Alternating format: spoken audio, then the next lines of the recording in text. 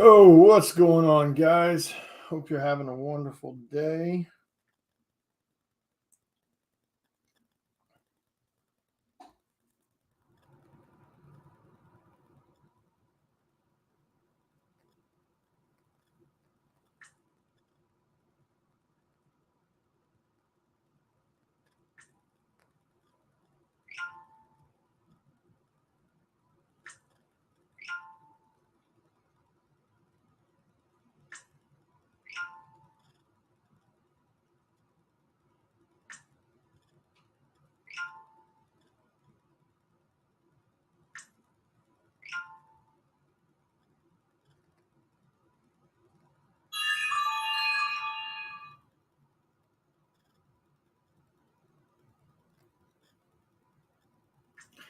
But yeah, I hope you guys are having a good night. I'm still working. I had to take a break earlier today. Ended up getting another damn. It wasn't a full blown migraine, but um, it was definitely trying. Um, Luckily, I took some stronger meds and got it kind of knocked out. Had to lay down for about 2 hours to really get it handled.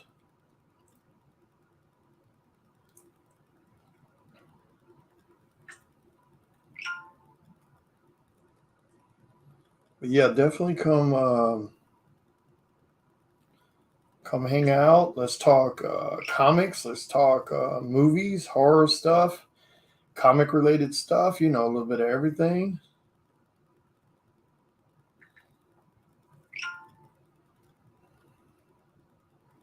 But yeah, hope you guys are doing well. Um, kind of work on some stuff here that I need to get done. Um, Let me know you can hear and see everything okay.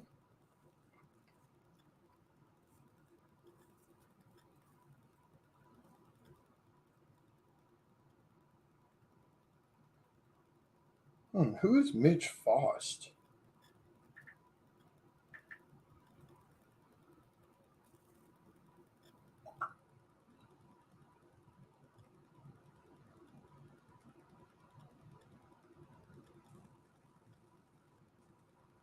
Um, Hang on a second.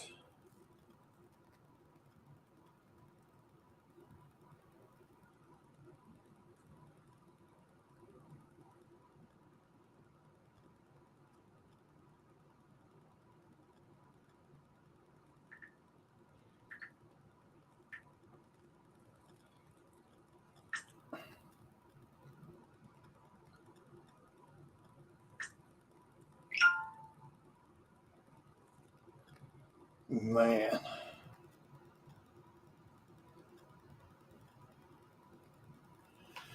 But yeah, I've got to work on this. I want to listen to a little music while. Oh shit! Don't go back. I hit the wrong button. Say no. Go back. Go back.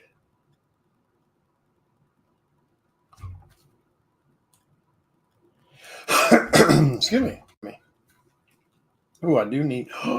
Oh, am I out of water? I think my water. I'm out of bottled water. Down, down, down.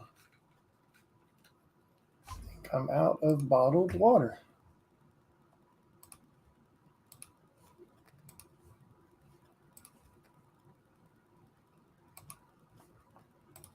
But yeah, I hope you guys are having a great evening. Like I said, let me know you can hear and see everything okay. Let me see if I got a bottle of water. I know I got some in my vehicle, but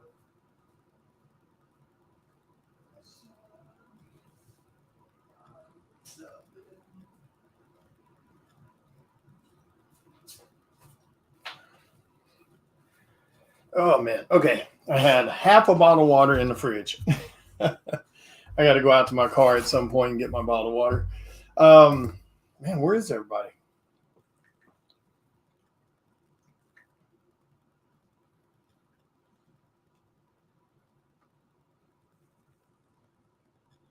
What's up, Cameron?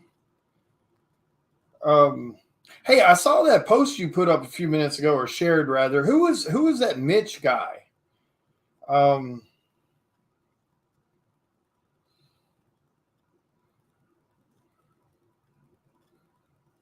I'm just tagging random people, let them know that I'm live. I mean, I know it's someone that passed away, but I'm just kind of curious who it was, because I saw someone else post that at one point too, I think.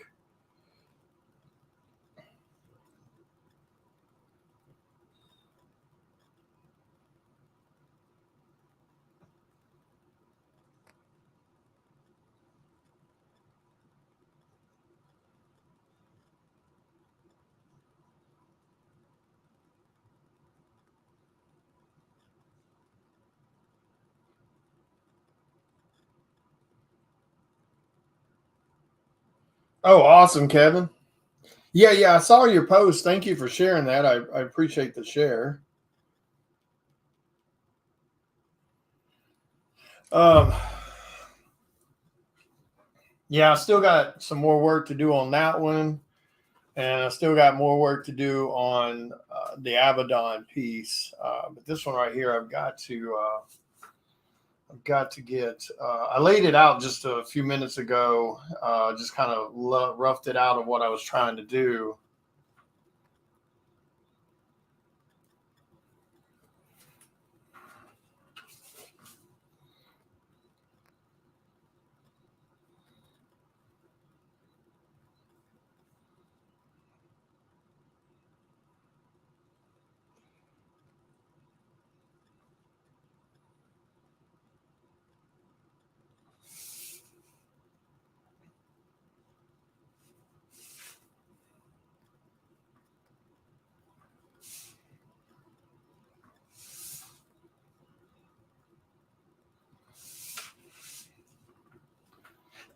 Excuse me.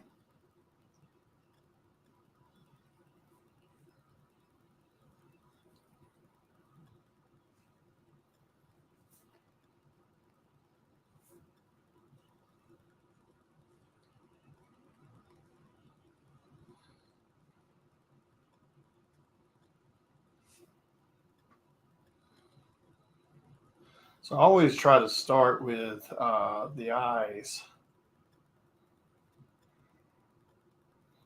You want to, in my opinion, you want to always try to get those locked in, because usually if you get the eyes locked in, everything else kind of falls into what it is.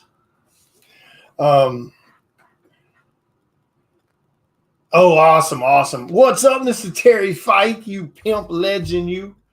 Good to see you, brother. Guys, make sure you share the video out for me. And I mean, I'm going to do a couple giveaways tonight through this video. So, yeah.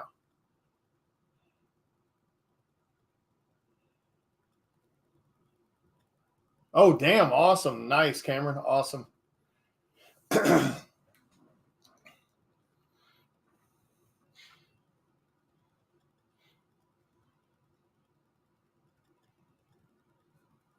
I'm glad you're enjoying the story, Kevin, and you ain't seen nothing yet.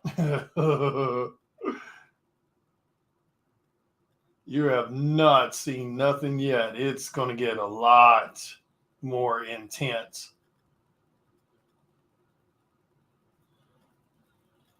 Psycho Sal is pure evil. Pure evil walking, man.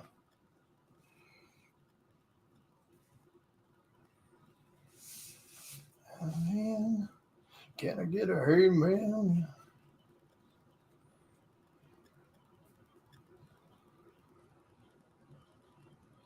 Yeah, you have not seen anything yet. Psycho Sal is just wow. Pure evil walking. Whoa, stay. Love, my love.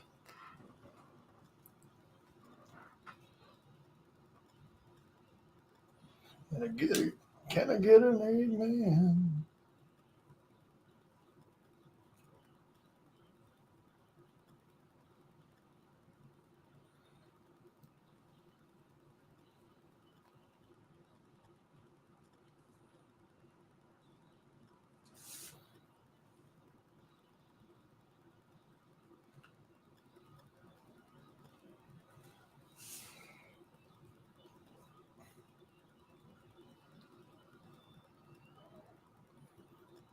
I think here soon I'm going to take a trip to New Orleans and work on the story.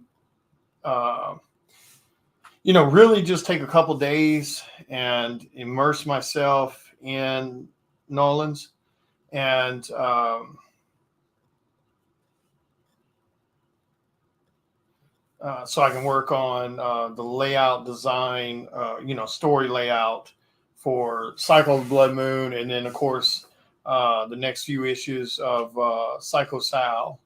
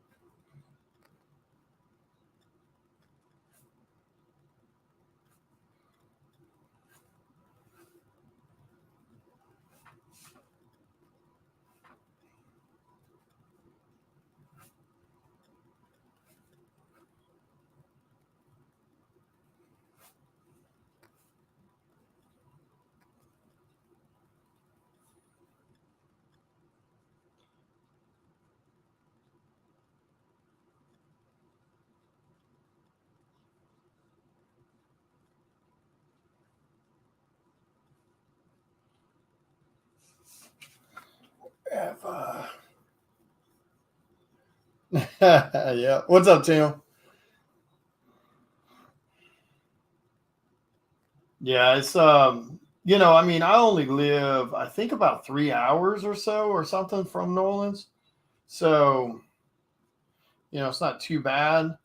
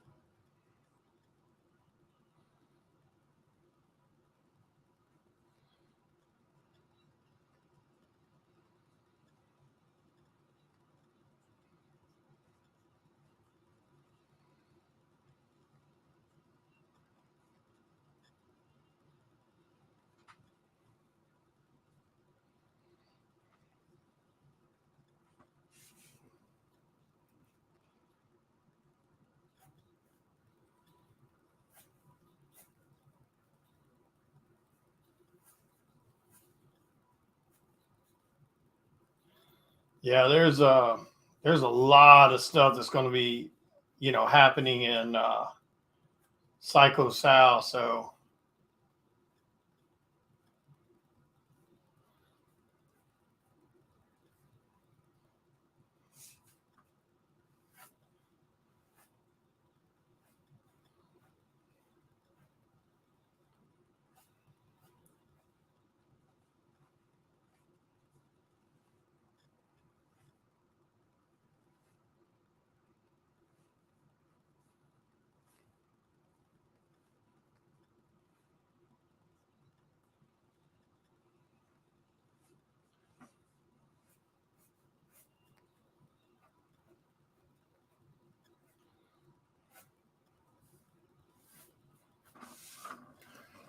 oh, yeah, well, it's not. Yeah, it'll be. What's up, Jason?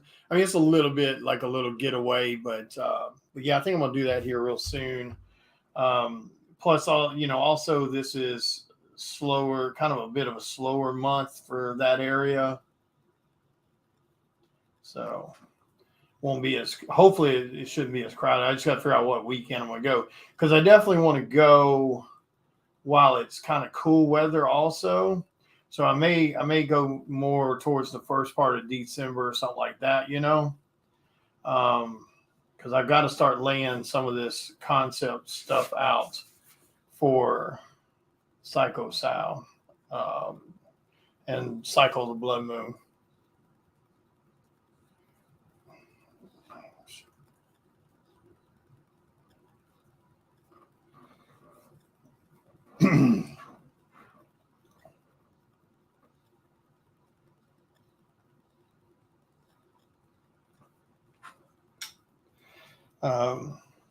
Because I want to go down there and kind of really immerse myself for a couple days in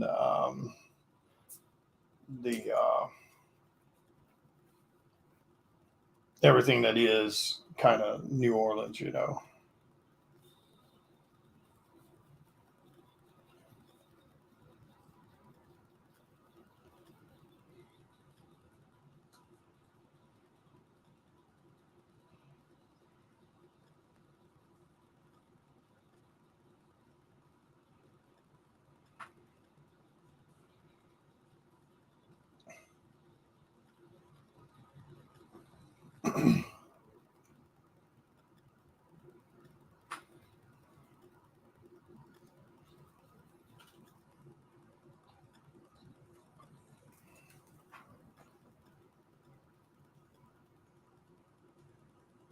Thank you, Jason. I appreciate it. Yeah, that's been one of the common things we've been hearing from people. We've been getting a lot of people enjoying the book that are not horror fans at all because of how the book is written. It's more of a thriller, psychological horror kind of storytelling. So a lot of people have you know they kind of been enjoying that aspect of it, and that's been really cool to see people really dig into it like that. So I'm glad you're enjoying it.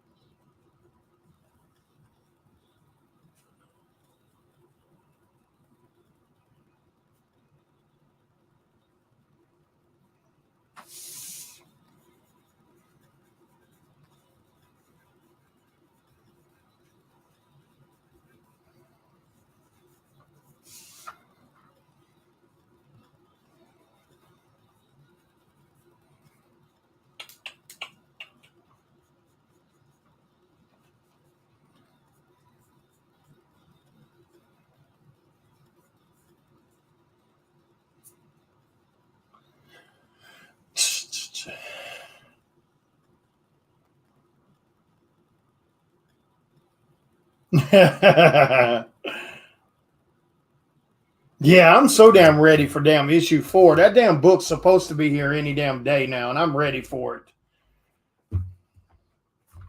I am definitely ready for the damn thing. It should be here any damn day now.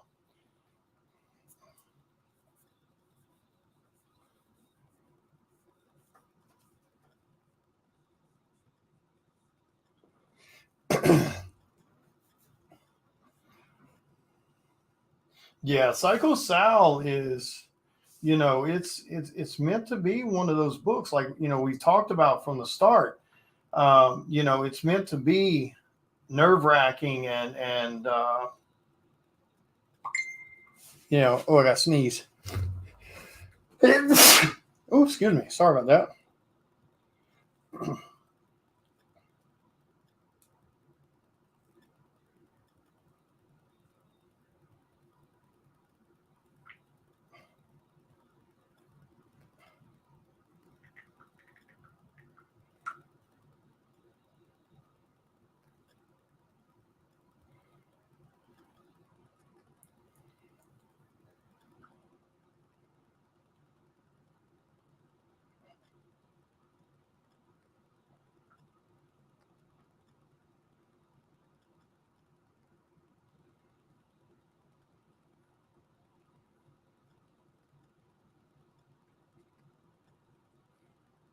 I don't know what the hell somebody's messaging me about. I'm pretty sure it's probably bullshit. Somebody asking about some kind of, I don't know, combo deal on something. So I'm sure it's somebody that ain't doing shit but trying to use me as a way to make a name for themselves. God, I'm so sick of that shit. I mean, just like that. And I don't like, I had a post that got posted in my group last night, and I'm not sure how the hell it got posted. It was a post saying that people could post shit in my group that they wanted to sell. And I mean, I was in bed when I saw the post go up. So I don't know how, I don't know if it was an accidental, set post or something. I don't know. It was weird. But anyway, what's kind of bullshit about it is people started posting slabs and art and shit like that they're trying to sell.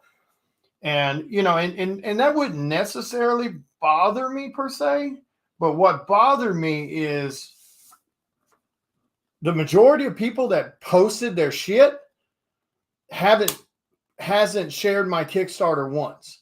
Not a single damn time. Now, there was a few people that posted, and they are supporters. They share out my Kickstarters. They share out my cover drops when they happen, etc. So they're super supportive. I don't have an issue with that. But there was like 10 other people that were making. Now, remember, these are people that claim that they don't see shit all the time. But yet they saw that and they jumped on it right away, posting slabs and shit that they're trying to sell. And, when I looked at their page, they haven't shared my Kickstarter a single damn time. I'm sorry, you're not going to use my damn platform to sell your shit if you're not someone that at least shares my Kickstarters and stuff when they happen every few months. I was like, I couldn't believe that shit when I saw it. Like I said, I don't know how the hell it got posted, which we know Facebook acts buggy sometimes, but still, because it was as if I posted it. Jason, we got about 15 days left, but I'm going to be honest with you, brother. Don't wait till the last minute, because most everything on that Kickstarter is limited print run stuff, and it's Kickstarter only. So, they don't take the money from you as soon as you back it. They don't take the money, your payment, until the Kickstarter ends. So, if you're planning to support the Kickstarter, do it now. Because that way, at the end of the 15 days, they'll pull the payment from you and you don't have to worry about it per se. But yeah, I was like, I saw that shit and I was like, really? I was like, the majority of these people posting on here hasn't shared a single damn Kickstarter of mine, but yet they're wanting to use my fans to sell their shit. No, dude, that ain't happening. So I deleted the damn post. Like I said, I'm not sure how it got posted because it was showing as if I posted it. I didn't post it because, first off, selling shit in my group is a no-no. It's always been a no-no. I think that's, unless an artist now anybody looking at it, they think that I posted that. So I'm not mad at them per se for posting. It just kind of irks me that I sit here and I look at these people that are posting their slabs for sale in my group using my fan base.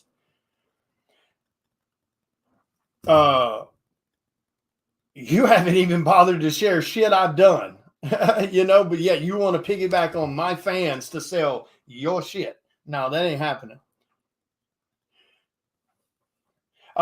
You can add number 4, Jason, on the add-on section. So when you pick your tier, whatever cover you're getting, when you go to the next page for the add-ons, you can add on number 4. Like I said, I'm not mad at them for posting per se, because for all intents and purposes, they thought I posted that because it was posted under my name. I don't know if it was a Facebook bug or what, because I didn't, it wasn't even in my wording. You know what I mean? So I don't know what happened with that. But anyway, I deleted it. But I thought that was pretty damn shitty. People who are in the group who don't ever interact, don't ever do shit, but the minute they see something where they think they can make money off of my back, off of my fans, they post like crazy. Like I said, now some people posted that are fans that do support me, that has shared the Kickstarter or bought this or that, and I'm fine with that. But these other people who hasn't done shit, period, all of a sudden they come out of the woodworks. I was like, really? It's like, nah, we're not playing that game. We're not playing that damn game. You're not gonna sell your shit and piggyback off my back. I mean, sadly, it's the same with that damn post I did yesterday that a lot of artists chimed on. When I was asking artists and creators to put their name on the list or put their name down below, and they were putting links to their damn art pages and shit like that. And hell, most of them hasn't shared the damn Kickstarter, but yet they want to piggyback on my damn page and promote themselves to my fans. No, we're not going to play that damn bullshit game no more. You ain't sharing my content. You ain't posting on my damn platforms. It ain't happening. I mean, shit, sharing is free.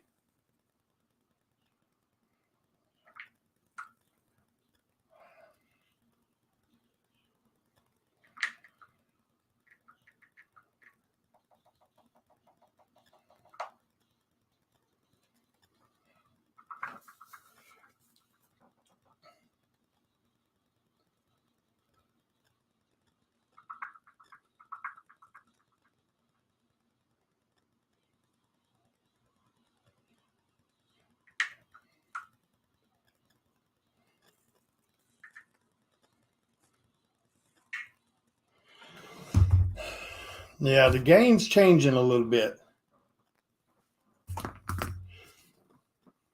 Yeah, I think myself, Don Mateague, and like Ryan Kincaid are like three of the most active artists on, as far as video stuff is concerned or interacting with social media and fans. I'm sure there's other people that do it a good bit too, but I just know as far as my seeing what pops up on groups and my feed and et cetera, is usually those, it's us three.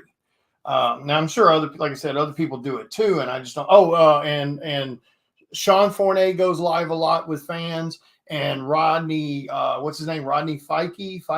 I'm so bad with names, so forgive me. Rodney, he goes live. So there are a few of us, and that's a good thing. I wish more artists would do it. Well, it's different. Like again, Tim. Like if it had been you, or if it had been Kevin, or if it had been Cameron, or any of these other people who are constantly, or even occasionally sharing my content and showing that love and support. If they had been posting on it, I wouldn't have thought 2 cents about it. I'd have just left it up and it'd been no big deal.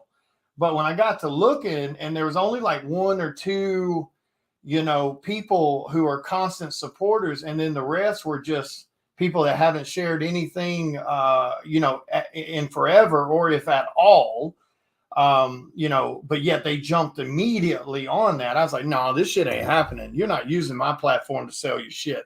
And you can't even hit the share button occasionally on what we do. No.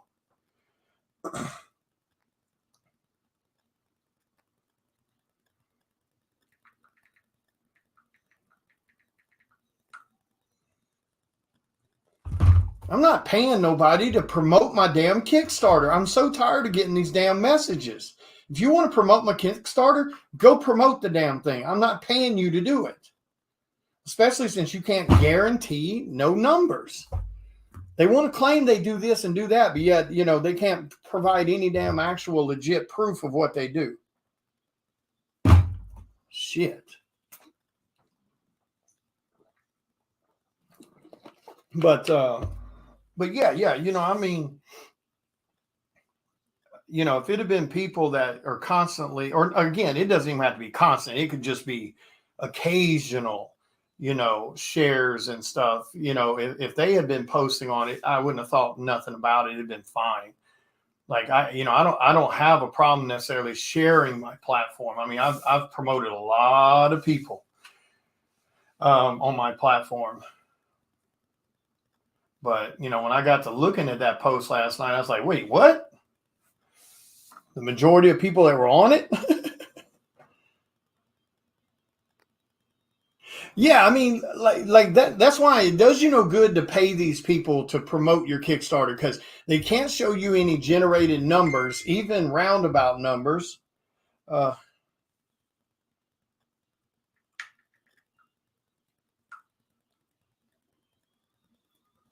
um, you know, in the sad thing, the scary thing that happens is is um, some of them will generate backers for you. But then at the end of the Kickstarter, when it comes time to collect payment, they either cancel their orders or their credit cards and stuff like that they put on file doesn't work. So you just sat there and paid somebody that didn't do shit. Um,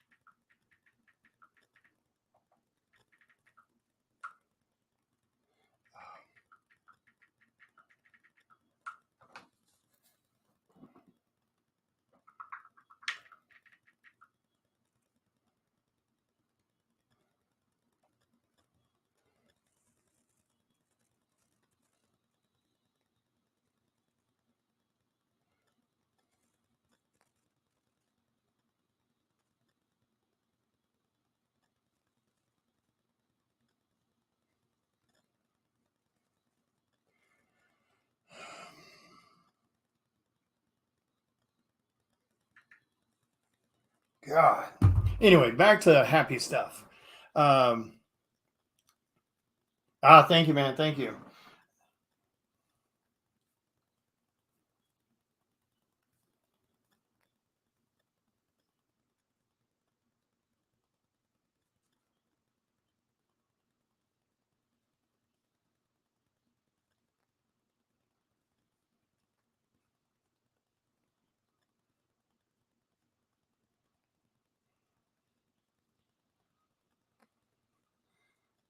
Second.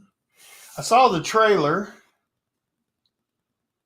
for Echo or whatever the hell that is. I mean, I know it's Kingpin related, but what the hell is Echo?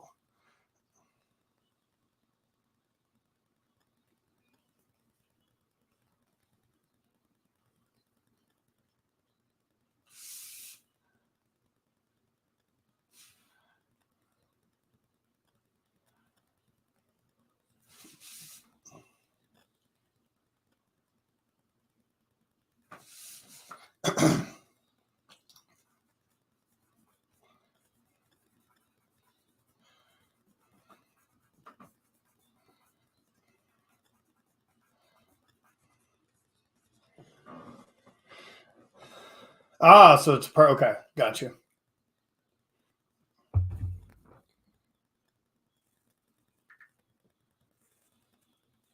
But yeah. If any of you are planning to back the Kickstarter, make sure you go do that as soon as you can, because like I said, a lot of that stuff on that Kickstarter is limited print runs to begin with, but then it's also limited to that only.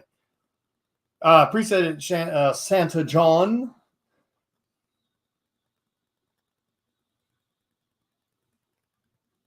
Okay.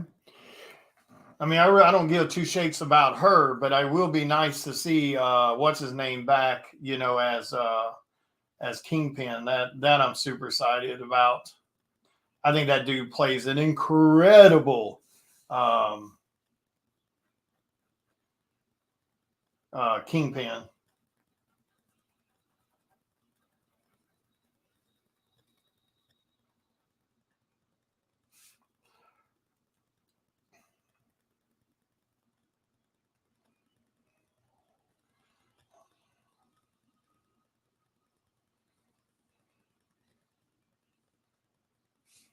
Yeah, he plays a great Kingpin. And I mean, I like dude as Daredevil too. So I'm excited to see where it goes. I mean, sadly, in my opinion, they kind of need to get back on. They need to get off these side characters. In my opinion, I think they need to get off these side characters and get back on main character storylines. I'm sorry, I just think they do. These little side characters they're just not that entertaining. You know.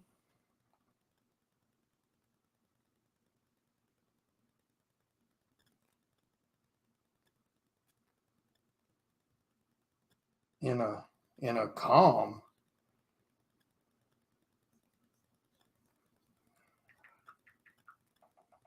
So I think again, that's just my opinion, but I think they need to get back to these main characters though. They're great characters, I just think that's the characters that made this whole thing possible. And I think that's what they need to get back to.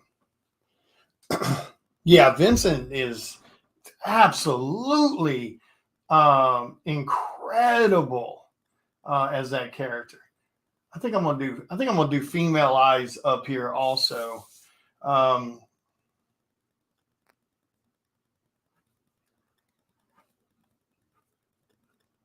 think it'd just be more interesting. But I don't want to do pupils though. I really don't want to do pupils though. I want to create this kind of demonic.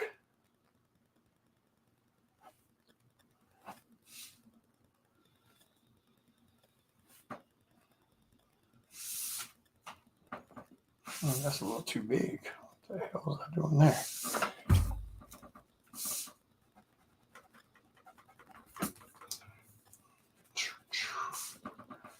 Girl.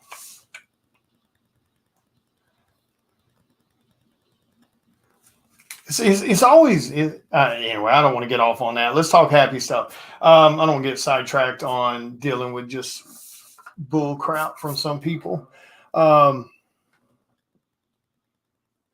What's up, Mr. Ed? Also, guys, don't forget, here are the covers for Psycho Sal number 5. And for anyone new here, Psycho Sal is my creator-owned comic.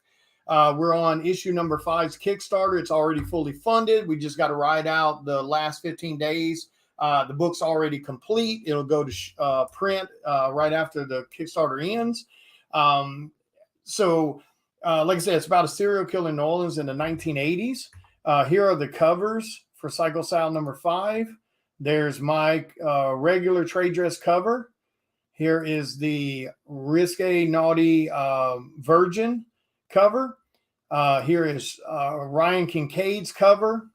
Here is Ivy Cosplay's cover, where she's cosplaying as Special Agent Sarah Dinks, one of the lead FBI agents working the murders. There's her Risque cover. And Azul has a cover on this one also. Sean Fournet's got a cover on this Kickstarter. Mr. Ken Hunt has a Kickstarter. Ruth Lucas has a cover on this Kickstarter, and Amy Good. Also, in the add-on section, we just added a one-of-a-kind badass add-on. We have not seen it on any other Kickstarters ever. And I don't know if we're the first, but we're damn sure one of the few if anyone else has done it. And we added the Psycho Sal VHS Psycho Buster bundle. It's kind of a play on, classic 80s, 90s, going to the Blockbuster to rent movies. So you get an actual Psycho Sal VHS tape. And of course, it's not a real movie. There's nothing on the tape itself, but you get the cassette tape, you get the artwork case that the cassette goes into. Then you also get a Psycho Sal membership card that is kind of a Blockbuster style throwback. So definitely go check it out, guys. Make sure you support the Kickstarter. I promise you, if you're new here, you will not regret that. It is a great, great story. with a very unique style of writing. Um, and for those new here, what I mean by that is we're doing something that's not really ever been done in comics before that we're aware of. Again, breaking the mold. This book is written in perspectives. So it's 10 issues on the first go. And the first 3 books are all written from the perspective of the lead FBI agents working the murders, Victor Gray. The next 3 books, 4, 5, and 6, are all written from the female victim's perspective. Tony, one of the young ladies in the book. And then 7 through 10, we changed perspectives again. And now you're viewing and experiencing everything through the eyes of Psycho Sal himself. So, yeah, so it's like I said, it's a bit of something that's never been done in comics that we're aware of. I'm sure someone has thought of it and done it. I just don't know who it would be. I'm not aware of it. So, and we tried to look and see, and we couldn't find anybody. But either way, it's a great concept, great read. And to help sell that, we brought on 2 great writers to help write the book for me. And that is Chris Hayes, an incredibly talented horror writer in his own right. He's helping. He wrote books 1, 2, and 3. Lori Calcaterra is writing issues 4, 5, and 6. And then at the end of it, 7 through 10, we're going to be bringing both those writers on, and they're going to be joint writing issues 7 through 10. And I can't really tell you why, but you'll understand that especially as you read issue number 5 and 6, especially number 6. That'll make a lot of sense to you at that point. So, yeah, definitely follow the book. I promise you, you will not regret it. In my personal opinion and the opinion of a lot of other people, it's one of the best horror comics on the market right now. So, and I know everybody toots their own damn horn about their projects, but I definitely believe what I'm hearing, and I appreciate the fans that have given us that feedback. The other great thing about Psycho Sal is we broke the mold even on how serial killers operate. So, normally in the world, whether it's movies or real life, serial killers fit into a profile. They hunt a certain area, or they hunt a certain type of persons, or certain, whether it be a color related thing, race related, or whether it be sexual orientation, etc. So you got some serial killers that would hunt men, some that would hunt women, some that would hunt, different races, etc. Psycho Sal has no mold, no profile. He does not care what color you are. He does not care what sex you are, rich, poor, young, old. It does not matter to him. When you read the first book, there's already been 4 murders, and 2 of them were male and 2 of them were female. So we wanted to break that mold to create a character that wasn't, not only easily catched, but also that was extremely more terrifying because, if you were, back in the day, even with real life stuff, if you had somebody that was hunting nothing but males, then all females were safe, and vice versa. And, if you had someone that was hunting a certain race, then the other races were safe. So we didn't want to do that. We wanted it to be completely broken up in that sense. We wanted people to actually be legit, scared. So we broke the mold, baby, on Psycho Sal.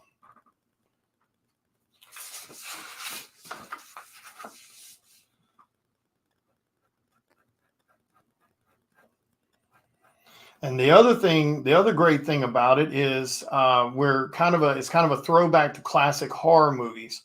So it's definitely more of a psychological thriller.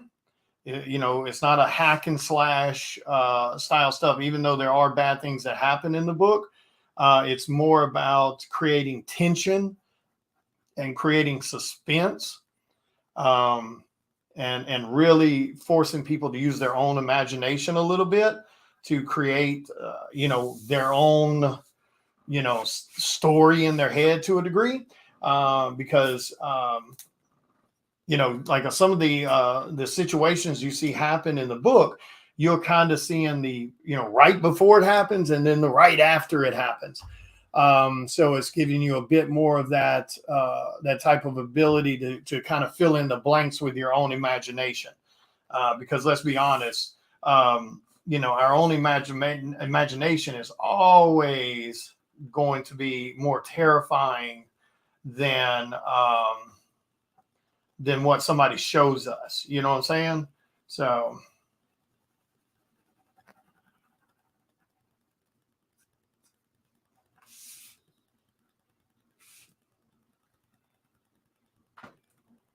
that will always be more terrifying in my mindset.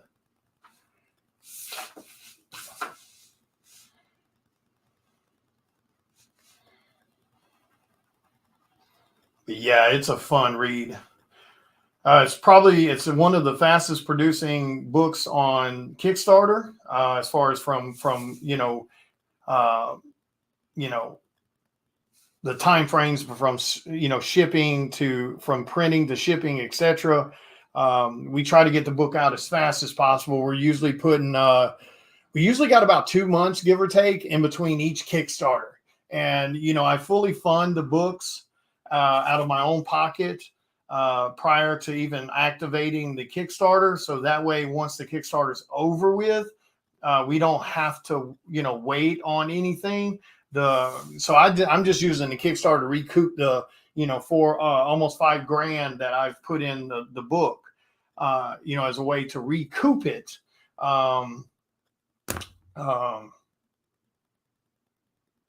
Now I'm probably gonna have. I mean, if I did glow effects on the eyes or something, that might work. But yeah, we try to, especially with Psycho Sal, I try to make sure that book is completely done before we ever turn the Kickstarter on. I can't stand the idea of waiting. You know what I mean? We already have to wait for printing. We already have to wait for it to ship, et cetera, et cetera. So I try to, help with that waiting as much as I can. So.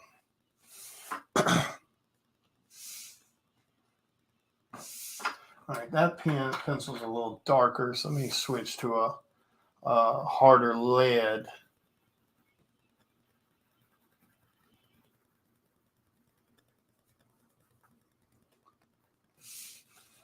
Okay.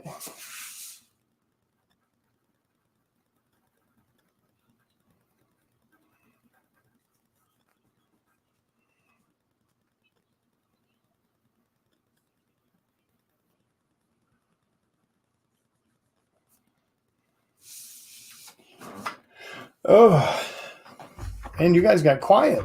What did everybody get quiet for? All right, how do I want to do?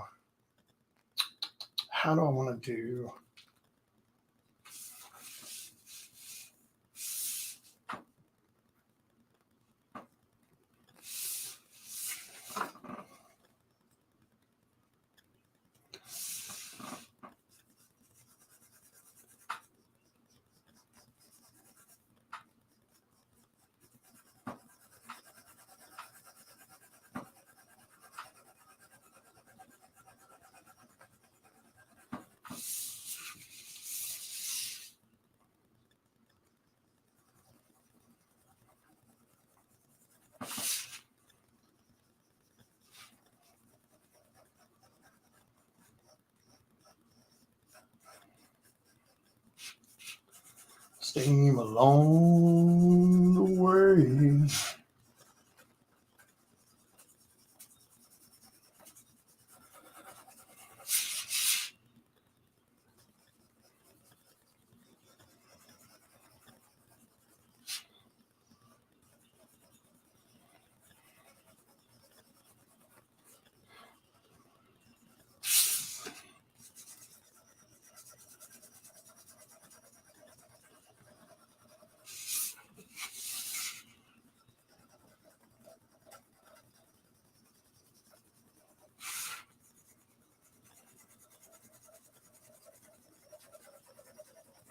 Along the way.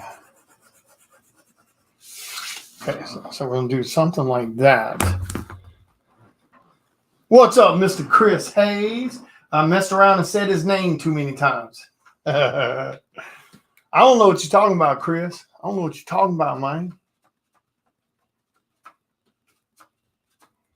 Long. All right, I need. Oh, is it in there in my bag? Shit.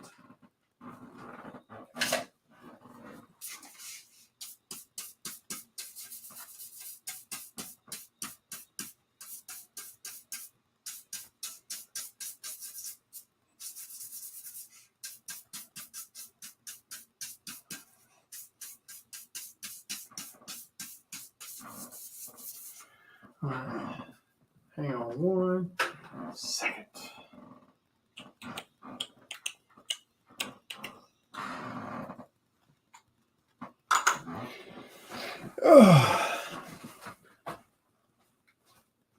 Let me get it all.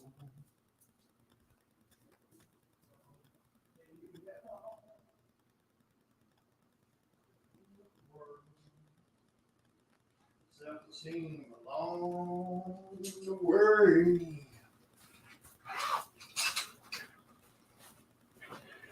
All right.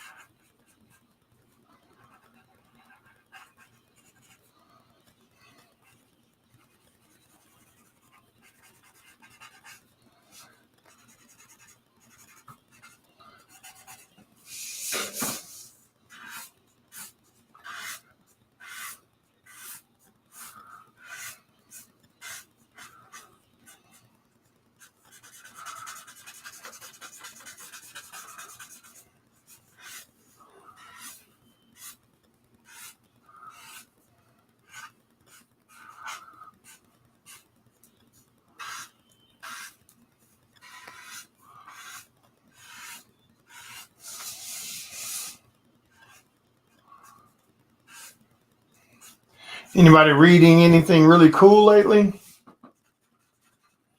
I don't even remember the last time I got to read a comic.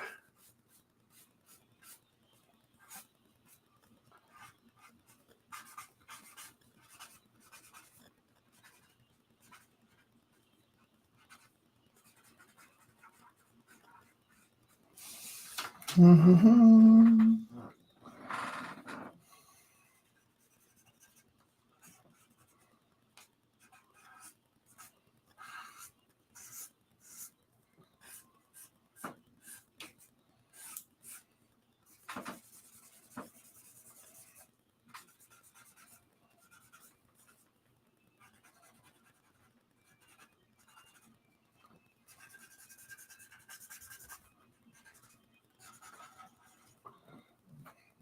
Okay. Damn it.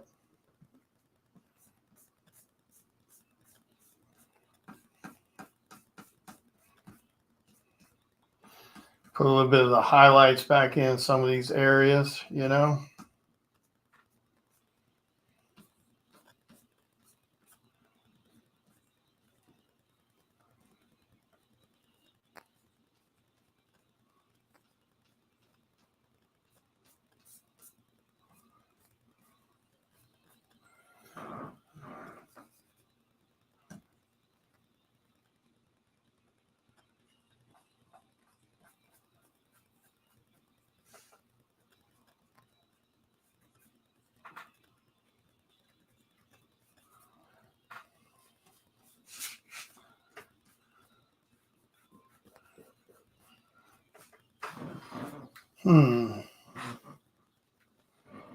I'm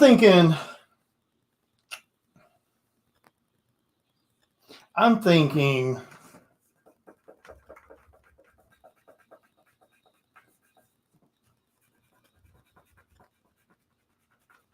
I'm thinking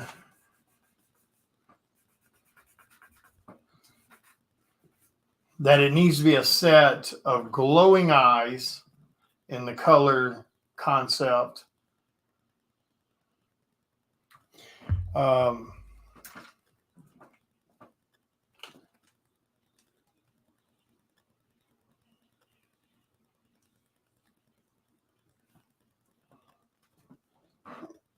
Where's my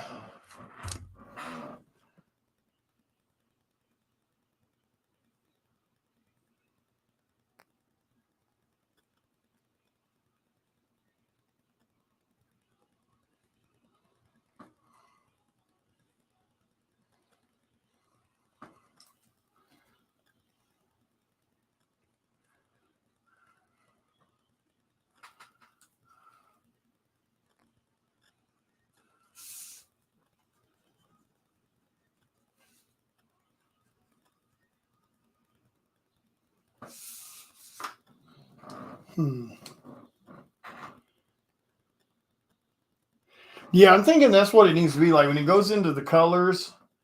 Um,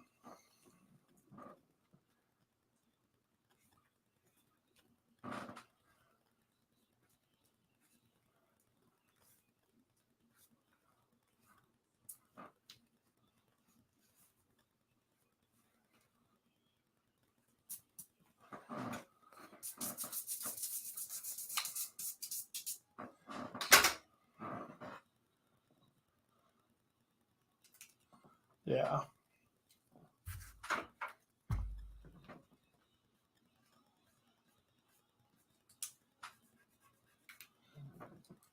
Yeah. I think that's all right.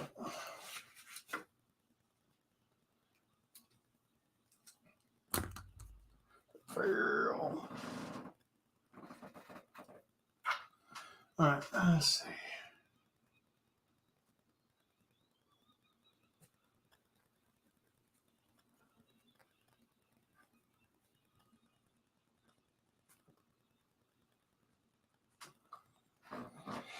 All right, let's work on this one. I'm gonna let that chill for a minute so I can decide what I want to do.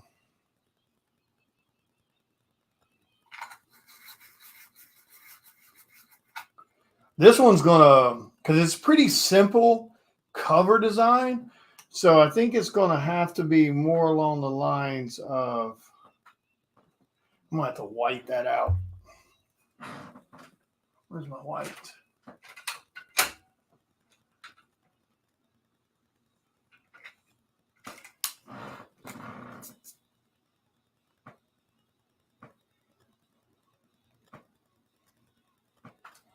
There we go.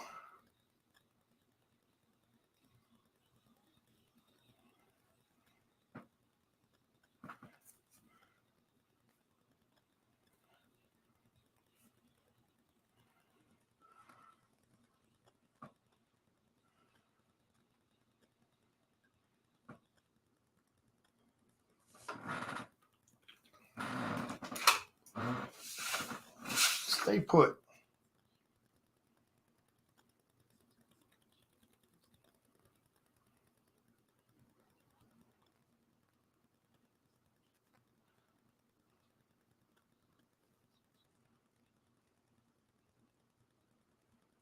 Okay, a couple highlights in there.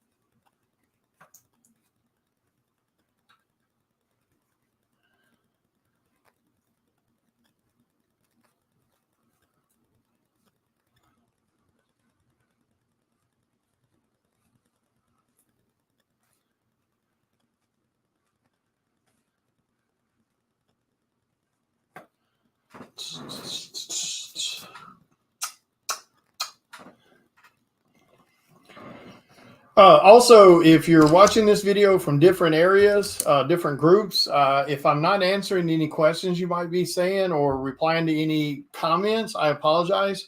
So make sure you're in the chat that's on my actual Facebook page or either YouTube. Because for some reason, sometimes people's questions or comments don't show up. So keep that in mind, please.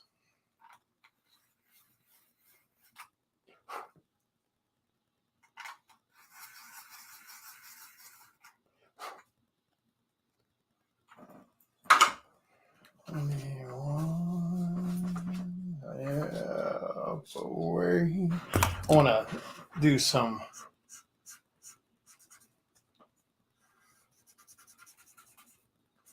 I'll do some of this blending here.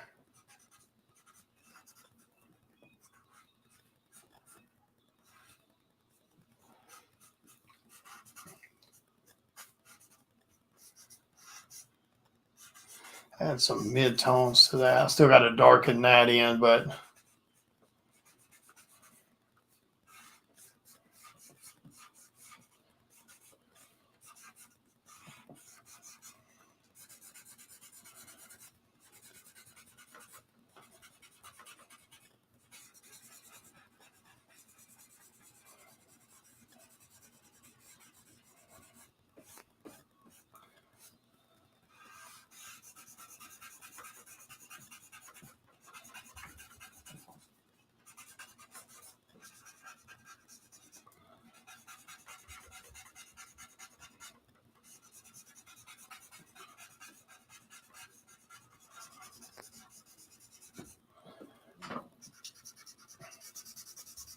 one step away.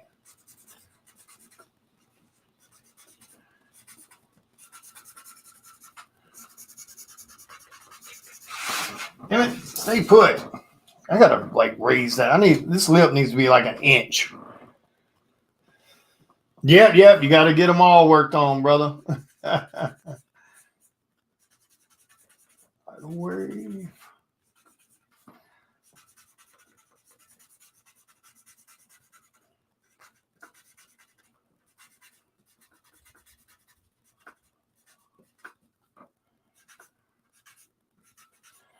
One away. Got to get those layers in, man.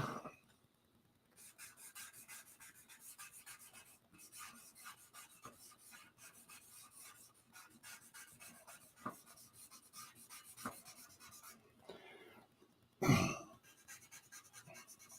still got to put all the cross hatching and everything in this arm, but I can go ahead and put the the kind of the shadow of where it should be.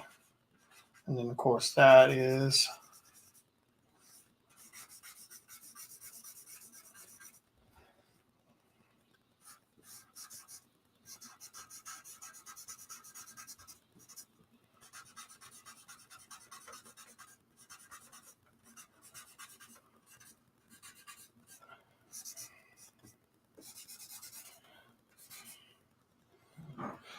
oh man. Still got tons of detail I've got to add in there. Got to do the rest of the rendering on the wing. Let's give a little lifted kind of shadow to that.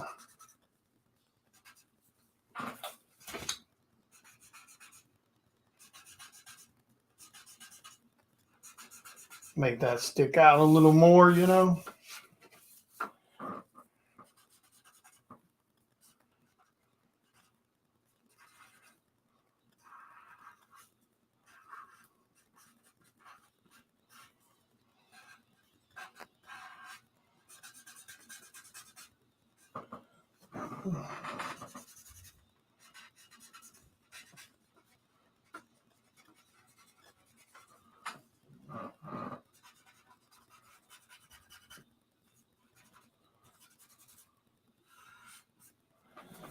Yeah, boy. Let's do a giveaway real quick so I don't forget. Let's do a giveaway for my cover for Department of Truth number 13 for Image Comics. For anyone new here, I'll tell you to pick a number between certain parameters. You pick that number and only pick one number one time, no matter if somebody else picks multiple or picks your number also, just ignore it. Like I said, just pick it one time only, no matter what you see. If we have two people that match, then we'll do a roll off. But yeah, let's do one for Department of Truth.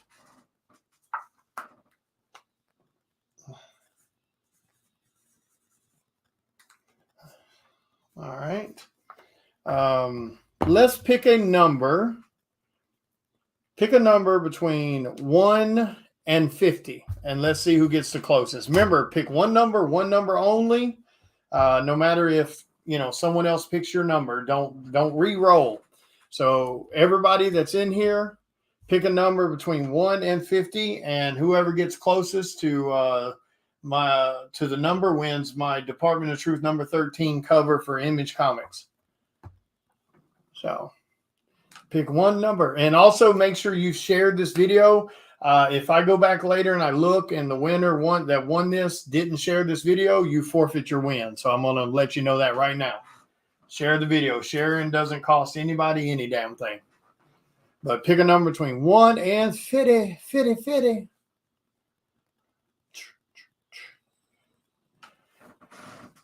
Chris Hayes, are you still here?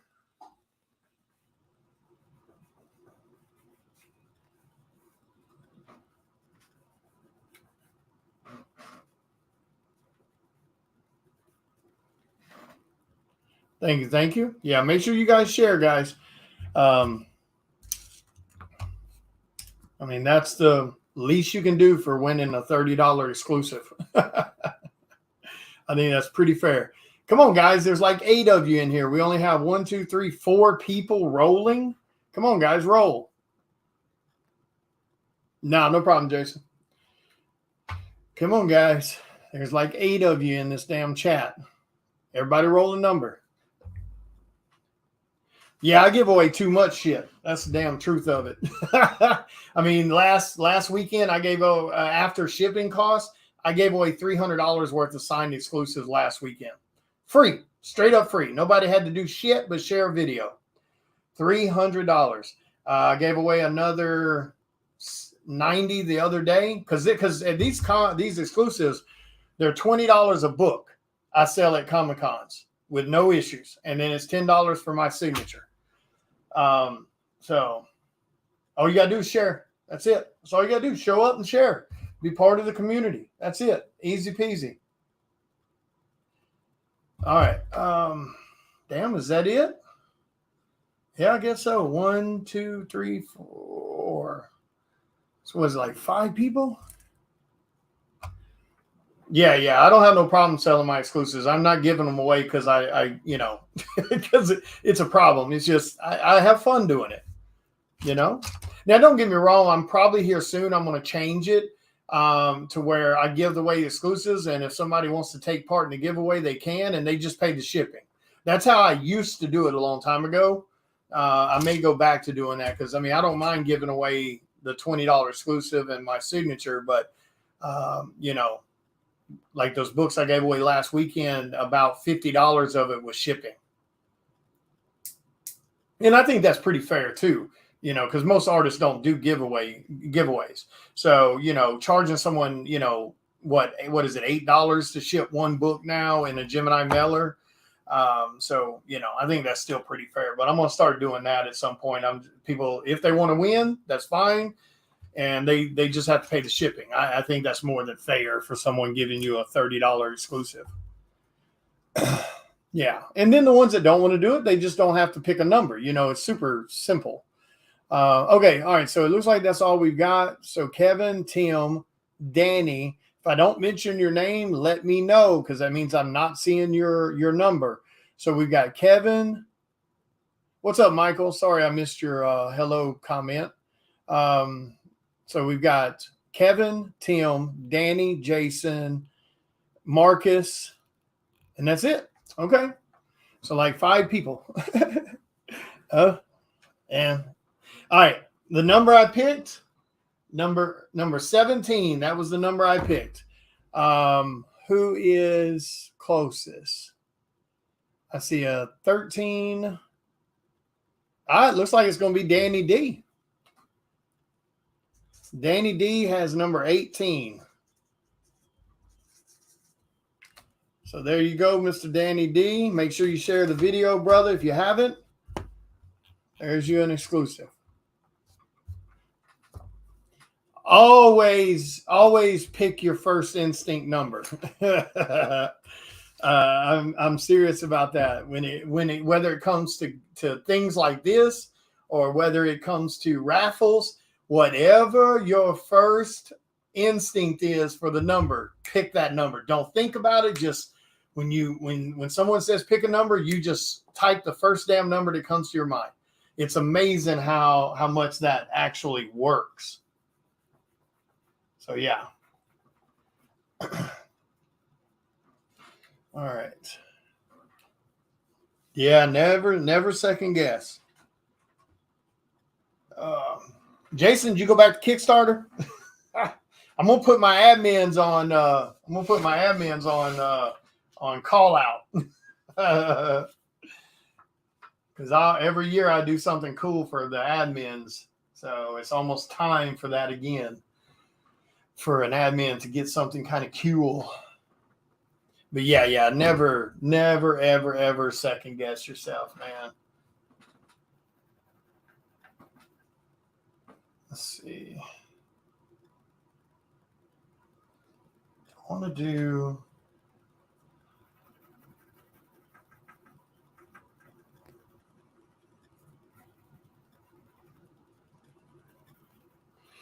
Because here soon I'm going to be changing the way I do things at Comic-Cons also when I do appearances.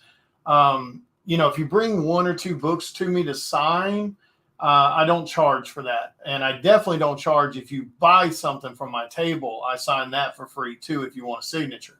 But I am going to start doing it to where, you know, people that bring, you know, 5, 6, 7, 8 or more books to Comic-Cons for me to sign, I'm going to have to start charging $5 a signature to do it.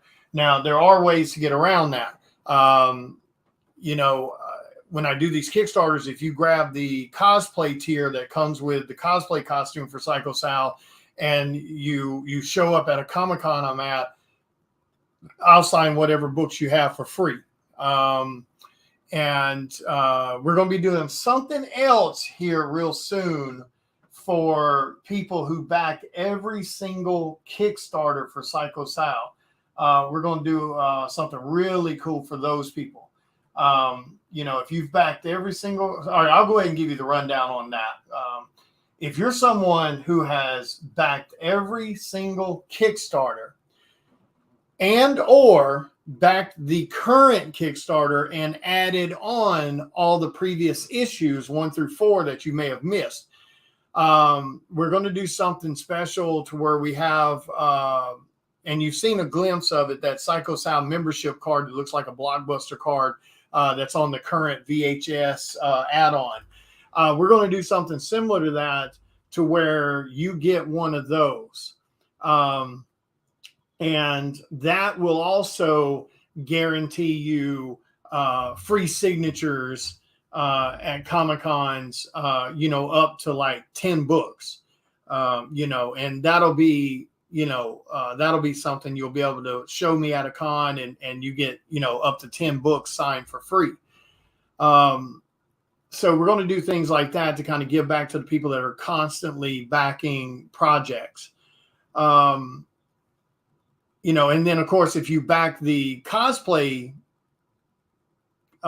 tier on one of the Kickstarters, that, like I said, that gets you free signatures. I think it's up to 10 books or something like that. But you get free signatures for life, up to 10 books. And it doesn't matter. Thank you, Jason. It doesn't matter whether you saw me this weekend at a show, and then the very next weekend I'm at a different con, and you just happen to be at that one too. You can get 10 more stuff signed for free also. And like I said, but now the only catch is you got to be in the Psycho Sal costume. You got to, because it's a simple costume. It's a rain poncho. It's the mask, and his knife, styrofoam or whatever it is, plastic knife. So it's a super easy costume, but it gets you signatures free for life for backing that tier. And there's only I think 5 of those tiers per Kickstarter. It's like anywhere between 3 to 5, depending on how many of the masks I can get my hands on. Because for some reason that mask sells out extremely quick at Halloween stores and stuff. Awesome, Jason. So I mean, there's going to be ways for you guys to be able to get those free signatures and be able to get, in some situations, free signatures for life. So we're gonna do some fun stuff with it,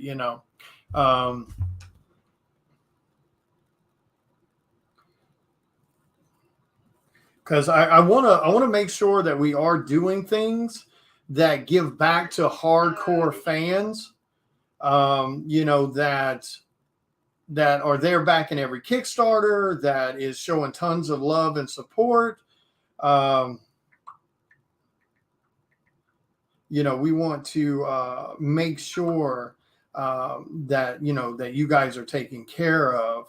So so just keep showing the love you're showing, sharing the projects, backing the projects when you can. Like I said, we're going to do something here real soon where we have like a Psycho, it's a Psycho Sal membership card that it says like member of the Psycho Ward or something like that. So you'll be able to bring that card to me at shows, and it'll get you like free, like up to like 5 free signatures or something like that. And then if you're in the costume, it'll get you, up to 10 free signatures. And now it has to be, and just so people know, the reason I chose the mask I chose for Psycho Sal to be a common mask at, once a year Halloween stores like Spirit Halloween, that mask, when you buy it from Spirit Halloween, it's just it's skin color with the staples in the mouth. It's not decorated like I decorate them. So what I do is, for the cosplay tier, I take them, I decorate them, and, so that way I can tell them apart. So you can't just go to Spirit Halloween, buy the damn mask, and throw on a rain poncho and show up at the con. You have to be someone who, backed back that tier on a Kickstarter. And I know the mask because I hand make them, as far as the coloring and the texturing and all of that. And they also have my signature on them as far as the new ones. And so we can keep up with them for this future idea. Now, don't get me wrong. Now, you're welcome to go buy the mask off Spirit Halloween or wherever, and you're welcome to show up at a con cosplaying Psycho Sal, of course. And if you do that, you come by my table, and you'll get a free sketch card. I mean, that's a $40 value right there for free. So if you come cosplaying at him, you get that. If you back the Kickstarter and come cosplay as in full costume, you get a free sketch card and you get up to like 10 books signed for free. So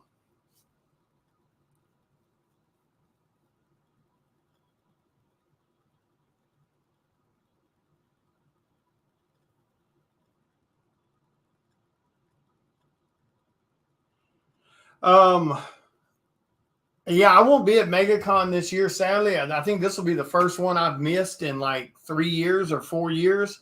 I just been so damn busy. I didn't notice whenever they opened up artist spots, and I missed it. Sadly.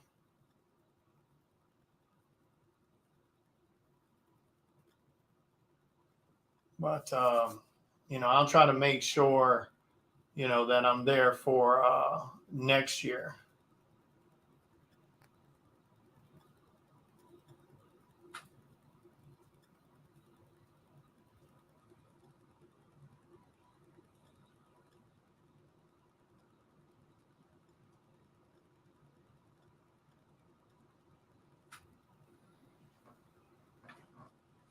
So yeah, we're going to be trying to do some more cool little things for hardcore fans.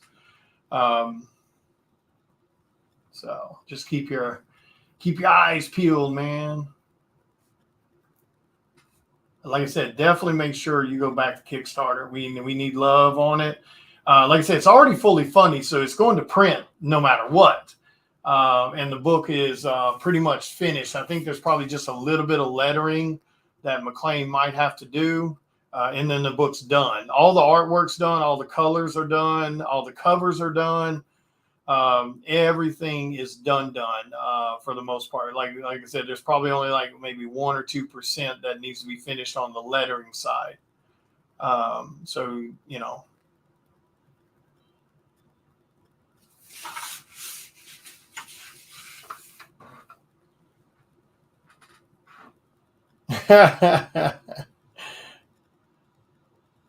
that's the way it usually goes, man. A lot of people are busy, they're working, or so you get on these videos, you get a lot of people that they're just kind of hanging out, in chat and listening.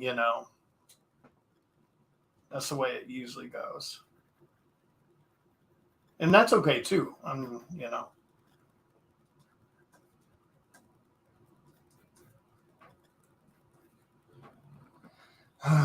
do I want to carry it down in here though?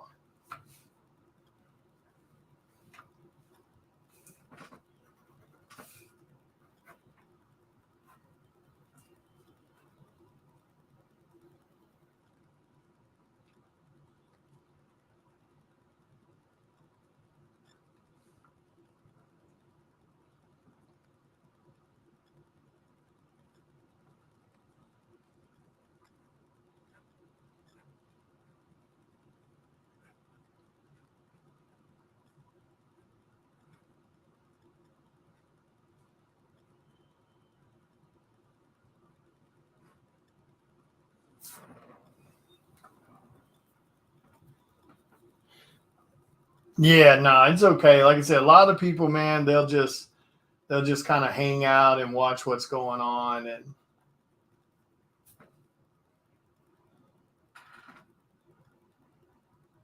I don't really like the way I did that tooth.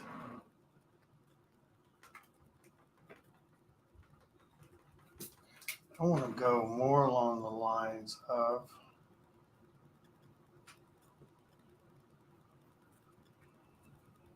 really punch them out,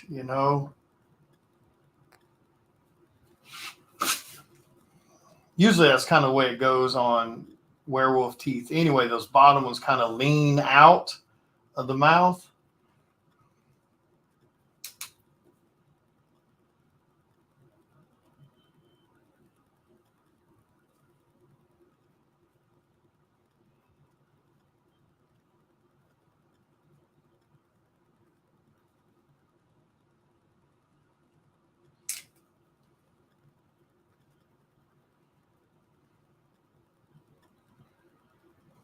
There we go. I like that. I like that better.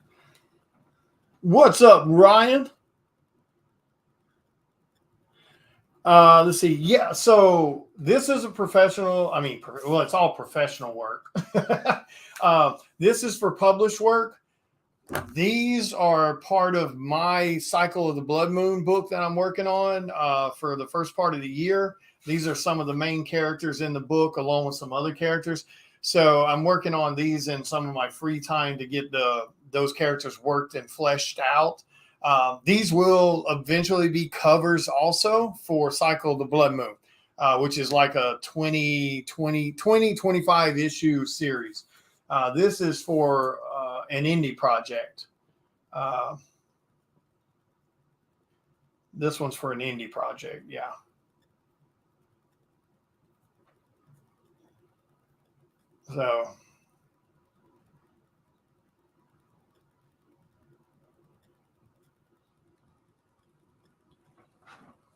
So, yeah.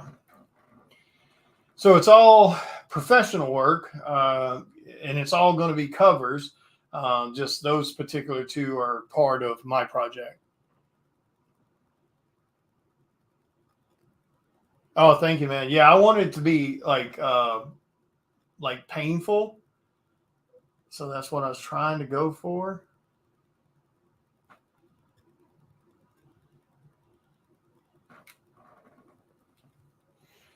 And that's Tobias. He's in Cycle of the Blood Moon. There's Lycans and there's who are purebloods, and then there are werewolves who are humans who got turned, got infected with the virus by a Lycan, and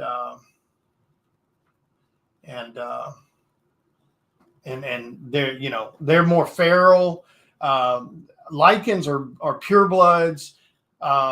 They are born that way, etc. They age extremely slow. They're extremely powerful. They're huge. You're talking like 7-foot monsters. They're in complete control of their transformations. They can transform anytime they want to, full moon or not, daytime, nighttime or not. And when they're transformed, they have full control of their faculties. They know what they're doing. But then the half-bloods, the werewolves, they can only change during a full moon. They're completely at the moon's mercy, and at their feral side, they can't control their actions. They're very, very animalistic. Um, and the moon is the only time they can change. So yeah, things like that.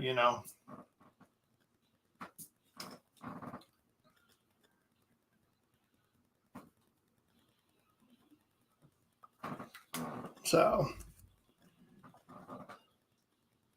oh, awesome, awesome. Oh, no problem at all, man.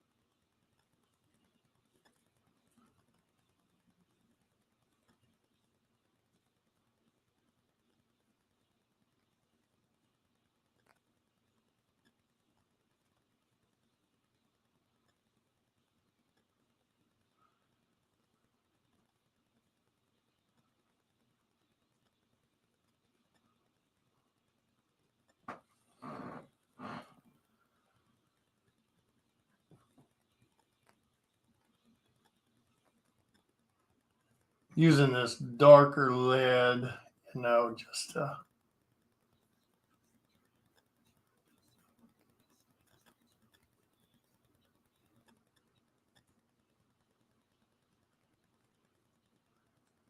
make them stand out a little more.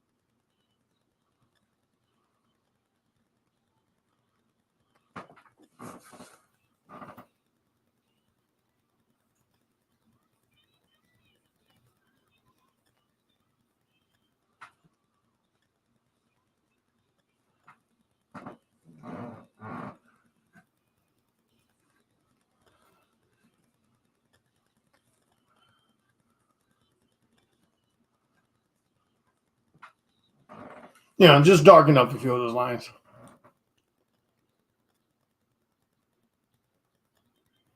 I appreciate it, Tim.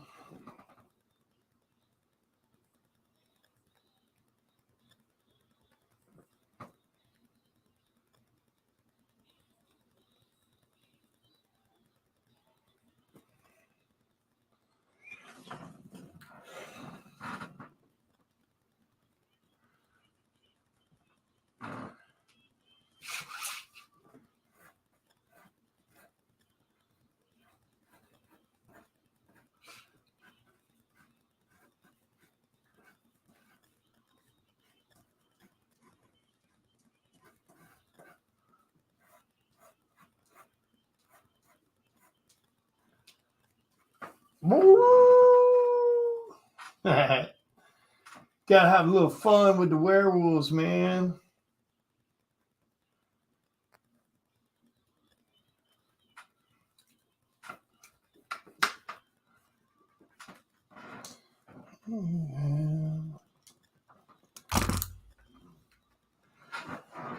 Yeah, I can't wait on this one though, man. I'm so excited about this one. Hell themselves. Yeah, boy. Oh, my neck. Let's see. Let's separate this.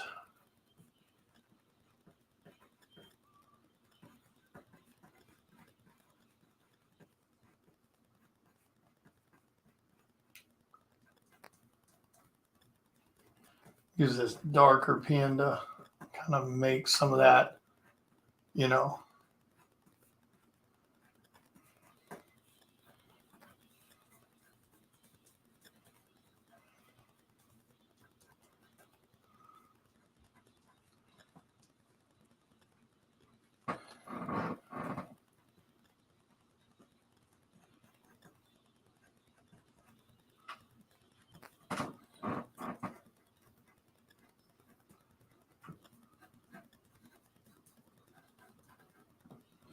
Yeah, boy. What?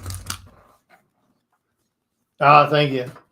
Yeah, I think that one's pretty cool. Like I said, I think with this one it'll be a heavy dark color, and we'll do probably like some kind of, the sky in the background will be kind of like this, maybe some red style, stormy kind of looking clouds.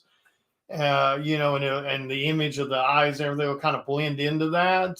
And then the eyes themselves, I have a bit of glow to them, is what I'm thinking. Now, of course, I'll have to, touch base with the creator of this book and make sure they're okay with that concept. I can't just be slapping it on there because I think so.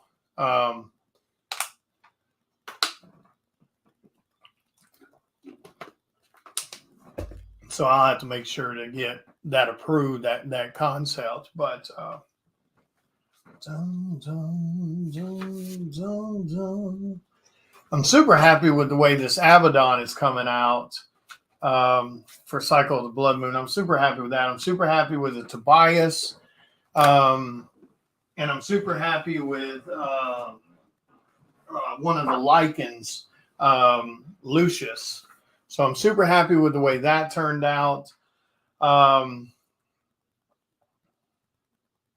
I still got to finish working on Angelique. But I've got basically where I'm going with her costume. She's one of the angels. Abaddon's one of the demons. Lucius is one of the Lycans. Tobias is one of the half-blood vampires in the book. And then, and I haven't figured out her name yet. Something got on that. What is that? Oh, okay. I was just Smudge or something. And then, of course, this character is one of the female demons. She's one of the whisperers in the book. And Angelique is one of the whisperers for the angels. She's one of the whisperers for the demons. So, like I said, I'm trying to flesh out a lot of the characters for Cycle of Blood Moon because of it being such a very involved book. I mean, it's very involved. Lots of perspective changes in the book, from the Lycans to the vampires to the werewolves, to the well, not really so much the werewolves. They're kind of background characters, except for Tobias. But yeah, so you got perspectives. You got story that's coming from the Lycans with Lucius. Then you have stories that are coming in from Lucifer and Abaddon with with Hale. Then you have some interacting stories coming in with Angelique and Gabriel for the heaven side. And then you got some of these witch characters and stuff that's in the book too, with the witch Delphine, who was an actual witch in the 1800s in New Orleans. She'll be in the book also. And then, like I said, so you got all these different characters that are super intriguing and super cool. And, so I kind of wanted to flesh out who they were, because I can use all of this as covers, like when we're dealing with the part of the book that's telling the story from the Lycans, like this can be a cover. The same thing with Abaddon, the same thing with Tobias. So, I mean, it's not wasted work, or anything. I can use it for covers, but, so yeah. So, yeah. So lots of moving parts going on with that book for sure. For sure, lots of moving parts. All right.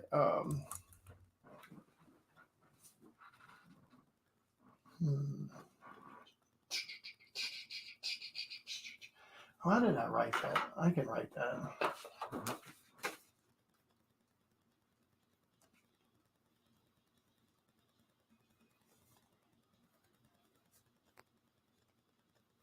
Put that on the back. That way I can get it off this front.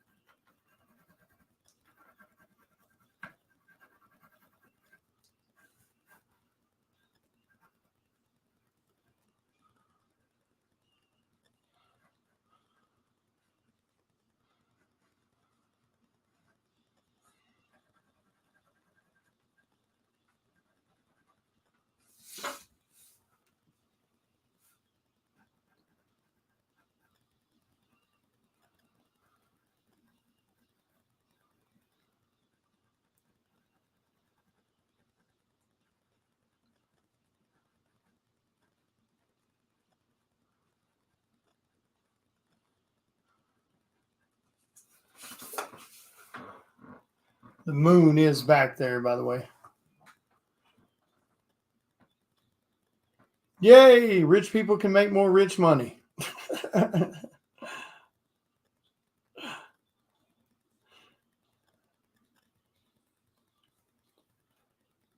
I mean, I have my books under Charter Comics label with Chris and McLean. We use the printer that they use. So, okay, all right. So, let me grab. Hang on one second, and I'll give you guys the rundown on that because I'm going to wrap this up here in just a second. But let me grab something.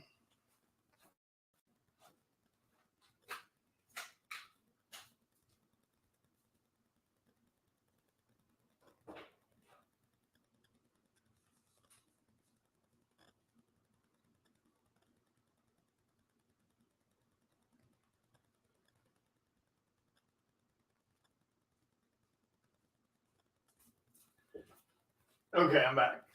All right, so this is how it works with all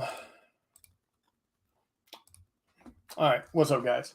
All right, so this is how it works, because I'm assuming about how to get our books into local comic shops. The way it works with local comic shops, we as indie creators, we can't get into FOCs, which is so damn screwed up. We have to be under a major publisher, and Charter Comics has submitted their books to be added to previews for the FOC. Previews, which is Diamond, they kind of want to, they want to kind of fight against indie creators in the sense that, they want you to be with some major print company, whether it be Marvel, DC, Image Comics, Dynamite, etc. So, we can't get our books into FOC because of that, which is insane because some of these indie creators, their books sell just as well as others. I mean, hell, The Ferryman by Chris Hayes, that's under Charter Comics, that book has sold over 20,000 copies. I mean, Psycho Sal is doing a ton of numbers, for Comic-Cons and stuff. So sadly, we can't get into FOC, even though we're doing great numbers. We can't get into previews for comic shops to order. So this is how they have to do it. Yeah, it's insane. It's insane. So the way it has to work for comic shops is if you guys want to see our books in comic shops, you need to tell your comic shops. You need to go to them with a copy of the book and say, you guys need to carry this. You need to get more of your friends who go to that comic shop to do the same. And then they can order those books straight from us. We all have what we call retailer bundles. So like for case in point, like for me, I have a retailer bundle. So a comic shop can contact me or Chris or anyone that has a retailer bundle for their IPs. So a comic shop can contact me and go, hey, we want to carry your comic book in our store. What do we need to do? Okay, so the way it works is they'll pay me, a certain fee for the books to be printed and stuff and shipped to them. There's usually some people have a minimum order, 10 books, 20 books. And then the order gets put in, the books get printed, and the printer ships them directly to the comic shop. And then the comic shop puts them on their shelf and they can sell them for $10, $15, whatever the hell they want to sell them for. So that's that's the only way we can get into comic shops is if they contact us and order the books. And to be fair, comic shops, because there's tons of indie books that aren't worth shit, that don't sell well, that has shitty stories, etc. So, I don't blame them for not trying to carry every damn indie book they run across in their store. My book is in some comic shops. Psycho Sal's in some of them. So they can contact me and go, hey, we want, 15 copies of issue number 1. And we'll put the order in, they'll print, and they'll go to them and they can sell them for whatever they want to in their store. Or they can contact me and go, hey, you got 5 issues out. I need 10 copies, of issues 1 through 5, and they can order a bigger bundle. And then, and like I said, and then they can put them in their store and sell them for whatever they want to. But like I said, when it comes to that scenario, though, comic shops, for the most part, they really don't step out of their comfort zones. They're not really going to take chances on indie books that, no matter how well they might be doing on Kickstarters, or how well they might seem to have a popularity. If there are people who visit their store are not asking for these books, they're probably not going to give it a second thought. So, like I said, at the end of the day, we do have retailer bundles for comic shops or online sellers that they can purchase from us from a discounted price. I sell Psycho Sal at Comic-Cons, for $15 a pop. And at bigger shows, I sell them for $20 a pop. And they sell well. So selling them is not a problem, especially when you know what the book's about and you can tell people this is what the book is about, the series is about, and that has people locked on right then. Like I said, we've got people reading the book that aren't even horror fans, but they're buying the books after, reading issue number 1. And the reason they bought that is because we explain what the book is. So, you do kind of need to have a little information, and we always send, we can send a little profile thing with the order that tells them what the book's about, what the unique perspective changes that we're doing inside the book, and breaking the mold about how horror comics are done and how serial killers are done, etc. So they'll have a little thing that they can, tell people, okay, here's what the book's about, and this is what's going on that makes it unique. So we give them the tools to do that, and that's up to them to do it. Now, and like I said, they get those books at a discounted price compared to what I sell them for at Comic-Cons. So they have enough room on there to buy the books, sell the books, and make a profit, so to keep the ball rolling. So, I don't charge them the same price I charge books at Comic-Cons, because they're ordering, 20 copy minimums, and I give them that discounted price to where they can turn around and sell them and make a profit. So that's how you get that. If you want, Psycho Sal in your local comic shop, tell them you want them to carry the book. Tell them that you want them to order the book, and get your friends that go to the same damn comic shop to tell the same damn thing. That's how you get indie books into your local comic shops or online to your favorite sellers. And the sad thing is, there's probably most comic shops are still going to tell you no, because they get into that comfort zone. Marvel, DC, Image Comics, Batman, Spider-Man, Spawn, etc. And then that's all they want to carry.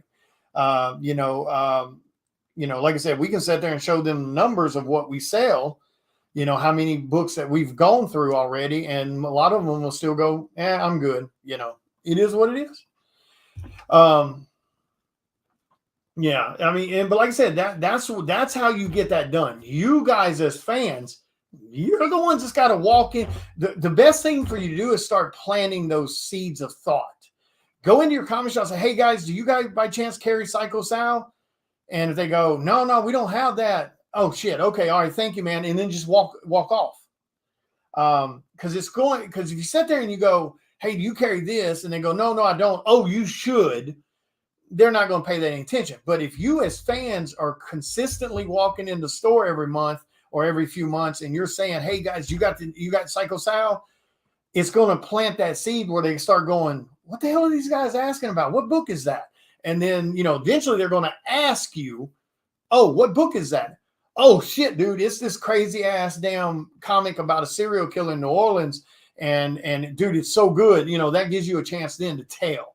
But you don't want to go in and try to solicit, because they almost always are going to tell you no in that shit. You just walk in and say, hey guys, do you carry Psycho Sal?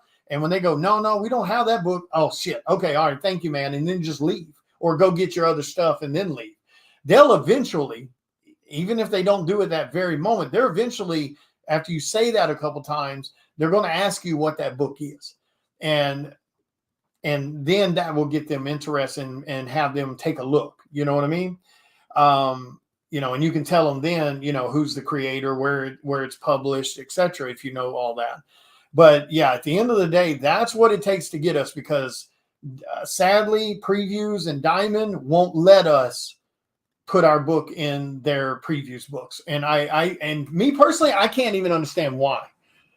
I don't understand what that has to do with shit. I mean, I get the process, but at the end of the day, if I want to prepay and have 1,000 copies of Psycho Sal printed just so they can sit, in a warehouse, or sit in my home until the FOC gets ordered and they tell me, hey, we need these many copies, or they go to their warehouse and they get that many copies, whatever the case. If I want to pay that, I should be able to pay that. If I want to pay the money to have 1,000 copies printed and the shit set in limbo until people order it off the FOC, I should be able to do that, and the book should be able to go into the damn previews. But that's not how it works.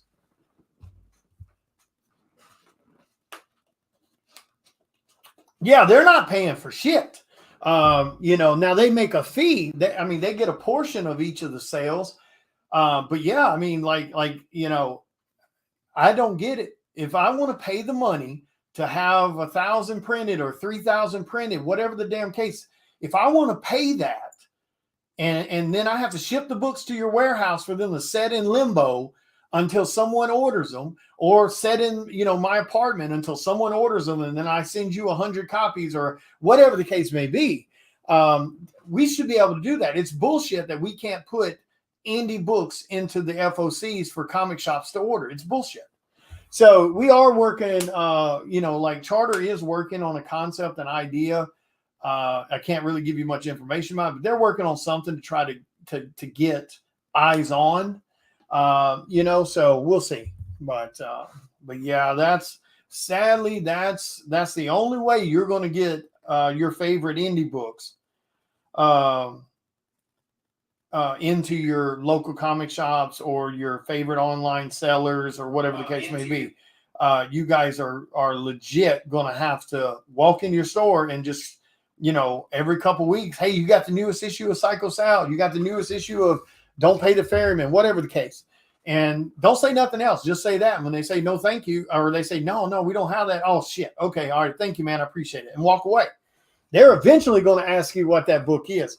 But like I said, that's how you get us attention in that market. You guys have to try to help. It just is what it is, because we can only do so much, Yeah, it's never, none of this is easy. Whether you're drawing comics or covers, whether you're self-publishing and writing and creating, none of it's easy and none of it's cheap.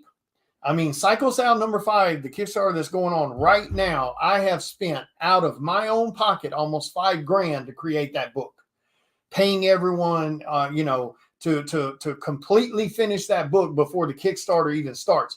So luckily, knock on wood, all you guys have shown up and showed love for Psycho Sal, and I've recouped my money, because if I stick $5,000 into a damn comic book and you guys don't show up and buy it, there won't be any more comics, because I don't have an extra $5,000 sitting around to recoup. You know what I mean? I take every nickel I can and I put into creating Psycho Sal and then of course Psycho the Blood Moon here soon. So if it, that's why I said that. That's why I always say I don't understand how some artists and creators can treat fans so badly. Because if it weren't for you guys, there would be no Psycho Sal. There would be no my career. So that's why I need you guys. You got to go back to that Kickstarter, because like I said, I don't do a Kickstarter and then wait for the money and then try to create the book. I can't stand waiting. I can't stand making other people wait. So I spend, $4,000 to $5,000 per issue of Psycho Sal, and that book is like 98% complete before we turn the Kickstarter on. So I'm taking a major leap in faith that my fans will show up and show out. And knock on wood, so far they have done that with Psycho Sal from issue 1 all the way to this one. So thank you.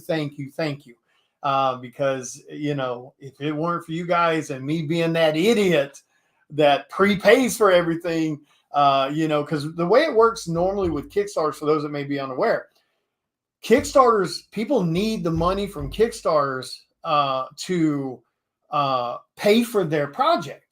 The majority of people walking around don't have $5,000 that they can put into a book and then pray people show up and support the Kickstarter. Nobody really does that for the most part. I think me, Chris, and maybe 1 or 2 others are the only ones that do that I'm aware of. Everyone else is, they'll get 1 or 2 covers created, pay those artists or whatever to do those. Then they'll get like 1 or 2 interior pages done, so they can show the Kickstarter project, what they're doing.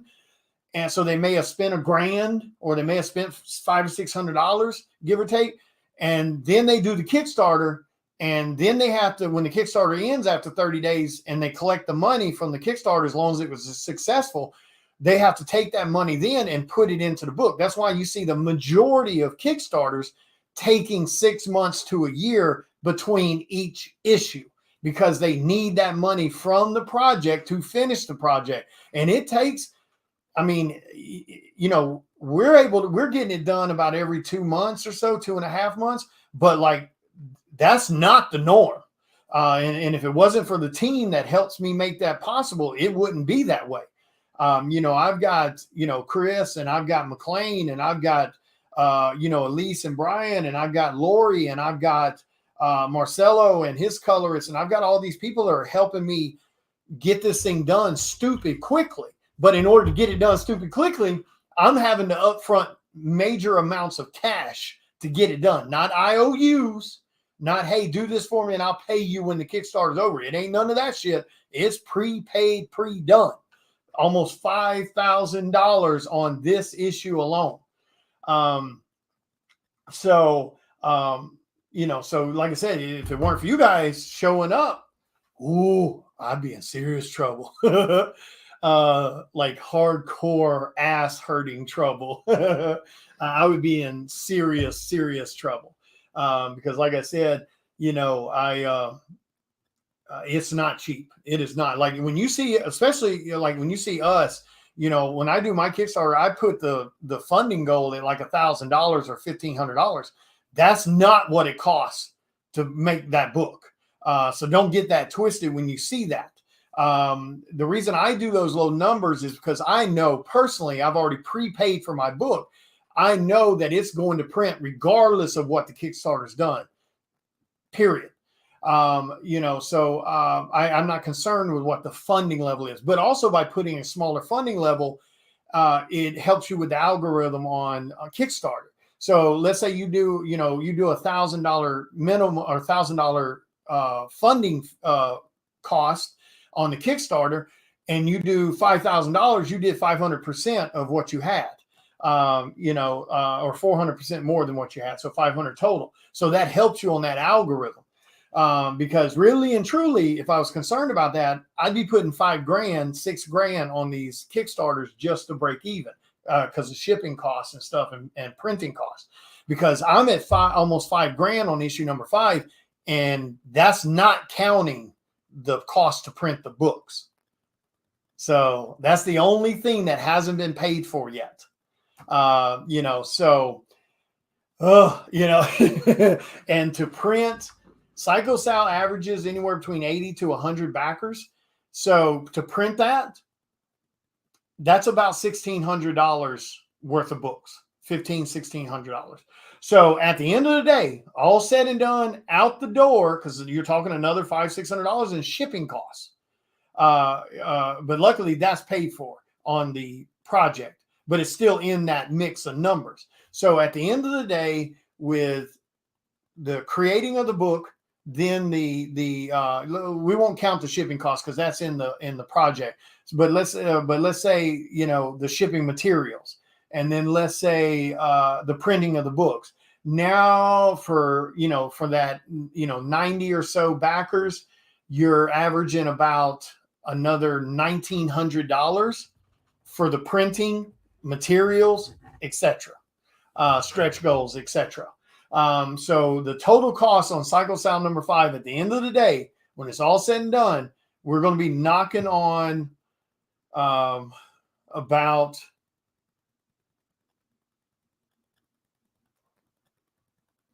we're going to be knocking on about $6,500 to $7,000 for that one book, and that's paying everybody, you know, artists, you know, interior stuff, printing, the whole 9 yards. So you're going to average, you know, on a book of that quality, because it's quality. There's nothing cheap about Psycho Sal, even down to the printing costs. It's printed on quality paper. It's quality everything.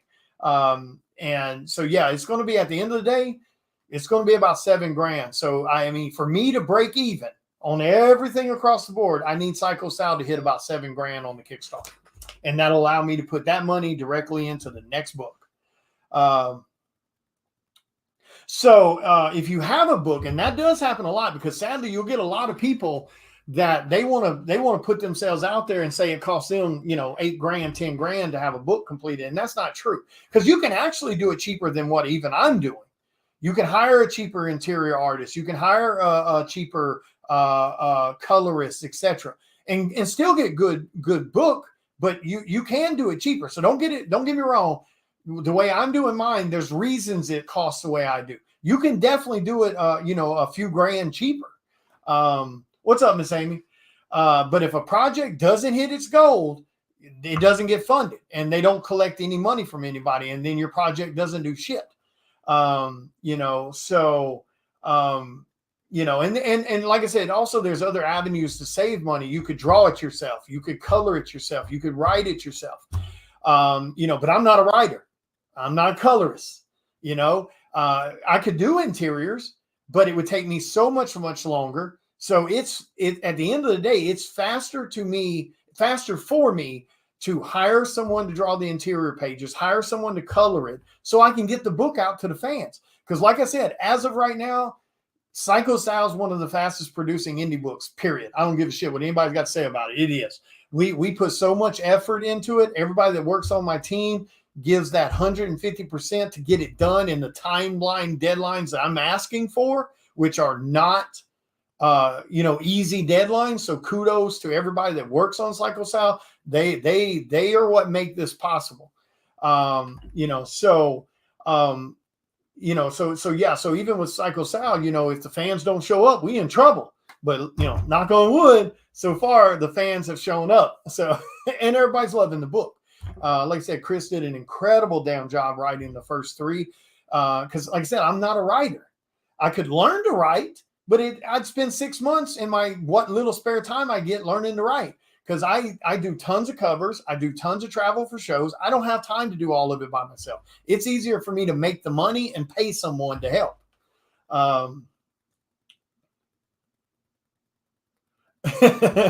Thank you, Amy. Yeah, like I said, that's not the norm. I think me and Chris and just a handful of a few other people, we're the only ones that do it that quick.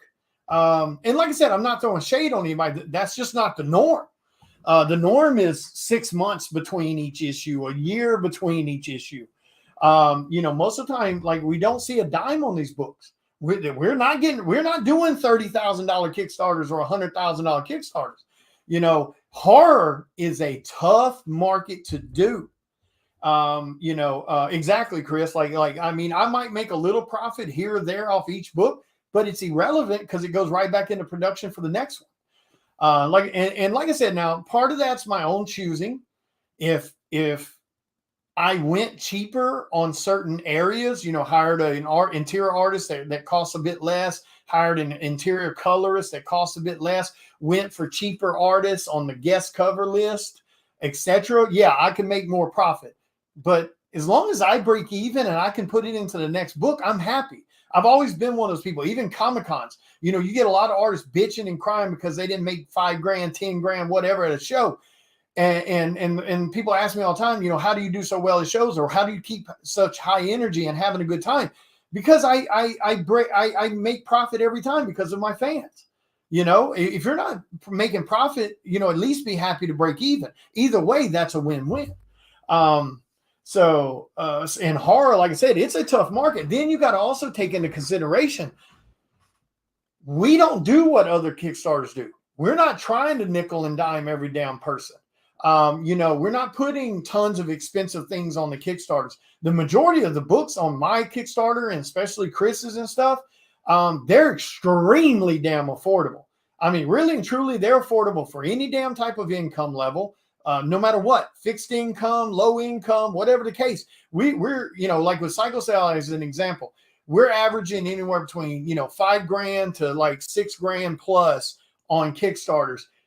And we're doing that off of $8 books, $10 books, $20 books, etc. Yeah, we've got a few of those, $80 medals and $100 medals, or $300 cosplay tiers and all of that. So we've got some of the expensive stuff too, but the majority of the Kickstarter is $10 books, $8 books, etc., etc. And we're doing those kind of numbers off that. That's damn good. I mean, it really is. I mean, if I put Psycho Sal up and I 100% matched its energy with every other Kickstarter that's on there that's in my level of popularity, I'm not even talking about no big names, we would be doing $10,000, $15,000 Psycho Sal Kickstarters. But I don't want to do that. I don't want my fans paying $30 or $50 for my cover. You know, you go look at some of these other Kickstarters, again, in my lane of popularity or less, they've got the regular covers on there for like $40 a pop. They've got any artist that has any type of name to themselves are on there for like $80, $60 books. You know, that's why they're doing, you know, $20,000 Kickstarter. And then also, you know, some of it's just TNA books and some of it's superhero books. And those are easier to sell than horror. Horror is hard to sell. It really is.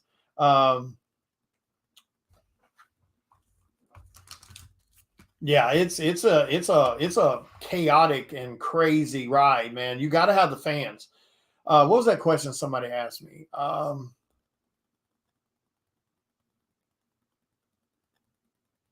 Oh shit. I know that, yeah, that's kind of off topic, but yeah. Oh dude, if I could have an artist to do a cover for Psycho Sal, I mean, it's going to be Jim Lee. I mean, or David Finch. It would be one of those two. That would be my dream artist to have do a cover for Psycho Sal, or Don Matique. One of those three would be like one. That would be a grail for me to have do a Psycho Sal cover. But yeah, so I mean, you know, so these things are not expensive. That's why it's so important. And the other thing too, that's also why it's important to make sure you're picking the right people for your projects. Because if you've got artists that you're hiring to do a cover for your project, but they won't share the project, you're throwing money away. Don't hire them ever again. If you and to be fair, if you these are my rules. Even though sometimes I might slip up and I miss, but it's only happened. I've only missed like one, I think, because if you're part of a project, go back to project. If an artist comes to you and they pay you your asking wage to do a cover or write the book or ink the book or color the book, whatever the scenario, make sure you go back the project that you're a part of, because you can go back the damn thing for like $10 or $8. You know, if you're an artist, go to the project, buy your cover off the project or the blank, whatever the case. Give $10 to the damn project. That, I think that, for me personally, I think that's severely rude when people don't take part in the projects that they're backing. Because I back every single project I'm a part of, that I'm physically a part of. You know, I did a cover for it or something. And now, don't get me wrong, there's going to be sometimes that clock will run out and you'll forget to do it, because I've forgotten to do it. Now, it's only happened like one time out of all the projects that I've done covers for. Oh, thank you, Amy. And that wasn't aimed at anybody. I'm just speaking in general. I'm just thinking about these are rules in my mind. I think more people need to be mindful of. You know, here's another good example. If you know, if you're a fan of an artist, guys, look, you have to show up on these projects like this. Now, you know, if you don't want to buy a retailer exclusive that some artist that you're a fan of did, no problem, totally understand. But when an artist you follow, an artist that you like, does a Kickstarter of their own or a Kickstarter for someone else that they did a cover for, please make sure you show up and back that damn Kickstarter, even if it's only $8 or $10, whatever their cheapest damn tier is. You know, make sure you back it, because especially when it's our own project, because without you, there's no project. You get what I'm saying? So keep that in mind if you're a fan of someone, especially if you're a damn fan of an artist that gives away a lot of shit. If you got an artist who gives back to the community a lot, damn sure make sure you go back their Kickstarter if they do a damn Kickstarter, because I don't give a shit who you are. You can afford $10 on that Kickstarter. You can afford $8 on that Kickstarter. I'm sorry, you can. Especially if you're showing up for the giveaways. You know, I'm just saying, you know, it's not an unreasonable, you know, suggestion. Yeah, I mean, I used to back Kickstarters, ones that I didn't even have no part of. They just happened to be friends on my friends list on Facebook, and I was just trying to support it. I'd throw $20 here, $40 there. That shit adds up. And there's still a couple projects I've never seen. I mean, sadly, there's a couple Kickstarter projects I've done cover art for, who they owe me artist comps because I gave them a discounted price to do the work. And for those extra artist comps when the book went to publish, and those books still haven't went to publish, which means they got the discounted work. I still haven't gotten my comps, so I could sell the comps and recoup the money that I gave them the discount for. I think there's 5 Kickstarters, 4 or 5 right now that owe me artist comps that their Kickstarter hasn't seen the light of day yet.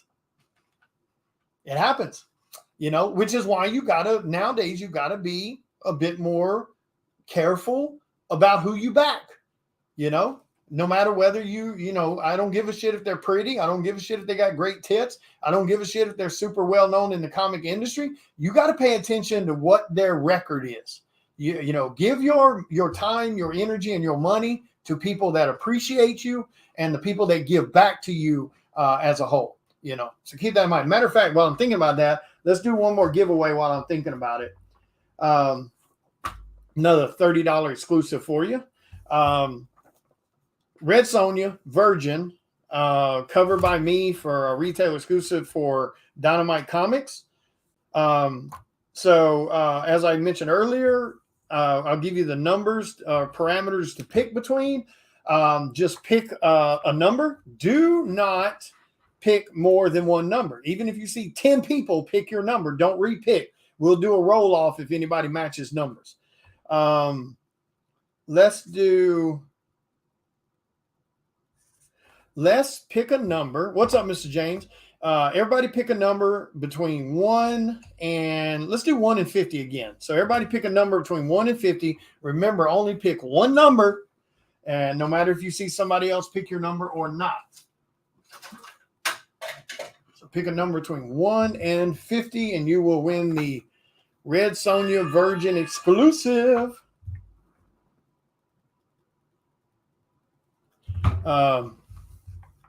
We might be about to have some guests in here. Hang on one second. I got to go to the bathroom. I know that. I got a tinkle, man. Hang on one second. So I think we're gonna have a couple of guests join. Amy, be sure to pick a number. Everybody pick a damn number. If you're here, pick a number, man. I promise you, it's totally cool. It's so weird seeing people be in here and then they don't even bother to pick. Like, come on, man, pick a number. It's okay. Get you some free stuff, man. I promise you, get it while you can. Most artists do not do that ever.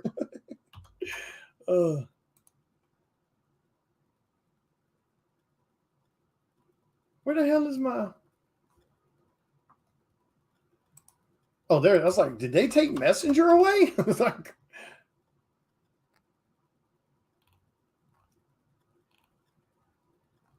My channels. What is going on with Messenger? I don't care about channels. What in the world? All right, Chris, hang on a second. Wow, Messenger's being weird. Let me find the group chat. Or Chris, send me a message in our group chat and I'll send you the link because Messenger is being weird. Like I can't type in y'all's name or anything to find you. Or here, I finally found you. Here's the link if you want to give that to McLean. Interesting. That's weird. $1 billion company. Why the hell should it work worth the shit? Okay, so we got, all right, so did everybody pick a number? Amy, where the hell did you go? Did Amy just bounce on us? I tell you that, girl. All right, I'm going to do this. I got my number picked. So we got, all right, I'm going to call your names. If I don't call your names, let me know. That means I don't see you. We got John, we got Tim, we got Ryan, we got Chris, and we got Mr. Jason. All right, so here we go. All right, so there's the number I picked, number 28. Who got the closest here? We got Tim at 25, Ryan at 24. Man, everybody stayed like really close except for Chris. What the hell? Chris put 51? Goofball. I'm going to have to pause it. I mean, I'm going to have to silence this for a minute. I got to go to the bathroom. This water is going through me. All right, so it looks like Tim, I believe, is the closest. Is that right? Yep, I think Tim is the closest. Yeah, we're about to have Chris and McLean join us, the guys from Charter Comics. Oh well, Kevin, you just missed it.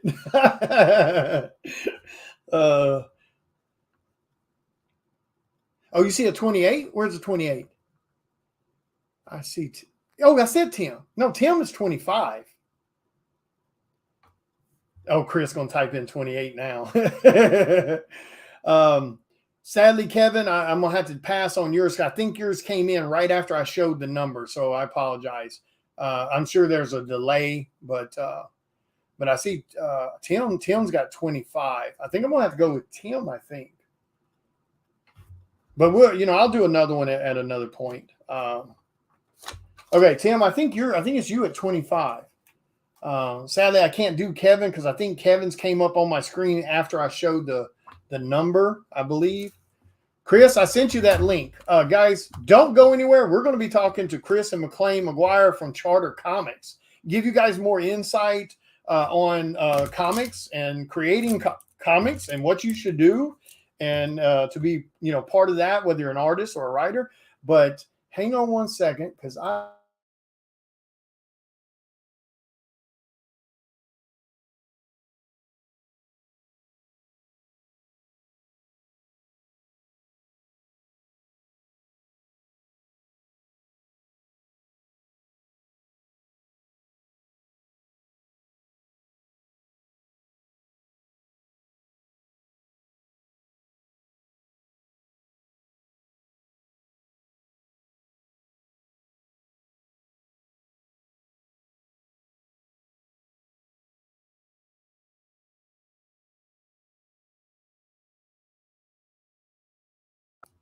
okay, I'm back. Hopefully that mute worked. All right, Chris, did you get it? Did it come through? Tute de frute. Yeah, exactly. Intermission. Yeah, because make sure you stick around for this because you guys are about to get a whole lot of insider information on not only running a Comic-Con, because they run 2 of their own Comic-Cons with Cowtown Comic-Con and Texoma in Oklahoma. But they also run Charter Comics, so you'll get to hear the concept of running a publisher and things like that. So, what's up, Mr. Chris? Oh, I gotta get some sound. Say something. Sound. There we go. Nah, I turn it off when I'm on here. All right. Did you send that to McLean? Because no, I will. Hold on. Okay. Messenger is being weird. Like I can't search anyone's name. It keeps pulling up groups, and I'm not even a member of group chats. Mine was doing the same thing a while ago. Hold on. Okay. McLean's like, I'm ready. Where you at? $1 billion company, man. $1 billion company. So you get what you pay for. You can't complain. It's free. Hey, dude, if I'm telling you right now, if he would let me pay a monthly fee to eliminate all the bullshit, I would pay it. Yeah. I really would. How did you go to the bathroom so fast? Is this like a bucket right there? Yeah. I always keep one by the table. Okay. I thought everybody did that. Well, see, there's this super secret. I don't go in there to hang out. I go. Yeah, elbows up. I tinkle, I rinse my hands, and I roll. So, but you better. You're working on a cover. You better watch your hands. Let's see. Where's my? Hang on one second. So, what do you think of it? Yeah, the ape looks really good. Yeah, I'm thinking color-wise, it needs to be some dim colors and a real angry sky in the background that the eyes kind of float in, and then but the eyes and the eye areas have a white glow to them. Yeah.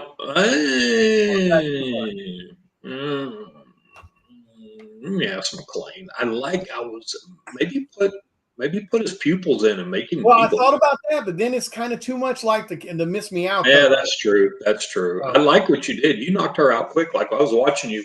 Thank you. We were on another feed. We were talking to another artist, so we were on another video. But on my phone while they were talking, McLean and Scott were talking. I had this up. I was watching your feed, watching you draw her. I was like, that was really good. Those look good. But Thank you. I like what you did there. That's exactly what we wanted. It looks really good. Colors, Awesome. yeah. If you want to, when that's done, you'll get that to McLean, then we'll get it. I mean, unless you got somebody, and I'll pay for them to color. But I got, we got somebody too that that's can. up to you. I mean, if you got someone that you know, because this, in my personal opinion, this needs to be, again, a lot of people lose sight of this, and McLean can definitely. What's up, McLean? Welcome. What's up? He can definitely vouch for this one. Coloring horror comics, That one? that is not easy. Like a Brady Bunch. How do I fix that? It's that one. You hit the little button. There you go. Well, that's horrible, that's but there you go. That'll work. Oh, now you got to be the face of attention. Okay. Damn, I guess is that the only option? Yeah, you're good there. I mean, that's what happens. Huh. You bring in a fourth person though, then it'll fill up the boxes. But. Yeah. So. What's up, James? So if you got someone in mind that can color this, I'm cool with that. Or I can get with Dave or Dan, the guys I use every time. But whoever you're thinking about for this, it definitely has to be someone that can color horror, because coloring horror and coloring superheroes is a whole different ballgame. Ask McLean. Show McLean the piece and see what that is. Okay. Oh, he went black again. There he is. There. Well, it's not. So here's the cover, McLean. Without the monkey. What monkey? Is there a monkey? There's a monkey. Where's What the hell are you seeing? It's over your hand, covered up the monkey. Oh, the werewolf? That's Cycle of Blood Moon. Oh, that was a monkey. That's one of the werewolves, and that's Abaddon. That's from Cycle of the Blood Moon. But yeah, we were talking about this, and he was asking me if I wanted him to grab somebody to get it colored, or if he wanted me to send it to Dave or Dan. And I was like, it doesn't matter to me. It's for you guys. It's just, and for anybody listening in the audience, like McLean can definitely vouch for this. Coloring superheroes and coloring horror, whole different ballgame. McLean, you have a visitor behind you. Run! Oh, it's in right when you walk into the garage. It's right there. All right. So for everybody jumping in, listening, this is Chris Hayes, an incredible writer. What the hell was that? And McLean McGuire, who does that dude's got so many damn hats. I'm pretty sure that's all that's in his damn closet. But he does lettering, he does project manager stuff, he does design concepts, he does hot damn everything. So Chris, we'll start with you. Give everybody a little information about who you are and what you do, and from creator to Comic-Con promoter to Charter Comic publisher stuff. Harless. I think everybody here knows us that I'm seeing in your comment section already. So yeah, McLean and I run Charter Comics. We run Cowtown Comic Con, Texoma Comic Con. We're part owners in Pastime Comics. What else you do? I write for Learn Horror, as well as adult humor, as well as have a full-time job. So the comic side of it is a hobby that takes up more time and more stress than my actual job that pays the bills. So you know that's true. Yeah. Very well said. But it's fun, and I wouldn't trade it, because you got to meet a lot of great people in this industry. Yeah. Yep, I agree with that. That's for damn sure. All right, and McLean, give everybody a little spiel about who you are. So I do a little bit of everything. I mainly do lettering and designing, but just like William said, I've done project managing. I'm an artist as well. I do very little art unless I'm having to assist somebody. Yeah, mainly I'm lettering designer. I try to put the projects together to make sure they function properly, as well as find the right communication for the team, as well as, I'm part owner of Charter Comics. I help around with Pastime Comics.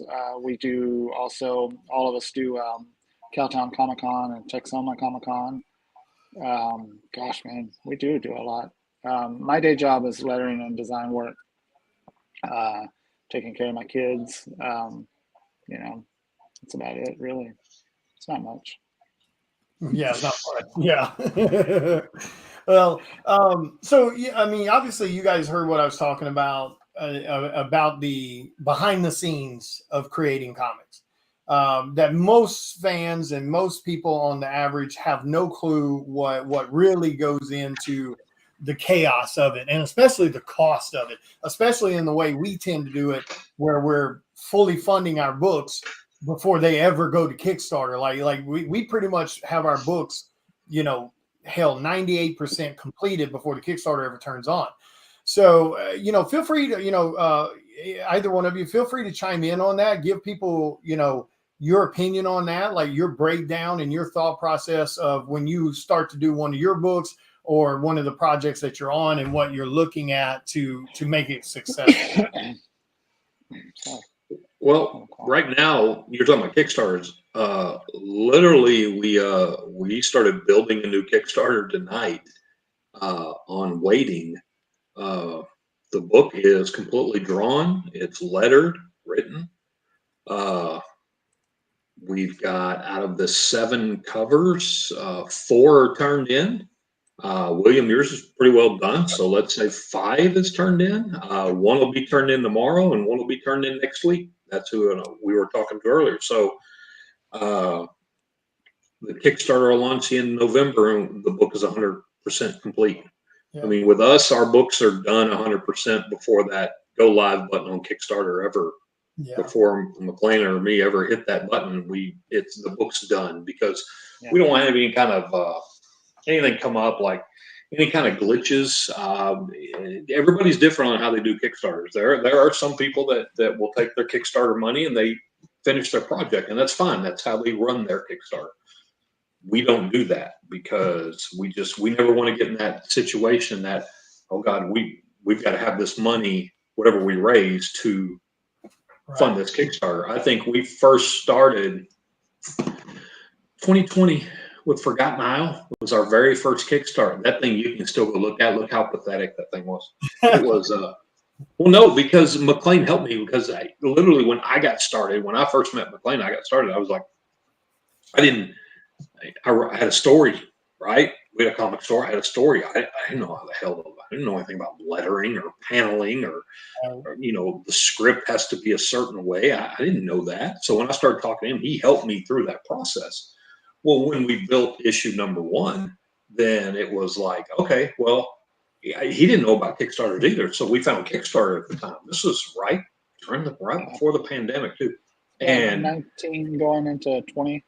Yeah, it was literally right before pandemic hit. We had Alan Paul on the main cover. Yeah. And literally, I went in and built the Kickstarter. I'm like, oh, this is easy. Boy, you go look at it. Like we looked at it the other day, we were cracking up in tears. It was so bad. Like McLean didn't design it. He hadn't designed the Kickstarter yet. So I did this. And it was literally like I took the block athletic letters and built this. And I thought I was like, cool. Like I knew what I was doing. I mean, it was horrible. But I don't think it's on there anymore for y'all to look at. But we can still go under our files and look at the Kickstarter and how it was built. It's bad. But then we did number 2. And I think I designed number 2. And then McLean's like, I'm a graphic designer. It's what I do. Let me have a shot at that. And then I think you came in and did Fields of Fear was the first one, which is our 3rd book we put out. So then, or it's Churchill Manor. And then we did Churchill. And that's when you started building them. And he's like, wow, this is really fun. I'm enjoying doing this. And then from there, I go in and build all the rewards. And then he takes it from there and makes it pretty. And yeah, because I can't do what he does on those. I can type in letters, but all the designs, you just give it to him, let him do his thing. And yeah, I can't either. I can't do any of it. So, And I mean, and because like a lot, that's another thing. That's a whole nother level of work too. Like with what McLean does. And for those who don't know, McLean does project manager for Cycle South and builds, all that stuff y'all see on there. Even like this stuff like this right here. Like that stuff, all that promo stuff, all the layouts for the Kickstarter, all the designs, everything, that's all McLean. And I mean, that's a whole nother damn job, on itself, and struggles and issues and stuff like that. Because you also have times where Kickstarter wants to act weird and not post stuff that you just designed or things like that. So give everybody a little idea, McLean, on that, like what goes into when you're designing, like one of Chris's Kickstarters, or you're designing one of mine. Well, so with Chris and I as alone, we have a formula, and it works really well. I go back to the days of the Polito Kickstarters and stuff like that I got to research when I was lucky enough. I remember the day that I did tell Chris, I was like, hey, I'm a designer. I can go in and design your Kickstarter, make it fun. Not that it wasn't fun before, but just make it fun and design. Right. And I said, what's the template? He said, I don't know. So I had to go in, and I was basically, and Polito can tell you, like I was basically going in and I was ripping people's designs, where you can kind of right click it and I can drag it, and I have this formula in my software where I can see what the size of it is and how big it's supposed to be, how big it can go, how small it can go without losing resolution and stuff like that. So I figured that, I don't know, Chris, I figured that out like in a week, and I was like, Yeah. oh shit, like I need to do this. I don't know why. I need to do it, and it was a lot of fun because it in a sense, it's separated from your basic informational Kickstarter. And there's a lot of really good Kickstarters out there, whether you're using a lot of text or you're using a lot of images and design. Both formulas work really well for that individual. But for some reason, I decided that the text formula did not work for any of the charter books. And so I wanted it more design. I wanted it to where people could window shop. And with Chris going in and he's typing in all the rewards, he's being very detailed in the text and the information. I would go on top of that and just kind of add some keywords in it, because you guys that are out there building Kickstarters, don't let anybody tell you it's all about keywords. So whatever keywords are in there, that's what you need to be typing in, because when you're on social media and you're promoting your Kickstarter or you're on your website, use those same keywords. And so like Chris will go in and let's say like we were working on waiting tonight, and he would go in and say, I don't know, I'm trying to think of one. I even got it up right now. We were building a tier, and I think he put just the standard sentence like he always does, which is more details than what we need. And it was basically, this is what the tier is. This is what you're getting. So I go in and add things like, with this tier you will receive. I use words like receive, words like tier, like backer. Use words like trade dress, virgin, things like that instead of abbreviating. And that stuff kind of helps. So on top of that, you make it window shop availability, because Kickstarter is a window shopping program. Right. And I don't expect anybody to agree with me on that. I'm on my own perspective. When you're looking in the window, which is your monitor, and you see this great looking design, you're like, wow, that's really cool. Oh, I like the William Russell cover. That's cool. I love that. Now, how do I buy it? Right. So then you go to the text, so it's a window shopping program. And I think that really matters. And there's a ton of Kickstarters out there that, will do designs and it really pops and stuff like that. And so I remember the first full flesh one that I did was Don't Pay the Ferryman. And I think at that point I asked Chris, I was like, hey, can you just I don't remember how I said it, but I was like, can you just leave me alone and let me just play with it? And it was like this new toy. And dude, like we grossed, what was it, $5,000 or $6,000 on the Kickstarter? Had nothing to do with the design, but the design set a standard. Yeah. And there were other, I won't name any names, but there was other big dogs out there that was contacting me at that time going, dude, you've been doing this for a long time. That's awesome. These designs are good. I've been doing it for a couple months. I just kind of figured it out, you know? And so every Kickstarter that we do in Charter, we try to make better. I mean, we're on issue 5 of Psycho Sal, and we were using different designs on each Kickstarter. And then you said, hey, I really like this guy's Kickstarter, and I like the formula of it. Yeah. Oh, well, that's all you need to say, you know? And so it just flips into that, and you have fun. Yeah, it's stressful. It takes a lot of time, but you know, when that finished product's there and it looks good and you can stand back and look at it, you know, just like the cassette tape, just like your add-ons, just like any of your images on there, and you can tell a story with your Kickstarter as well as have people window shopping and then buying. I mean, you're dealing with a Kickstarter like your own that funded almost $6,000 in less than a week. So it helps to make it, I don't want to use the word flashy, but it helps to make it very open and colorful and fun for people, and they can relate, you know, add a little bit of the story in there, give your synopsis of the story. William did something that Charter hasn't done the past few Kickstarters, which that's probably on me because I keep forgetting, is like you added the creative team. That's so cool. We used to do that all the time. And it just got to a point where like we're trying to build these Kickstarters. We were coming out with one every couple months, you know. So but you know, a Kickstarter, and I'll be perfectly clear about this, a Kickstarter is not a program to make money and put money in your pocket. It is to fund your project. Is to make the ability of your project be as professional, if not more, than it will ever be. You're proven to your fans, your backers, that these are the master products that I have to sell. And this is how much work I put into not only the comic book itself, the product itself, but the stretch goals, the design to get you to window shop and stop and go, what? You know, I mean, all of those elements and all of that time. And that's what it's all about. And that money goes into the next project, and then the next project, and then the next project. I mean, there shouldn't be one time that any of that money goes into your pocket or anything like that. I can't stress that enough, you know. And but you know what? You get backers on there, whether they're 15, 150, 200.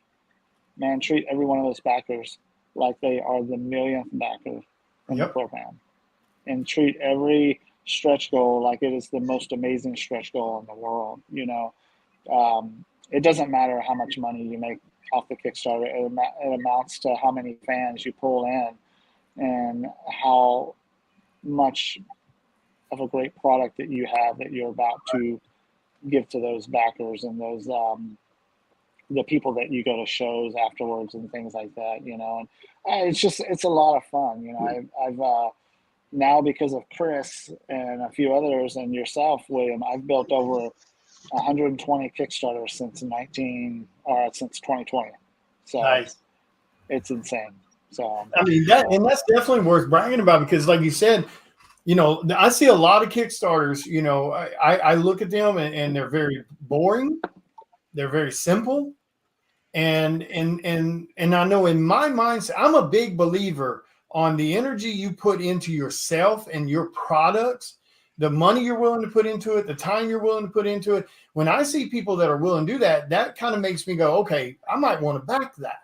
But if I see someone that never promotes their stuff, that never, if they are doing Kickstarter, they're creating these real plain Jane Kickstarters. They're not putting any type of, you know, energy into it. I know I'm not going to back it.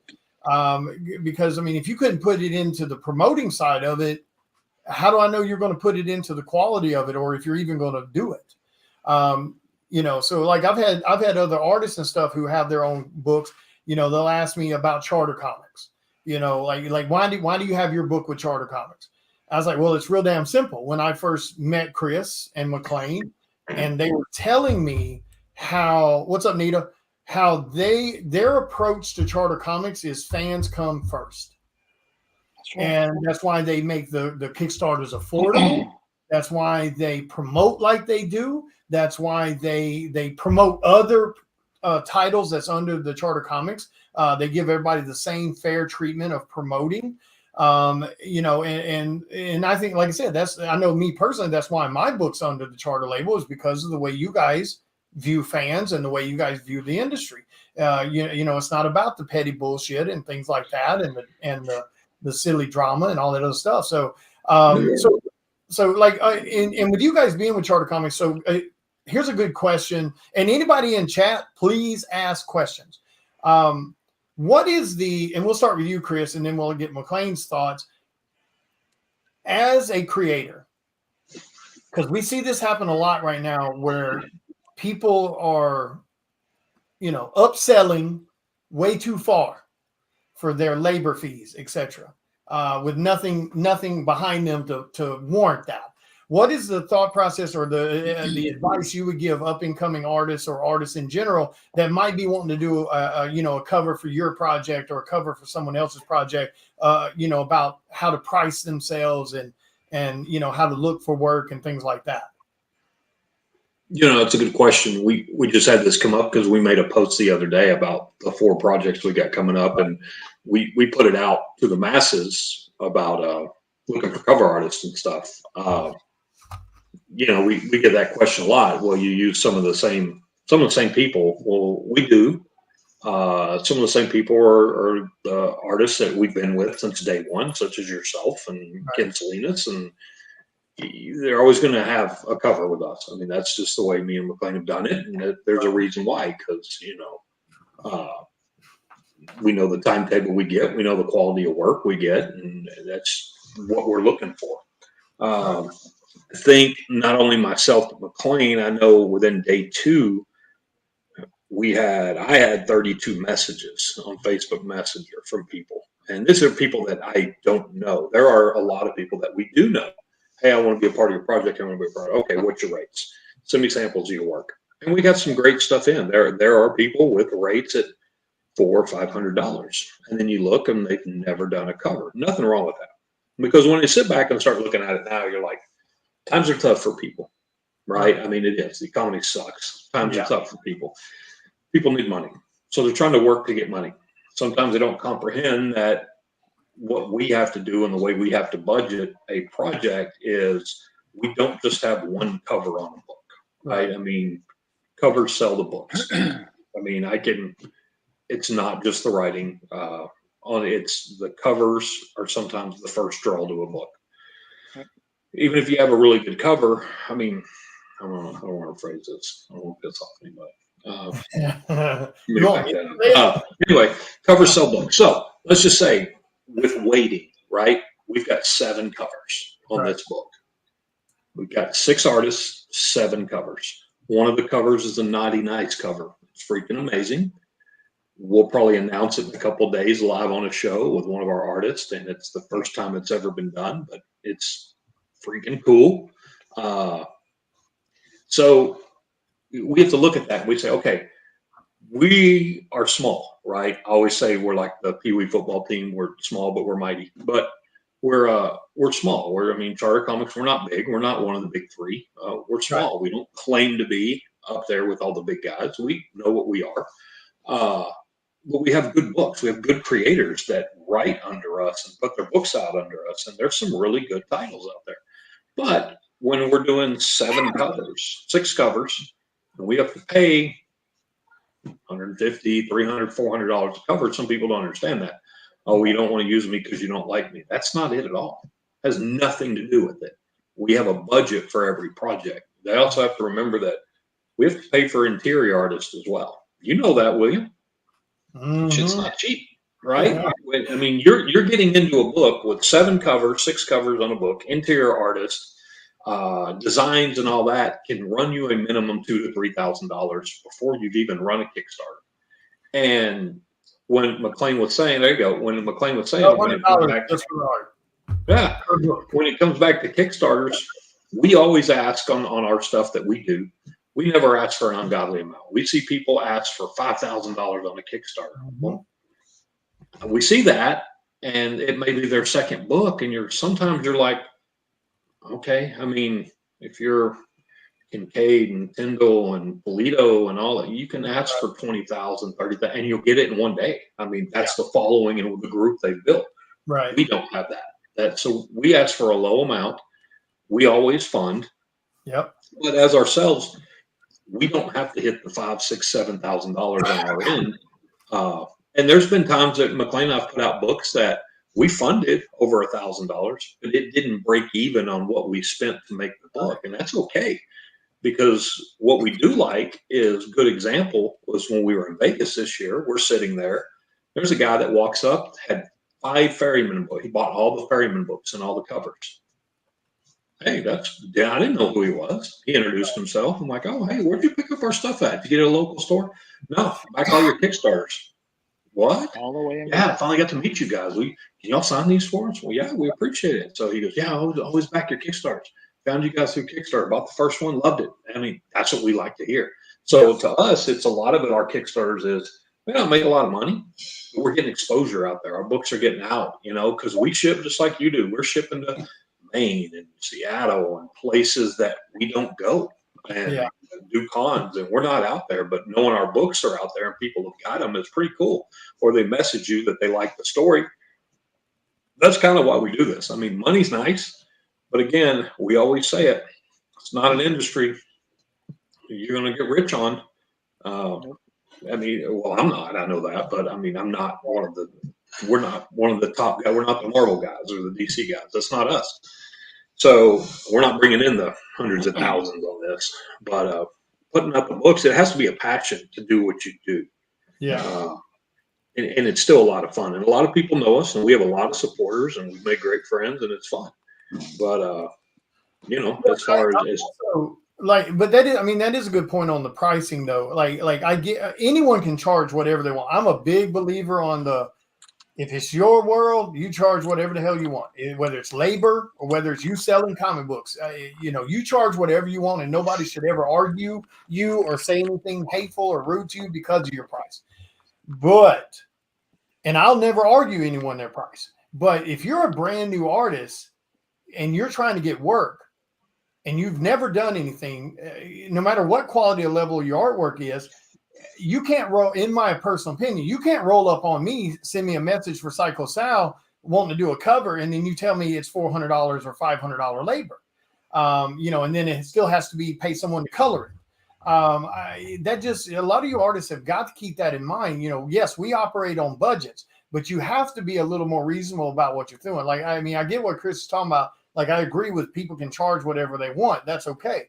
But you guys have to be smart about it. It's more important when you're first starting out to have your work floating around, especially if it's IPs that actually have some fan base, because that'll pull their fans to you also. So it's a win-win.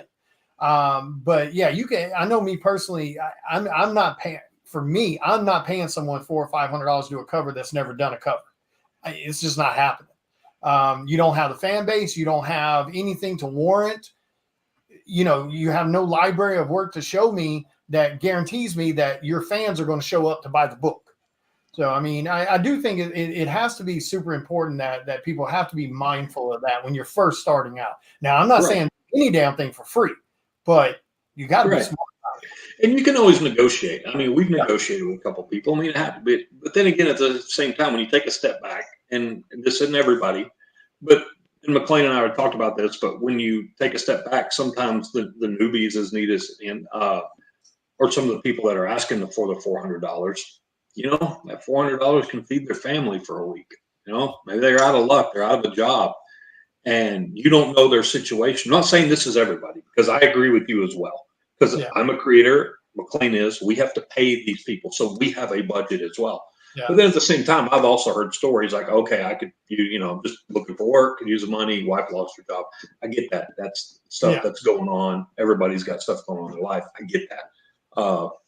But at the same time, that artist can't get disgruntled with you if you don't hire them, because sometimes on our end, we may not have that amount of money to put in there because we have to still pay for printing of the books, and we still have to pay for shipping, and then we still have to pay for the cons to go to the cons to sell the books and get our tables and the travel. And there's a lot more that goes into it than just running the Kickstarter. Yeah, it is. It's a lot of work. What's your thought on that, McLean? So, About artists being smarter about and writers, whether it's writers, artists, colorists, being brand new and trying to create a library for themselves. I mean, how do you view that the kind of same way? They need to be a little, a little smarter about what they're trying to charge.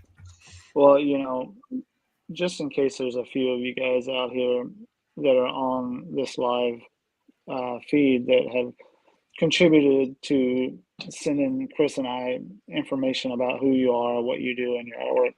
Thank you so much, because the overabundance response that we got is super heartwarming, and we had no idea. It was we just stuck it out there, and I think it was topic of conversation yesterday. Was like it was almost like a $5 bet. Hey, I got 13. How many do you have? 30. I'll let you win.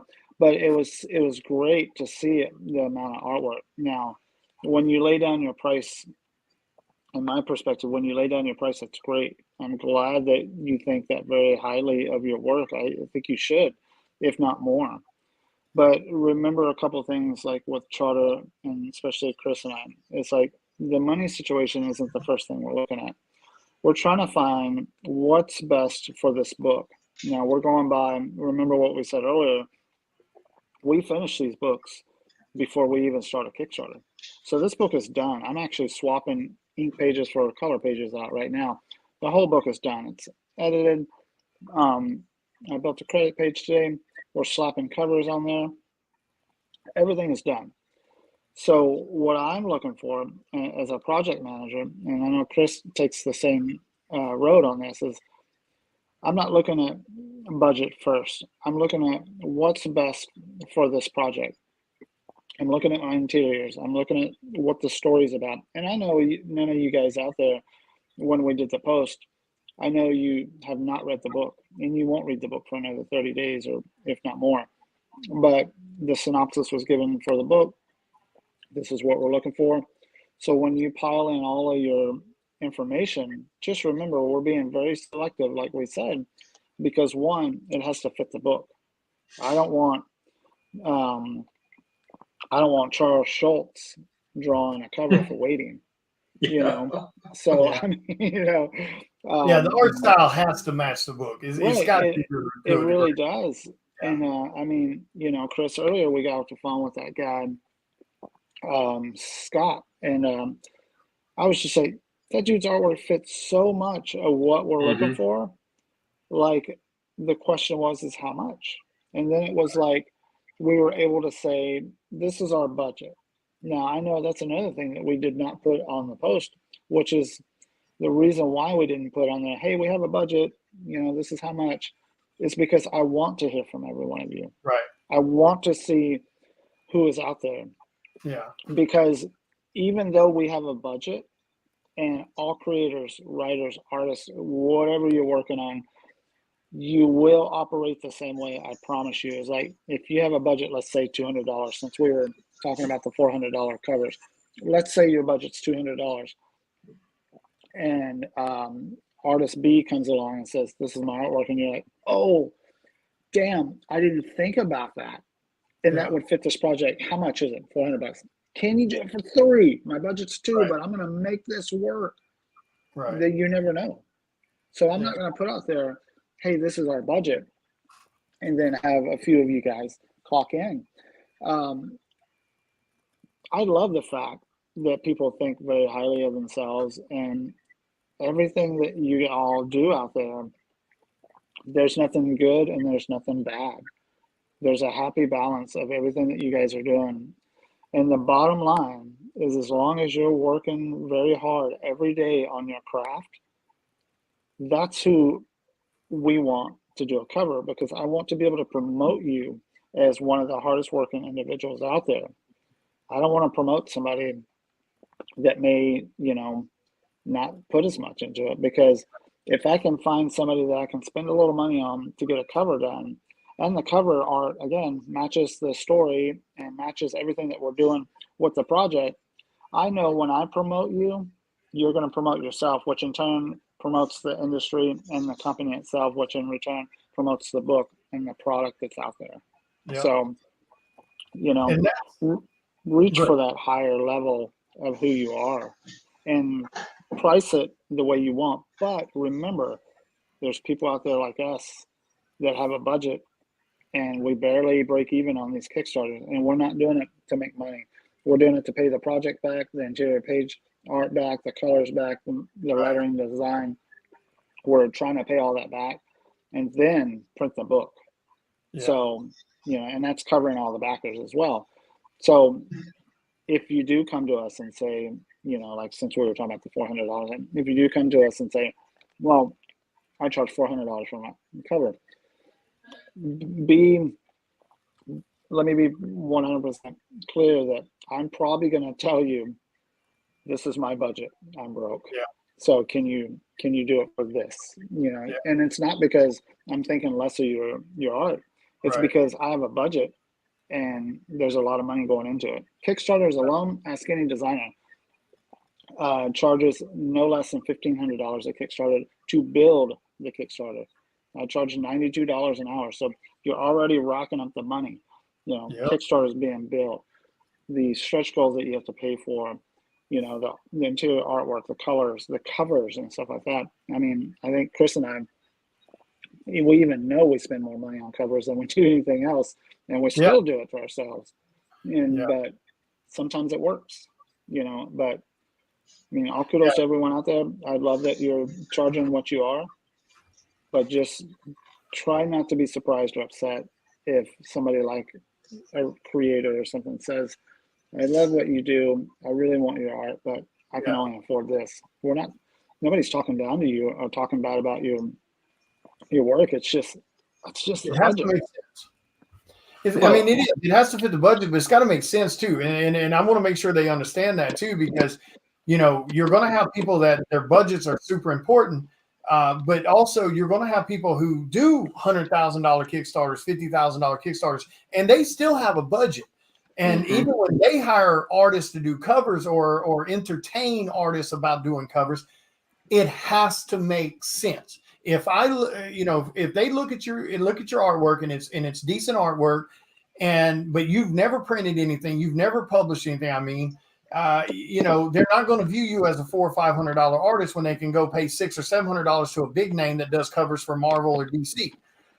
The other thing too is keep this in mind. In my opinion, if we go look, I know me personally, I do it. If I go look at your page and you've got 6 months worth of basketball posts and football posts and Crimea River posts and all this other shit, and I don't see you posting any art on a regular basis, I know me personally, I'm not hiring you, because your Facebook alone shows me you don't have the grind mentality to grind art every day, which means I'm probably going to have to fight you about deadlines. Now, that doesn't necessarily apply to every person, because some people could still do that and still meet deadlines. But let's just be honest. That's not me personally. That's not a gamble I want to take. So, I mean, I think people do need to be mindful of that. You know, nobody's talking down to them. Nobody's not saying their time and energy isn't worth a certain amount of money. I agree with you on that.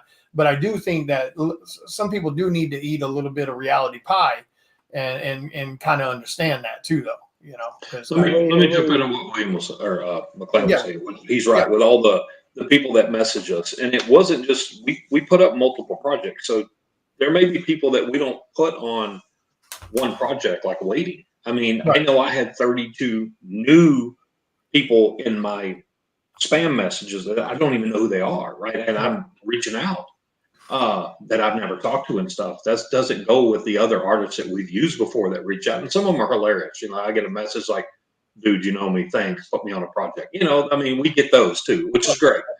So you could literally say over 50, right? Okay, but that's not just for one project. What they got to understand is what we're putting out is we have 4 books coming out by January, February.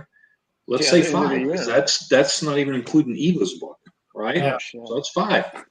No pressure. Not only on top of that, Now this is just the stuff that, and this is William, this isn't even including your stuff or Yep. Lori's and all that, because you have to remember, we tell other people under us, not under us, that work with us about these artists. Hey, go check this person out. As a matter of fact, Matt Chambers was doing a lot of colors for us. Now all of a sudden he's coloring Lori's stuff. He's coloring some of Carissa's stuff. I mean, just by what he's done with us. So they're keeping him busy. That's great. You know, William will get covers from other people's. Oh, he's done Lori's covers for Lori, vice versa. So this stuff happens in our little group, because we share and we tell everybody, hey, you ought to look at this person. So you get all these new artists coming in, sending us their budget. Hey, we may not be able to afford you on this project that's coming due in November, but we've got 3 and 4 more projects. We probably have 10 projects coming by the end of next year all together. Yeah. There's work that we're going to be looking at people for. So just because you didn't get this one doesn't mean you're not on Brigade 2 or 3. You're not on Cycle Cell 8. You're not on the Thinker 3. You're not, I mean, there's so much out there coming that they don't understand. So if you're watching and you send us some stuff and we haven't got back to you, don't get frustrated or anything. We'll get to everybody. Because we're sending messages and stuff, but just like McLean said, you know, he said it best with what he was saying a little while ago. But at the same time, we have so much coming out that you know, there's enough for everybody. So Just to us, it's always just be patient sometimes. Yeah, getting pissy or getting mad or that's the worst thing you can do. Like, artists, keep that in mind when you're applying to these different projects. Whether you're doing cover work, interiors, whatever the case, you cannot take any of this personal. Like I said, like Chris said, it could be a project situation where the budget is already at its peak, or it could be your particular art style may not suit this book, but it could suit this other book. So you getting pissy and you getting, you know, kind of smart mouth about it is a dumb thing to do, because Charter Comics isn't just, you know, 1 book or 2 books. There's a lot of creators that's already under the Charter Comics label and some of those creators have multiple books. So, you know, keep that in mind and just be patient. You know, you're talking about getting pissy. I'm gonna throw that back at you tomorrow when you're driving down the road, all venting about something. And be like, hey, don't get pissy. It's your own words. Pissy don't apply to that. So I get to get pissy. Besides, that's my my ode to creation with angry artists. No, but no, you got to be smart about when someone says, "Oh, I can't use you right now." You can't get angry. You can't get frustrated. And I know it's terrifying to try to, as a new artist, trying to line up work. But in my opinion, and McLean, you can speak on this too, and Chris, but in my opinion, the biggest thing you can do for yourself is not sit around and wait on someone else. You need to be grinding art every single day as much as you possibly can and post that art, because I promise you, creators notice the kind of grind you're putting out there if you're on our friends list and the art that we're seeing. I mean, wouldn't you say that would be a smart thing to do too? Instead of getting frustrated, just put more time into your honing your skill, because you're learning every day. Well, just remember the common rule. I think I tell my kids this every day because they draw about 20 times a day, is the more you draw, the more you work, the better you get. Yeah. And the more you understand. Both of you are exactly right. You know, the patience, be patient. You got to remember, like, I'll tell you how my days are. My days are very organized to the T, time managed and everything. There's many times that somebody will reach out to me and I'll say, yeah, I'll get to that in an hour or 2. And I get questions like, well, is there any way you can do it now? No, because I'm in the middle of something and I've already time managed and spread out my day on the things that I have to get done. And I know how much time it takes me to get them done. Right. So I will get to it. If not, then you need to find somebody else to do it. You have to be patient. And for everyone that, commented and messaged us with the covers, is like, it wasn't just for 1 book. I mean, that's for 4 books that will end this year, and two of the Kickstarters are being built, that are going to end this year. And so you just got to be patient, and if we say, hey, be patient with this, oh, it's Lacey, that's cool. She really comes into If we're asking you, like, or if we reach out to you and say, hey, thanks so much for submitting, we'll get back to you. Doesn't mean we're going to get back to you in about an hour.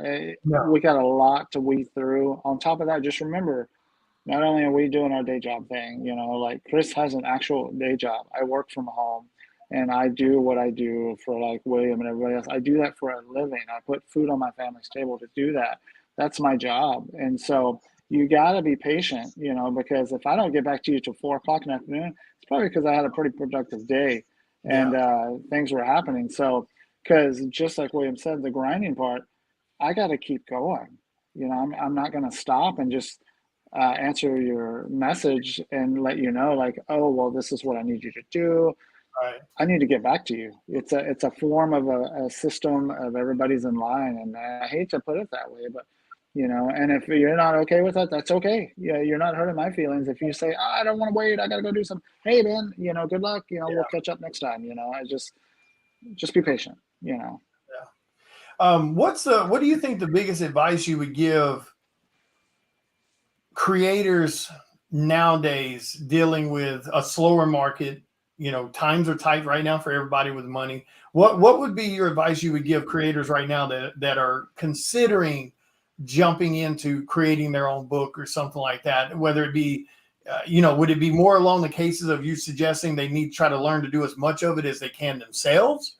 Or is it one of those things, find the people that they can, hire and make part of the projects to get things done faster? Do you think it's faster to get the stuff out there, or or more cost effective to try to do as much of the physical stuff as for yourself? It's really whatever your pace is you want to work. Now, if you're going into it and going, well, I don't know what my pace is, well, jumping into it will help you figure that out. A solid team is what, and when I say what you need, that means that's because it's worked for me. Yeah. I've worked for a solid team for over 12 years, and then it went away, because everybody, went on to doing their own thing, which I thought was great. People went to work for Marvel, Image, stuff like that. But then, I was just doing jobs, working on lettering and stuff like that. And then I met Chris, and it was full blown. Like, what a great, solid team. I mean, there's nothing Chris and I do that we haven't shared with anyone, and there's nothing anyone's done that they haven't shared with us that's on this team. And yeah, we might get a lot of flack because there's certain people that we use in our team, but you know what? I will go to the depths with that team every time, because the number one thing is we all communicate very well together. We also get the job done, and we get it done when we say we're going to get it, and that's very important. Is it the right time because the economy? That it's true. The economy is weird. I actually rely on Ken and Chris to let me know what's going on in the world, because all I have is a monitor in front of me, and they're like, "Don't you watch the news?" I'm like, "I don't know." Hell no, we don't watch anything. What are you talking about?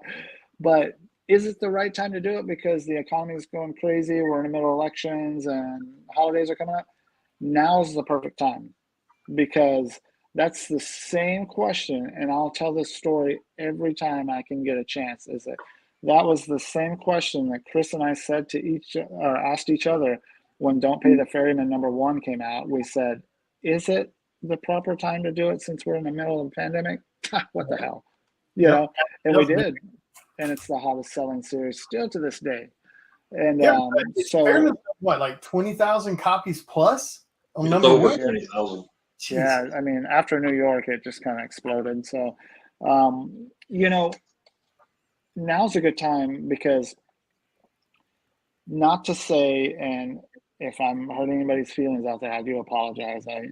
Just get in line. There's plenty of people waiting. But,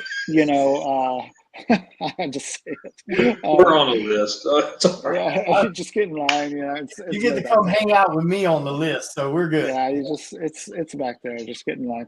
Yeah, just- You know, now to me, now's a good time because people are more focused right now, Yeah. and people are paying attention right now. Not to say that you're not paying attention before, but before, when you have money and things are going great, it's sunflowers and lollipops, your attention is 75% to 25.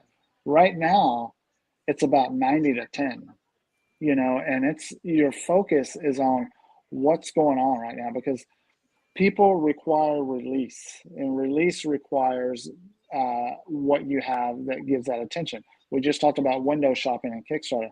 Kickstarter is so fundable right now because people, regardless who you are, that has nothing to do with anxiety, taking pills, or if you're disoriented. It doesn't matter that. What it matters is like you need some sort of release. We all have good days and bad days. I had a bad day the other day. I took my kid to violin lesson. They had a Ibanez XTO guitar that was $150 hanging on the wall, and I said, "Oh my God!" When I was 14 years old, that was my first electric guitar, and I was like, "How much do you want for that?" And then I ruined everybody's day by playing, so because it was a very proper place. So I needed that release. Yeah. I needed to feel good and do something for myself. You require that when the economy's bad and you're not sure where things are going, and especially the world. And we need some sort of entertainment, and these Kickstarters are entertainment. Buying books and supporting artists, that makes me feel good, man. I mean, I put money into supporting artists, and I put money into supporting projects, Kickstarters, whatever it is, because that is my release. That makes me feel good. It's not about the money. It's about putting a smile on somebody else's face, or, talking good to somebody or something like that, saying, "Hey, good job. I'm going to buy your book," and, now's the perfect time because people are paying attention. And now's the perfect time also because it's a little slower. You can build on that. You can learn a lot of things, and you can make a ton of mistakes, and it's okay, and not saying it's not okay when everything is operating normally, but it's okay now because it's moving a lot slower, so people are paying more attention, so they're like, "Oh, it's okay, just figure it out because we're still going to be here to support you." So I mean, that's my thought about it. Like putting these Kickstarters together, releasing all these books, fantastic. I mean, geez, I don't even know how we do it. I just wake up and we do it. Kickstarters make great gifts too. So That's They do. true. Yeah. I mean, giving stuff to someone that they can read and enjoy, like you said, as a distraction or a release. Yeah. I know me personally, that's what I do. I listen to tons of books on audio, and I read when I can. So, Chris, what do you think about that, Chris? I mean, do you feel the same way, that you think that people needing a release and a distraction, it's a good time to do them? I mean, I agree with that. I think it is. It is. And to me, if you're just sitting there talking about new creators that are want to get in the industry, well, you need to tell them it's a marathon, not a sprint. Ooh. It's funny. I'm texting back and forth every now and then Lori Calcaterra, who, she's one of your writers too. Yep. And she was just checking in. She's one of the charter people, and we're talking about a couple of things. We're like, yeah, patience, marathon, not a sprint. And it's funny because McLean was just talking about. So right when I was getting a text about it, but to me, you got to be passionate. And again, there's a lot of new creators that get in here where we've all been at shows, and there's been a new creator set up, and you can kind of hear mumblings about like, yeah, I'm hoping somebody comes by and, a new publisher, they pick up my book, and it's black and white with cats. I'm just saying, there's nothing wrong with that, right? That's their style. But That's perfect. yeah, and you know what? They may be the next Marvel genius out there. I don't know. But yeah, I think a lot of new creators getting in it. Well, we all do. We're all like, hey, we hope we hit that one book, right? Or that one something that one of the big three come by and see you, and they they want to put you on a project. That's everybody's goal when you're in this industry. Hey, nobody's going to turn that down. Yeah, stick figures, Lacey. Nobody's going to turn that down if that happens. But if it doesn't, just like with us, right? Been at this since 2020, McLean. Yeah, we released Forgotten How. So we're going on 3 years, almost 4, but we've got over 20 books out, 25 or 26. Yep. But again, when you look at it, you got to have a passion to do it. So you're talking about that release. So my release, I get stressed from everyday stuff, right? Regular work, comic book store stuff. I mean, we got so much going on. Yep. I'll sit down and write. What I write about, I'm gonna kill somebody. I mean, that's what's gonna happen. It's gonna happen in a book. But that's just where my mind goes. It's not literally gonna do it, but waiting, creepy as hell. Falls right in with Mother's Whisper, if you read that one. So this one is that little psychological thriller, but it was just in one of those moods that day and the way my mind started working. Or I may come out and start writing something funny. Just depends on the mood I'm in. Do another Nut Brigade or something. Or I don't know, but I agree with McLean. It is a release. People are looking for that. But again, if you're a new creator, all I can say is just be patient. Nothing happens overnight. You're not going to be an instant success in this industry. You can be the best artist. We saw some really good stuff over the last couple of days, one today, right? And, we know William who puts out good stuff. We know Ken. We know Lacey. We know so many good artists. They're all patient, right? Everybody's time will come. It could take a year for some people because a lot of us who and we all know that. We all know the game. It could take 10 years down the road. But you can always, the more you keep grinding, the more you keep doing stuff, you'll get a call. Yeah.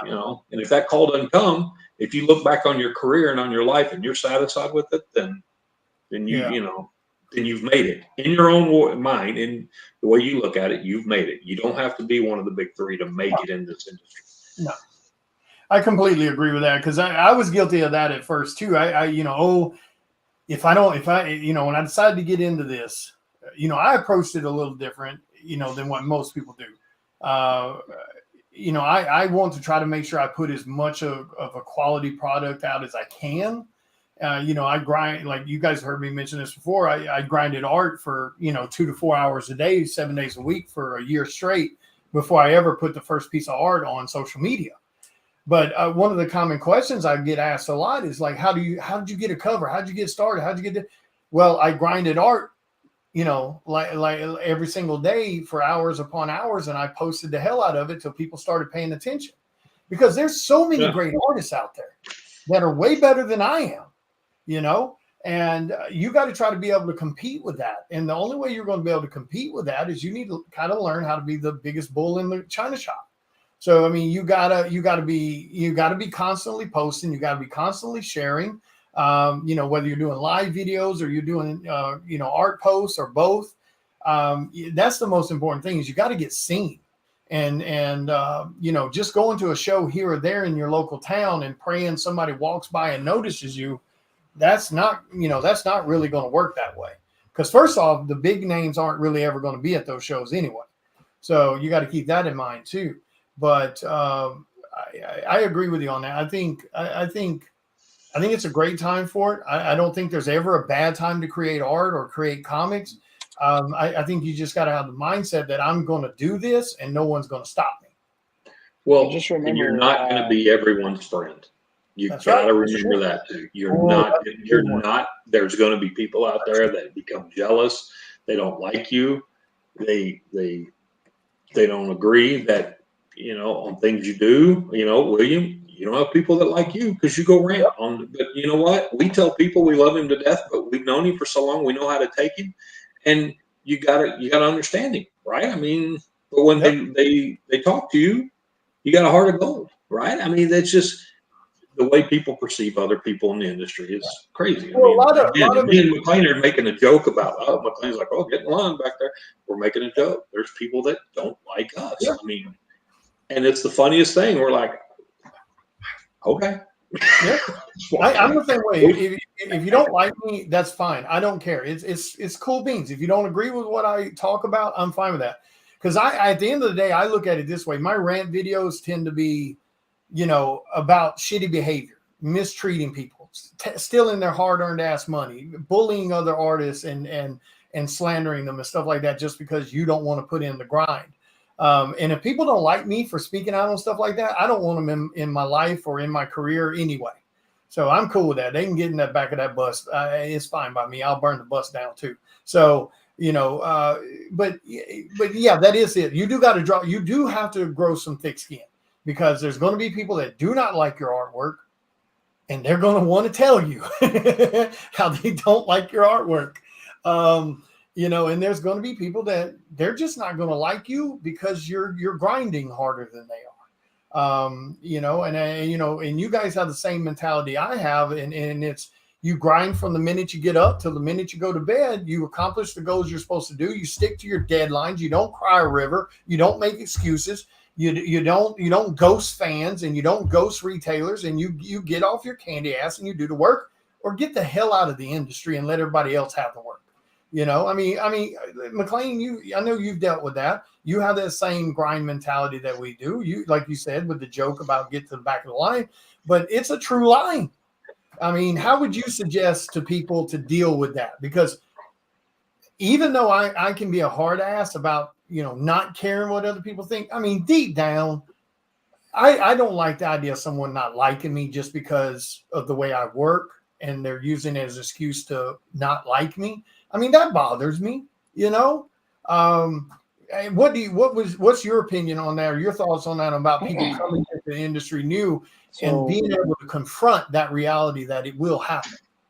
So I think I've said this about 100,000 times. It's like, I come from working 30 some odd years in the music industry, and that sucks, man.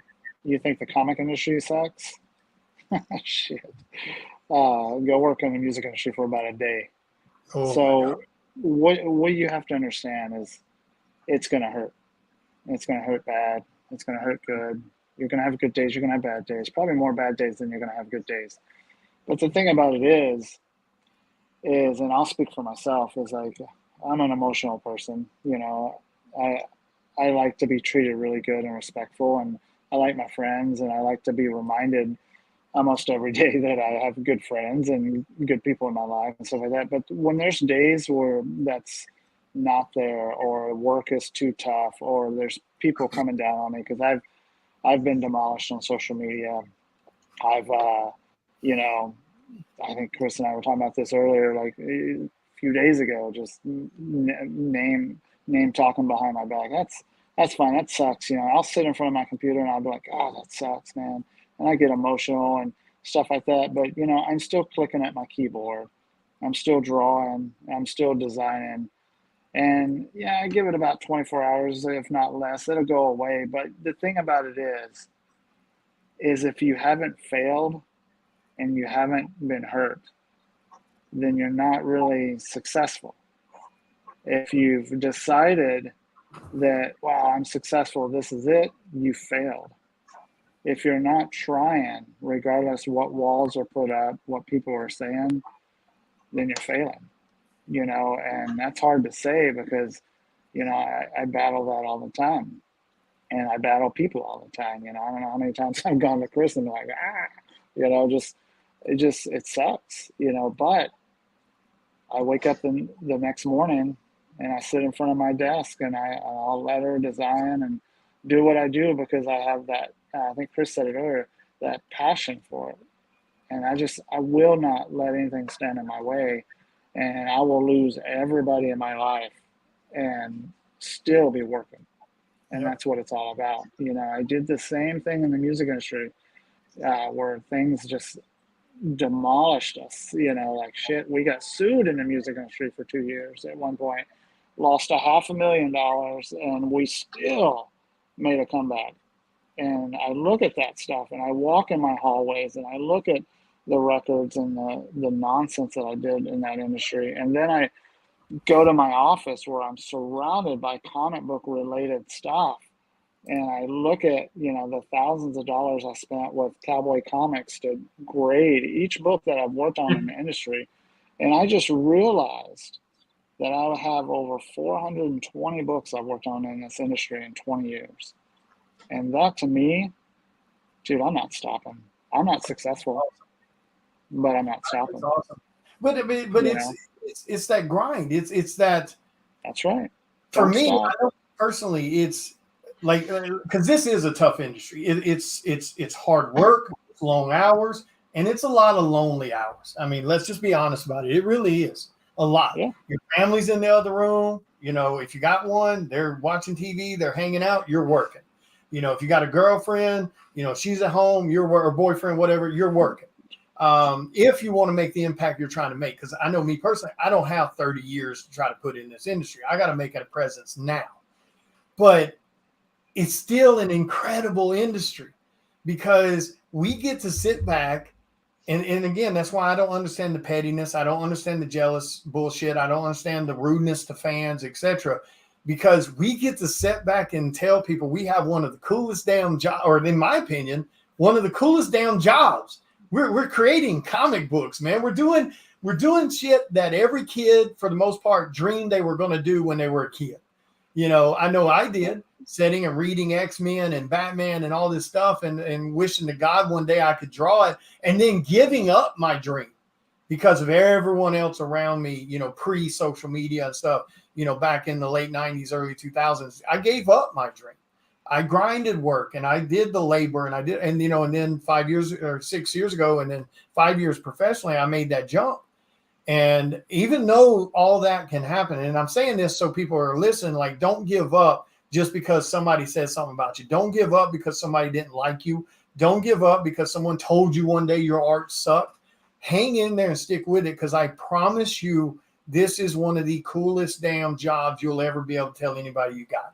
That you draw. It's a lot of fun out there. I have a blast. I mean, I don't know how many times Chris and I can barely get work done because we're laughing our asses off and goofing off half the time. But, you know, at the end of the day, like, we're getting a ton of books done and we're working on a lot of stuff, you know. If things were easy enough for all of you out there to put it down and just walk away from it, and if that's easy for you, then, you know, you shouldn't be working in that program. You know, like, I forget what the situation was, but I do a morning post every morning. There's a positive morning post with my coffee cup. I'm the coffee cup guy. And there's a batch of people that I've noticed over the course of the months that don't like my post anymore or comment on it anymore. That's fine. But I'm not going out to those people going, yeah, let's go. It's not going to stop me. I'm just going to keep doing it.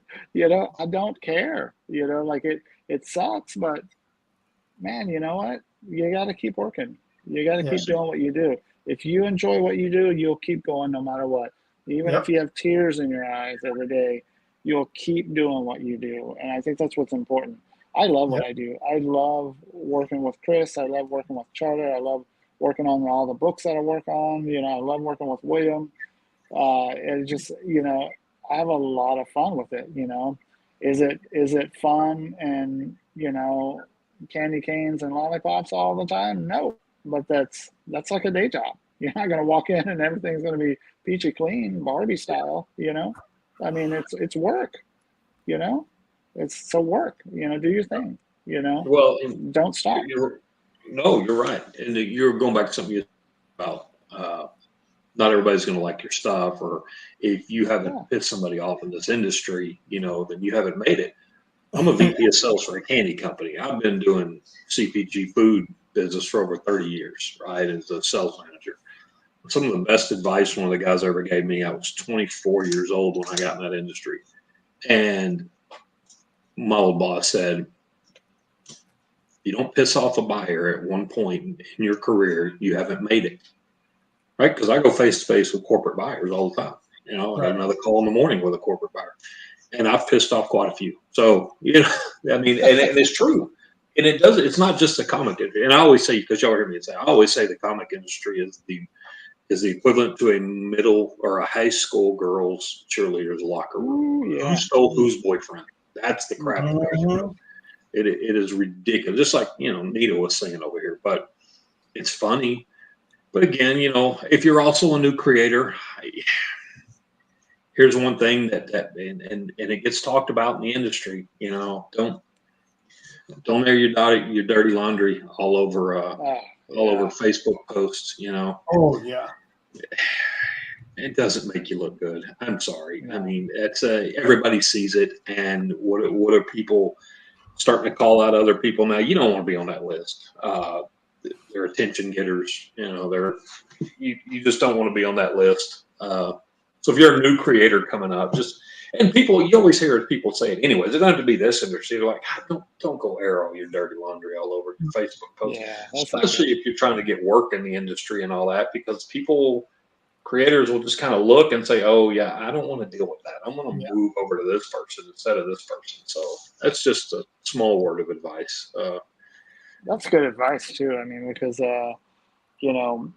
this industry flocks on the hardworking individuals. You having that niche and you having something different than everybody else. But then when you start doing like what Chris is saying, it doesn't help. Just be careful with that. I mean, things are sad, things are happy, and stuff like that. But just be careful. See, you got all these TV shows. You got all these TV shows out there, right? And I'm a big, trash TV watcher on reality TV. How nobody has come up like WeTV or any of those, True TV, and done a reality show on comic conventions. The dirt they could dig up, right? Oh, the drama. They would have plenty. This artist was with this one, and now they're with this one, and this one's going on over here, and he doesn't like this person, and he doesn't. The shit that's talked about at Comic Cons, oh my God, they would have a gold mine. And I think I was talking to Mike Henson about this one day. He was in the store, and he was like, I don't know how nobody's done a reality show on Comic Cons.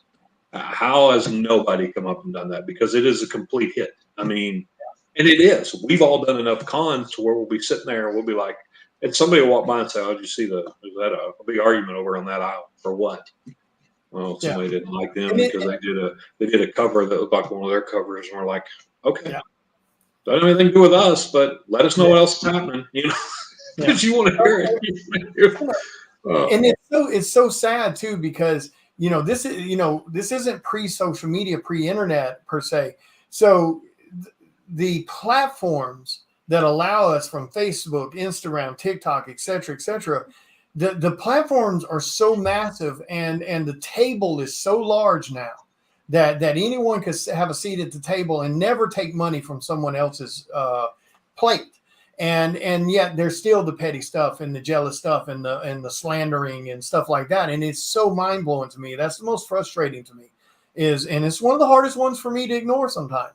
Because again, I can't stand bullies, but I also can't stand the fact of people doing dumb shit just to be doing dumb shit. So when you're being jealous and you're being petty and it's our fault because you played Call of Duty for 10 hours today instead of grinding hard and you're crying a river because you can't get work, that's not our fault. But it irritates me when we get pulled into that stuff. But it's such a nonsense thing, because no matter how good you are, how pretty you are, how whatever the situation, you can't do all the work. So that means everyone else gets work too. And so it's okay to cross promote. It's okay to share each other. That's the thing that irks me. And I don't want anybody thinking that what we're talking about is we're just hammering on the industry. We're just giving you some truth to prepare yourself for. Because like I mentioned earlier, even regardless of that, the first moment you see the first fan come down an aisle at a con and they're grinning from ear to ear, it washes all the bullshit away. When you see the fans react to you and they're excited to see you, it's all done. It's over. Anything that happened prior to that, you forget about it. So the industry, in my opinion, is worth being in. I think so. Absolutely. Yeah. See, I had that. Go ahead. Oh, I was just going to add to Williams is that don't forget Friday into the new Call of Duty comes out. No, I've already got it. I've already played one. You already downloaded it, but that doesn't mean I haven't. Call of Duty. Oh, I've already downloaded and played it. Hey, what William was saying about how the fans come down and you get to see their smile on the face, that happened to me in Vegas. I was all excited. There was like three girls all excited, and they were walking right before me. I was like, oh, God, I'm about to make a sound. It's happy. And they came up, and they're all excited. I was like, oh, they're coming to see me. They walked right by. They went to David Sanchez. It ain't always work, William. So I'm just telling you. I don't know. Looked my way at once. They Dun, went dun, right to David dun. Sanchez and got his prints. Yeah. So, That's the It emotional is part. though, man. I mean, I don't like I said, I've been doing this 5 years. I still can't wrap my head around artists and creators who treat fans like they're below them.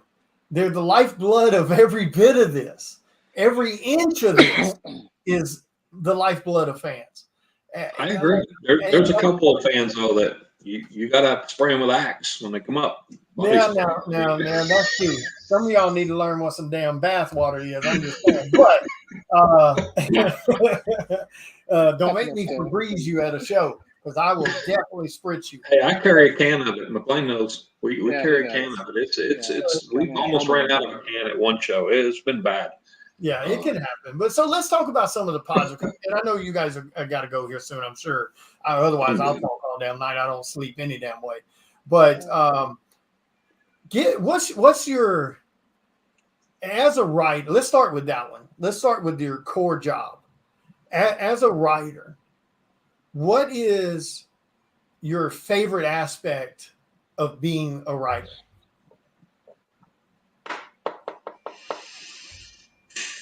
Damn, Nita. She threw me off. Yeah. What would you consider your favorite aspect of it? Is it? I mean, I'm sure the creation of something from nothing. I mean, that's an incredible feeling. I mean, I still sit here and you know, and I still can't believe that. I can't believe you put a damn tattoo on your hand. Yeah, but that's a whole So, other story. well, I got his name on. I got his name, you know. But anyway, it's that still blows my mind. So I understand the creation side of it, but do you find more excitement, enjoyment, or from creating something of your own, or when you bring to life something of someone else's and seeing that? I think it's both because I get the enjoyment of putting whatever's in my head, which is demented as hell a lot of times. Taking the stuff in my head and putting it to paper and putting it out. Like I said, you're not in this to the money's nice when it comes in. I mean, but you're not in to get rich. I mean, if I was in this to get rich, I'd have quit after book 2, and not because I got rich because I'm making money, but it is it's more of a passion. It's fun to sit here and write something, and then some of the best reactions hasn't been from fans. It's literally been 3 times. And the first time, I think I wrote The Detour. And Julian Rohn walked into my house, just walked in unannounced one day, just walked right in the door. The book came out. Where is it? He doesn't read comics, right? If you know Julian, he doesn't read comics. He can read, but he doesn't read comics. First comic he ever read, he wanted to read The Detour. He opened it, and when he was done, he shut it and he slammed it, and he was mad because it scared him. So there was that one. And then another one was A Mother's Whisper. And I sent the script to McLean. 20 minutes later, he called me and he asked me if I was okay. And I said, yeah, why? He goes, do you need to talk to somebody? I go, no, what are you talking about? He goes, no, I'm being a true friend. I'm really serious. Do you need to talk to anybody or see anybody? I'm like, no, why? Well, I read your story that you sent me, and I want to check and make sure you're okay. That's fucked up. Do you need therapy? And I thought that was hilarious because he was like concerned for a little bit. He really was. He's like, you're really concerned me. And then I don't know. It's stuff like that. It is the reaction that you get from people. I like to hear the creepy stuff. And then, you know, I've done thriller and horror for so long. We came out with Nut Brigade. It was the craziest thing. I told McLean, I said, I got an idea. I want to do this story. What is it? It's stupid. Yeah, but what is it? No, listen, it's dumb.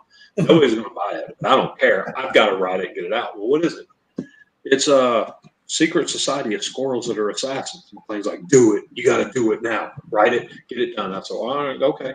So I wrote it, and you know, we're going to be launching Kickstarter in December for 2, late December.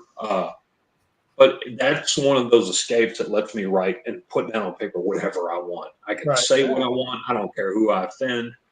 It's in there because they're animals. They're little squirrels, right? And it's fun. But the reaction that we've gotten from people that have bought the book that absolutely love it was, oh, hey, Nita. Yeah, that's us. What the hell? You just, yeah. That's funny. That's awesome. Oh, what do you read too?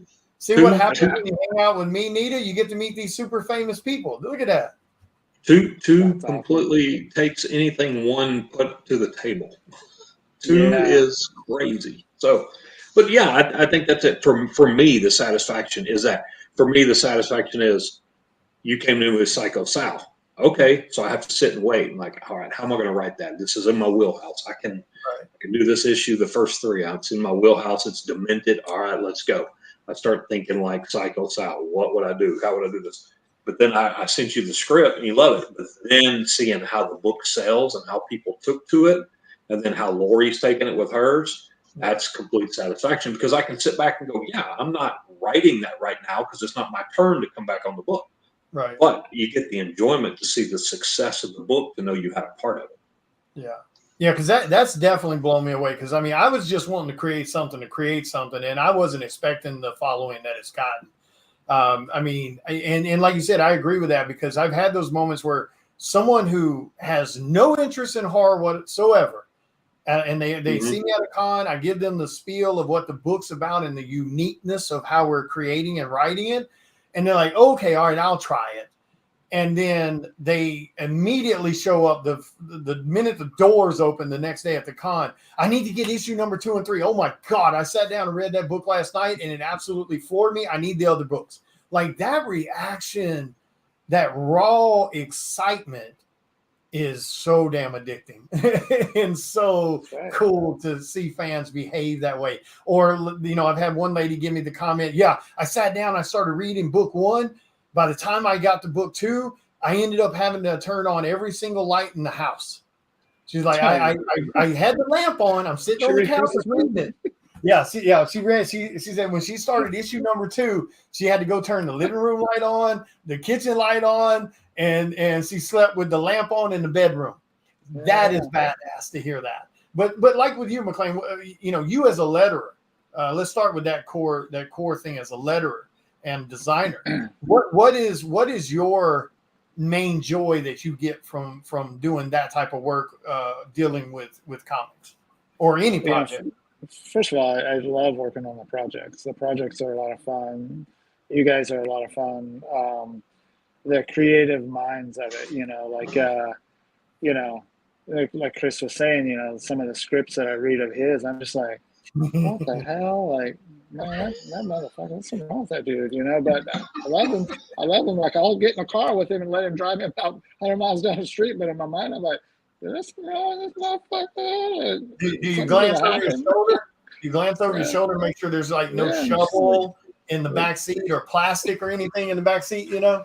Yeah, especially the if you haven't read A Mother's Whisper, there's a line in he's already let you know. There's a line in there where the killer gets this girl while she's in her bed, and he says something to her, and I'm like normal people don't just think of that stuff. Like, bro, you've been thinking about this. Like, I'm a little worried about your wife. Is she still around? You smell different when you're awake. Yeah, you smell different when you're awake. Such a great line. What the hell? It is, dude. It's a great line. It is. I love working on things like that because the letters and the bubbles, for one, bring the story to life. So everybody gets to read the story, right? And so I get the flexibility when I'm doing those stories that I can change a word or two up, you know, or move where somebody's saying something, move it over here, you know, like to kind of keep the flow and things like that. So that's a lot of fun. The design aspect of it is the freedom to bring to life what has already been created. And, you know, we'll pick on the cassette thing, the VHS thing. You know, I grew up with a mother that was an artist, and I'd drawn all my life. And my mom and I used to draw all kinds of weird shit, you know, like I'd draw album covers in the 80s, and she would just be like, there's something wrong with you, you know, why you draw like a tree or something, you know, and, you know, but I love stuff like that, you know, and, but I have never, ever once designed or put together a VHS tape, I mean, I'm 47 years old. What the fuck are they doing? You know? And so to be able to do that was like, oh wow, that's cool. That's going to take a shit ton of time and work and thought through it. But I was like, okay, like it was so dumb. Yeah, there it is. It So was so badass. dumb. It was so Oh, dumb look, to a where I was Blockbuster card. like, yeah, I know, isn't that great? It was so crazy that I even went to the extent of like, well, I don't want to do a paper cassette. I want to do the plastic because when you'd walk in a Blockbuster Video, they had everything in plastic, and I thought that was cool Mhm. because I'm a perfectionist, and so I loved Blockbuster back in the day because I was like, oh, it's all pretty, it's all organized, it's all in plastic, you know, just like my comic books. So I'm perfectly happy here, and so I had to go and search for the dimensions of the box, and that's just where it all goes downhill for me because I find the dimensions, I'm like, oh shit, that shit's available, like, and then you find the label and how Yep. it's created and who made this, and you know, I mean look, you see that thing and it looks real, and like I after I made it, I didn't send it to you for 3 hours because I was looking at it going, oh shit, I made that. Like I made that, like, you know, and so it's really cool to see that, and now it's being used for something. Yep. And Hey, that's what's up, so bro? cool. You know, it's so cool to see that kind of stuff. Well, As I well mean, as putting, you know, the covers together and things like that. That stuff's so cool to see. You know, dude, that's so cool. that is, you absolutely. I mean, you kill all the design stuff you do, but that right there is like, because I mean, dude, I searched Google and everything, and I couldn't find a single Kickstarter that had a actual VHS tape like that on it. Right. You know, I mean, I didn't really find any when we did the Nintendo cartridge on one of the Kickstarters. And now, ever since we did that, I've seen 3 Kickstarters with Nintendo cartridges on their Kickstarters. All you got to do is put it out there or say it, and people will take Yeah. your ideas. Yeah. So next we'll be seeing VHS. But dude, it's like the way you did it and the Blockbuster card, you know, the Psycho Sound membership card, it's just, it's so over the top and badass, man. Like you It's did a lot so of good. fun. Dude, I had a blast with that. It was good. You know, what a fun idea. And I think that's where people really ought to do more things like that. I mean, yeah, it costs you a little bit more money to do things like that, but it sets you apart. I mean, people are going to see that, and whether they buy the book or whatever their thoughts on that, they're going to be able to sit back and go, "Holy shit!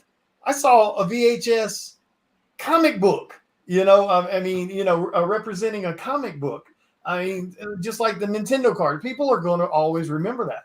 You know, and then and then of course that, you know, by us thinking outside the box, they'll remember Psycho Sal because of it. They'll remember McLean McGuire because they know he designed it. Like it's all just benefit to think outside the box.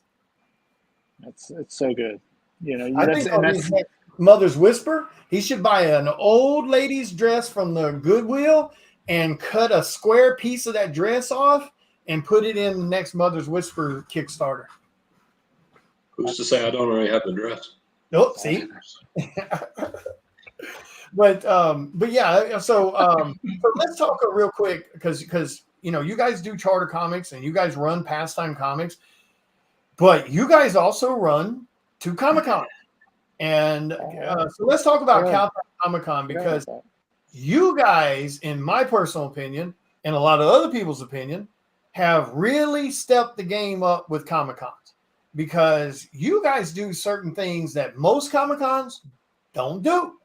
And that's putting fans first in the sense of what it costs to get through the door, but also the way you guys treat every single artist, vendor, whatever that has a table at your con, the respect from the courtesy and from the minute you walk through the door to all the promoting you guys do prior to that. So let's talk about Cowtown Comic-Con. What made you guys decide, you know what, we want to do a Comic-Con?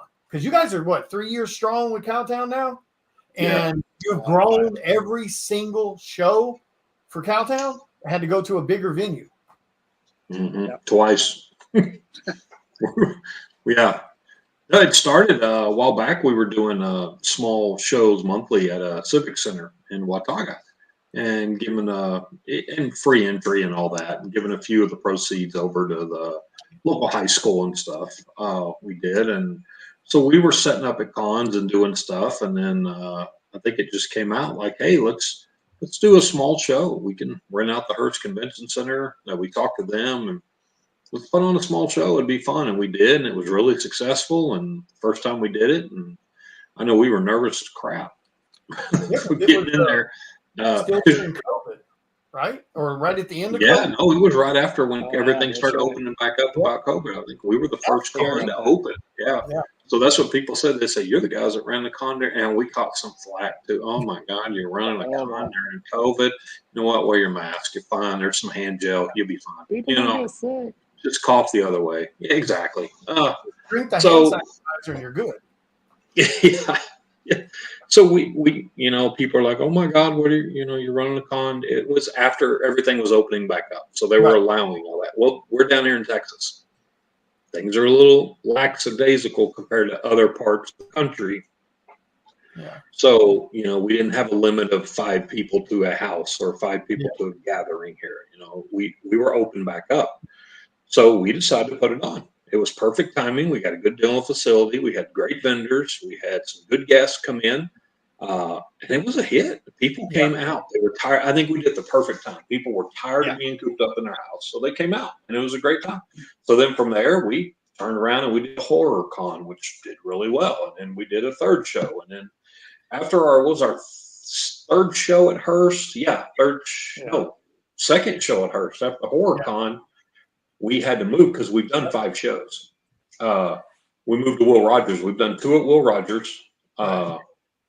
So we've done 3 shows at Hearst, 2 at Will Rogers, and then we literally had to move to Dickies Arena, which is a beautiful, gorgeous facility, which will be this year in October, Next year. Halloween weekend, the weekend right before Halloween in October in 2024. So tables are open now, actually.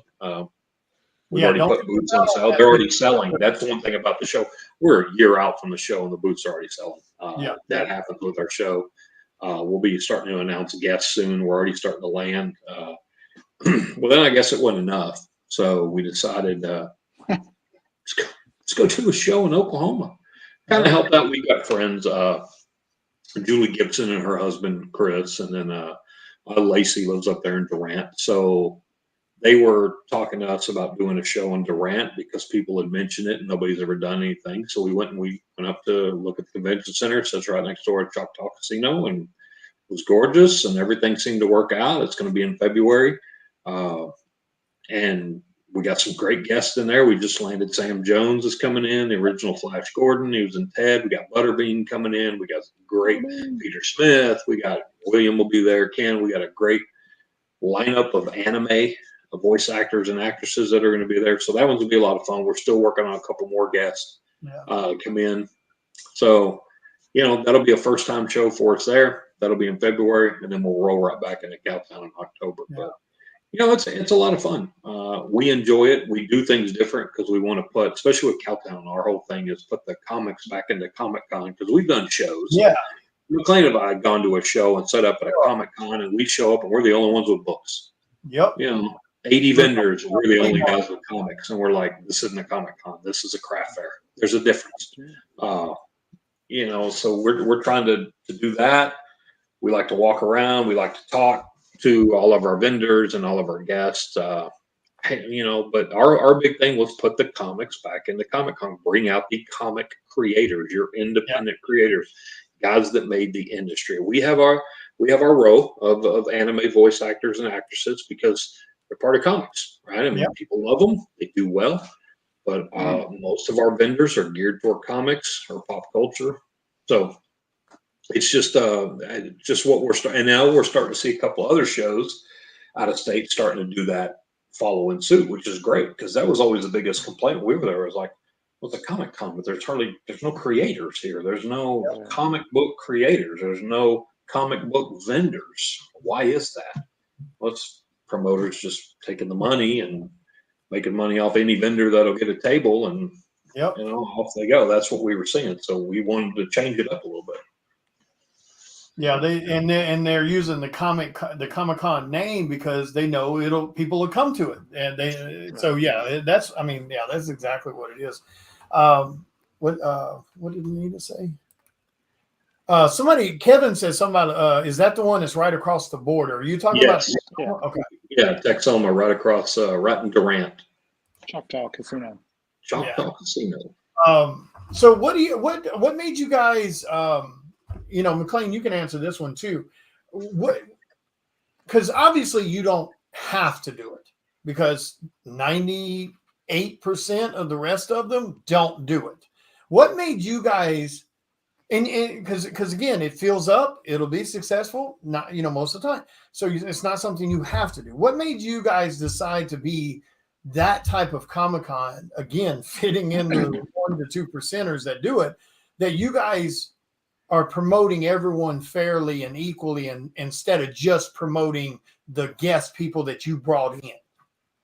Because that's very unique.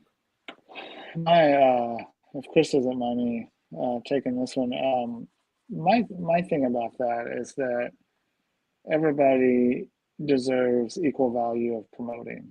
Don't get me wrong, the guest promoting the guest, things like that really, really help. And that's true. Yeah. It really does help. But let's not forget about everyone else that's there as well. Because the way I see it is like everybody brings somebody in, not, everybody are, artists, F might not bring in as many as artist A that worked for Marvel, right, but they still bring in people.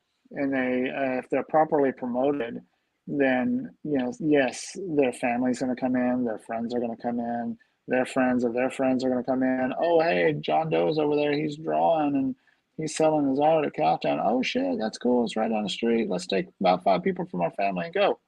Yeah. That's how that works, because people support people.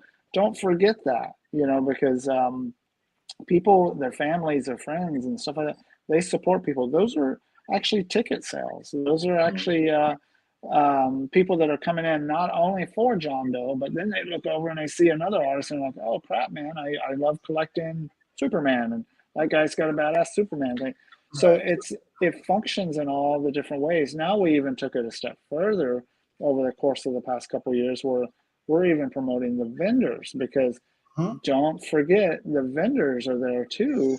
And I'm not saying that promoters forget about that. What I'm saying is vendors have fans. I mean, there's one vendor that we always strive to try to have at our show, and I think they're kind of grandfathered in a system they call All Day Comics. And these guys bring in some of the hardest hitting comic books that some of us haven't ever seen. Shoot, I'll be honest with you, I would probably spend $500 at that dude's booth every time we do Cowtown. I think I'm always asleep. But, it's so good. But that dude has fans. Like, I've been at his table, and I'm sure Chris has too, shaking his hand. Hey, good to see you, stuff like that. Thanks for coming out. And there's like 5 people like, hey, can I get this book? Can I get that? Hey, man, good to see you here, things like that. That's another thing. And, just with Texoma, we, if you look at our story post and look at some of our journal posts, we promote the vendors as well, in every way we can, and, there's still some artists and vendors out there that are like, well, you didn't promote me. Well, you gotta send us something, we can only ask once, and then we got about 20,000 people to deal with, we promote everybody because everybody matters at the show. There's not one person that does not bring anybody in. You didn't buy a table because you don't have a fan base. I don't care if you're making candles, selling stickers, doing artwork, selling comic books, whatever it is. You have fans. You have people that will come in, and they will only come in to see you. That's if the venue is promoting you, because the people may not know that you're there. I mean, I think it was this past Cowtown, we ran into a vendor that said, hey, thanks for promoting me, because the sister-in-law didn't even know what the brother was doing, our brother-in-law was doing that weekend, because, it's not like they talk every day. So like they hadn't talked in a couple of weeks, and the lady was like, "Oh, she's on Facebook, and I saw Cowtown Comic, and I saw his face, and I was like, oh my God, I got to bring my whole family here." I thought, well, that's pretty cool. That's awesome. And we strive on things like that, as well as there will never be a moment you do not see us on that floor. Yeah. We're on that floor. We're walking around. I don't care how busy it Yep. is. I don't care how dead it is. We're walking the floor. We're looking around. We're paying attention. We're talking to everybody, because that's one of Chris and I's biggest pet peeves at other shows is like, if I haven't seen the promoter and they haven't come by and said hello or hey, how you doing, whatever it is, you could even walk by and you'll satisfy me. But as long as I see you on the floor, I feel like that you are generating a public domain where you're promoting everybody and you care about the people that are on the floor, care enough to be coming on the floor and talking to everybody and saying hi. That's super important, and we do that all the time. So yeah, I saw you guys when I did Cowtown. Like I've done all your shows, and I've seen it at every single show. I look up and there goes McLean. I look up, there goes Marty. There goes Kim. There goes Chris. And the other thing that I saw you guys do, that again is something that puts you in the 1%ers in my thoughts. And you guys will actually, even when you were doing your walking around, I've watched you, whether during setup or during the event, I've watched you go to almost every single table that in the area where I'm sitting and can see. I've seen you go to every single table and say hello to people, ask them how they're doing. Yeah. I mean, I've worked tons of Comic-Cons, and you guys have too, where we don't ever see the promoter. If we did, he's over there smooching some celebrity's ass and isn't giving two thoughts to the other 90% of the floor that made their show possible. Yeah. That bought tables, bought booths, etc. They're just that 90% is just as important as that damn 10% of celebrities sitting over in the back corner. So major kudos to you guys for that, because like I said, that's another thing that falls into the rarity. I was even at a con not too long ago this year where I stood there and heard the promoter stand there and tell me how the people on the floor don't matter. I ought to drop some names, but I'm not going to. We know, you told us. We know what show. It's close to your home. So kudos to you guys for that too. And like I said, you apply that to the promoting. But yeah, I agree with you. Like I'm a big believer in that. I don't expect anybody to make a promo per se for me, because I'll send people a little flyer thing, say, hey guys, here's my little flyer thing. Could you share it? Oh, we don't share everybody. And I'm like, okay, really? Because all you do is take 10 seconds and copy and paste, because it's a win-win, right? I mean, isn't it? If you promote everybody on your page and then they share out and then they share out, that's more people that'll come to a show. I've had people tell me, oh, I wasn't planning to even come to that show till I saw that you were going to be there, so I came. So, I mean, do you agree with that? The average fan has 5 to 6 friends, right? And so you have 250 booths on average. 250 times 5. I mean, what does that get you? That's a lot of people, and those people bring in people, like, my neighbor with his 2 kids wanted to come, and he ended up bringing his wife and his wife's friend and her kids. And I was just like, damn, And they dropped about $400 at that show too. Yeah. He told me he had to go. He made some vendors very happy. So yeah, I mean, it's even myself personally, I'm kind of like you guys. I want to know the numbers of what I'm generating. So I kind of keep up with my fan base. I keep up with what type of covers are selling well, which ones aren't. I keep up with, when I go to a show, how many people came there to see me. Now, don't get me wrong, they're there to see other people too. But what I mean is, I'm friends with them on Facebook. They know I'm there, and they make a special case to stop by my table. So I keep up with all that. So it's a win-win for any promoters that might be listening. Again, I don't blame you for not wanting to spend an hour trying to create a design thing for someone. If they can't, an artist or vendor or whatever, can't get off their ass long enough to make their own one little promo thing or hire someone to do it for them, I get that. But if I send you something, all you got to do is copy and paste it to your damn group, your Facebook page, that blows my mind that the words that come out of your mouth is, oh, well, we don't do it for everybody. wow, that's crazy. That's crazy. But Another reason why we started doing something different. And then you talk about our prices. Well, we've been at $15 at our door forever, and it goes back to it's simple. We want a family of four able to walk in, yeah, get in the show. We had over 200 vendors at the last Cowtown, over 2,000 through the door. But we want them buying from the vendors, because if nobody's buying, the vendors don't come back. You don't have no show without vendors. You can have 12 guests at your show all day long. You're not gonna get a lot of people there, because people are coming to shop. They're not just, we're not a fan expo. Nothing wrong with that. It's a celebrity driven show. Nothing wrong. We set up there. Nothing wrong with that show at all. We're not that type of show. We're vendor driven. We bring in guests. We don't have as many guests as vendors, but we want people able to go to the table, have the money to be able to go to the booths and shop with you or David or Ken or whoever, go to the person selling D&D dice, because they need some for their tournament that night or whatever. Go over to All Day Comics or Comic Warriors and buy $50 worth of books, because they're trying to complete a run and they're there and they can afford it. So, but if we're the type that we're charging $60, $70 for somebody to get in the door, we've seen it. And they've got a couple of kids that aren't in that 12 and under slot where they get in free.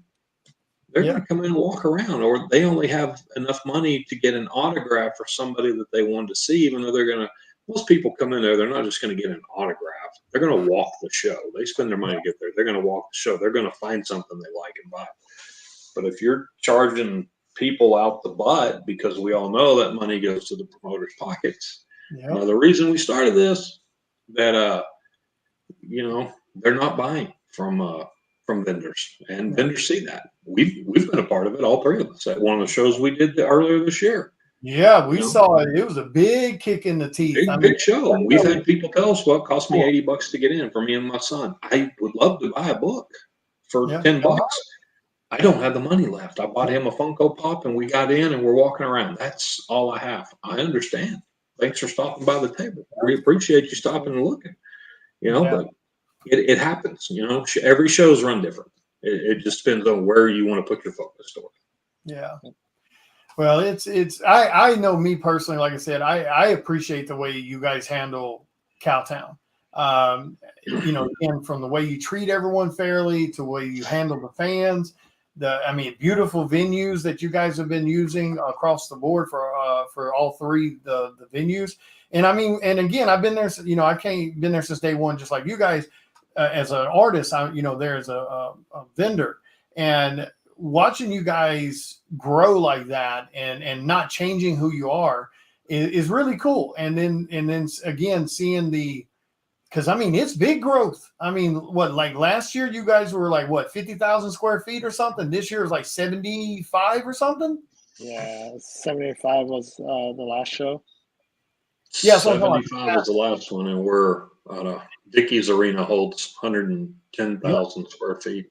So that's we won't use all that. We won't use that whole facility, because we're going to have food court and all that in there. But but to be able to sit back as a new promoter and a new show, and because they've had 2 horror cons, that was a different type of con. Then Cowtown's been 3 cons, and to sit back and see that kind of growth, because I know cons right now that have been around for 15 plus years that wasn't nowhere near as big as what you just did, because I was at the show this year and you guys had more numbers than they had by a large margin. So, definitely, pat yourselves on the back for that, because in my opinion, that's really cool to see you guys go from that type of growth, per year.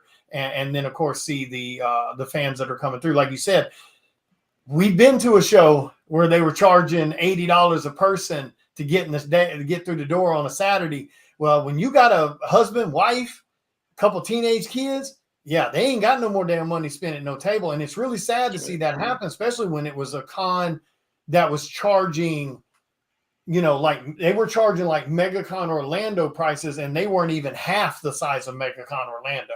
And it hurt. So, I mean, like I said, I appreciate it. I thank you for that. And I know a lot of other people do too. That is really damn badass. So thank you. Well, and another thing we've done, we've never raised our booth prices for vendors. Nope. Since day one.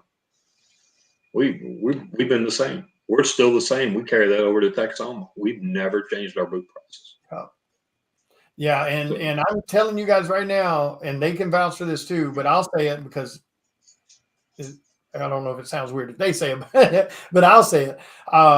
There's shows that I've done, again, that was smaller than their square footage and had less people than they had, and I was paying $400 for a table, for a 6-foot damn table. And you guys are doing like 8-foot tables, I think. And y'all are doing true, legit 10 by 10 spaces. That's huge too. So I mean, even in Artist Alley. Yeah, that's what I'm talking about. Like that's what I'm saying. In Artist Alley. That's what I'm referring to. That's insane. Most people don't do that. So I mean, it's just the overall, and again, I'm not trying to kiss ass or nothing like that.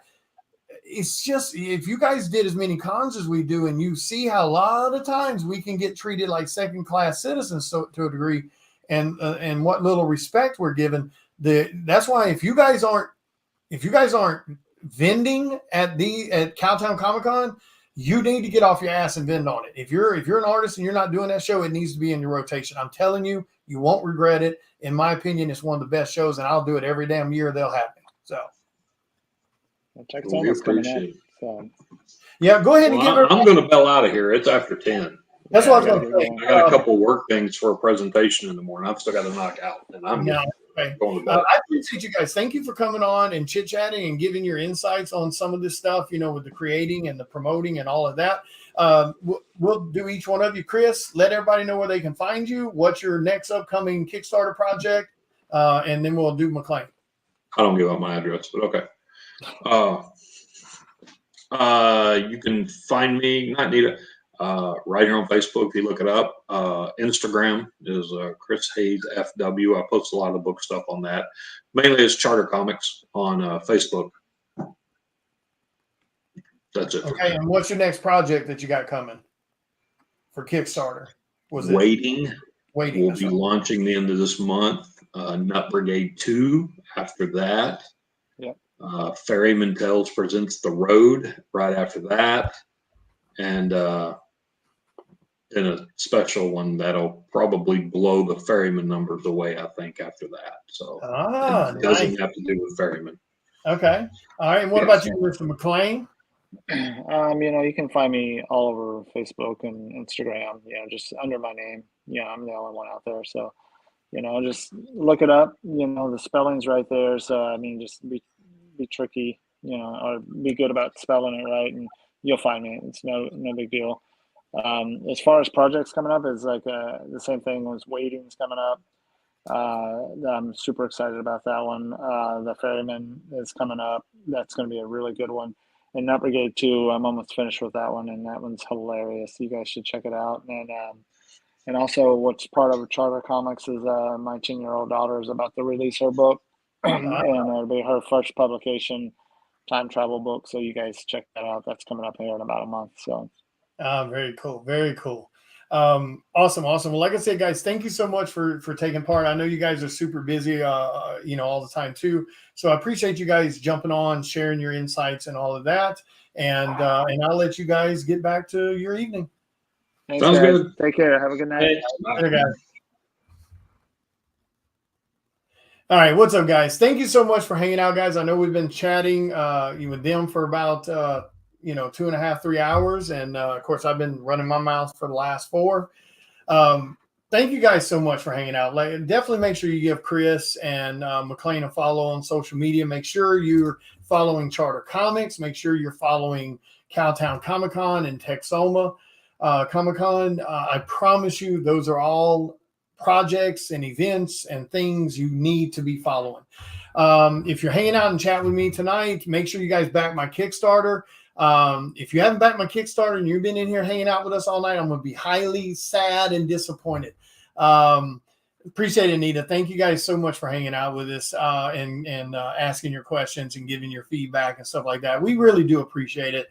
Like I said, make sure you go back Cycle Sound number 5. Make sure You check out the add-ons and the different stretch goals and stuff. Lots of great artwork on it. It's got about, I think, 15 days left, give or take. So not much longer, but definitely go check it out. I promise you, you won't be disappointed with the read. It's a great story. Lori Calcaterra is doing awesome on the victim's perspective for issues 4, 5, and 6. You can get past issues on the Kickstarter. It's in the add-on section. So after you pick your tier and you go to the add-on page, if you look down through there, you'll find back issues for issues 1, 2, 3, and 4. So you can add all 4 or whichever one you might be missing. But anyway, I'm going to get off here. You guys have a wonderful evening. Again, thank you so much for hanging out. I really, really do appreciate it. Thank you again to Chris and McLean for visiting and giving some of their feedback. But yeah, you guys have a great night. Thanks again. Talk to you later. Later, guys.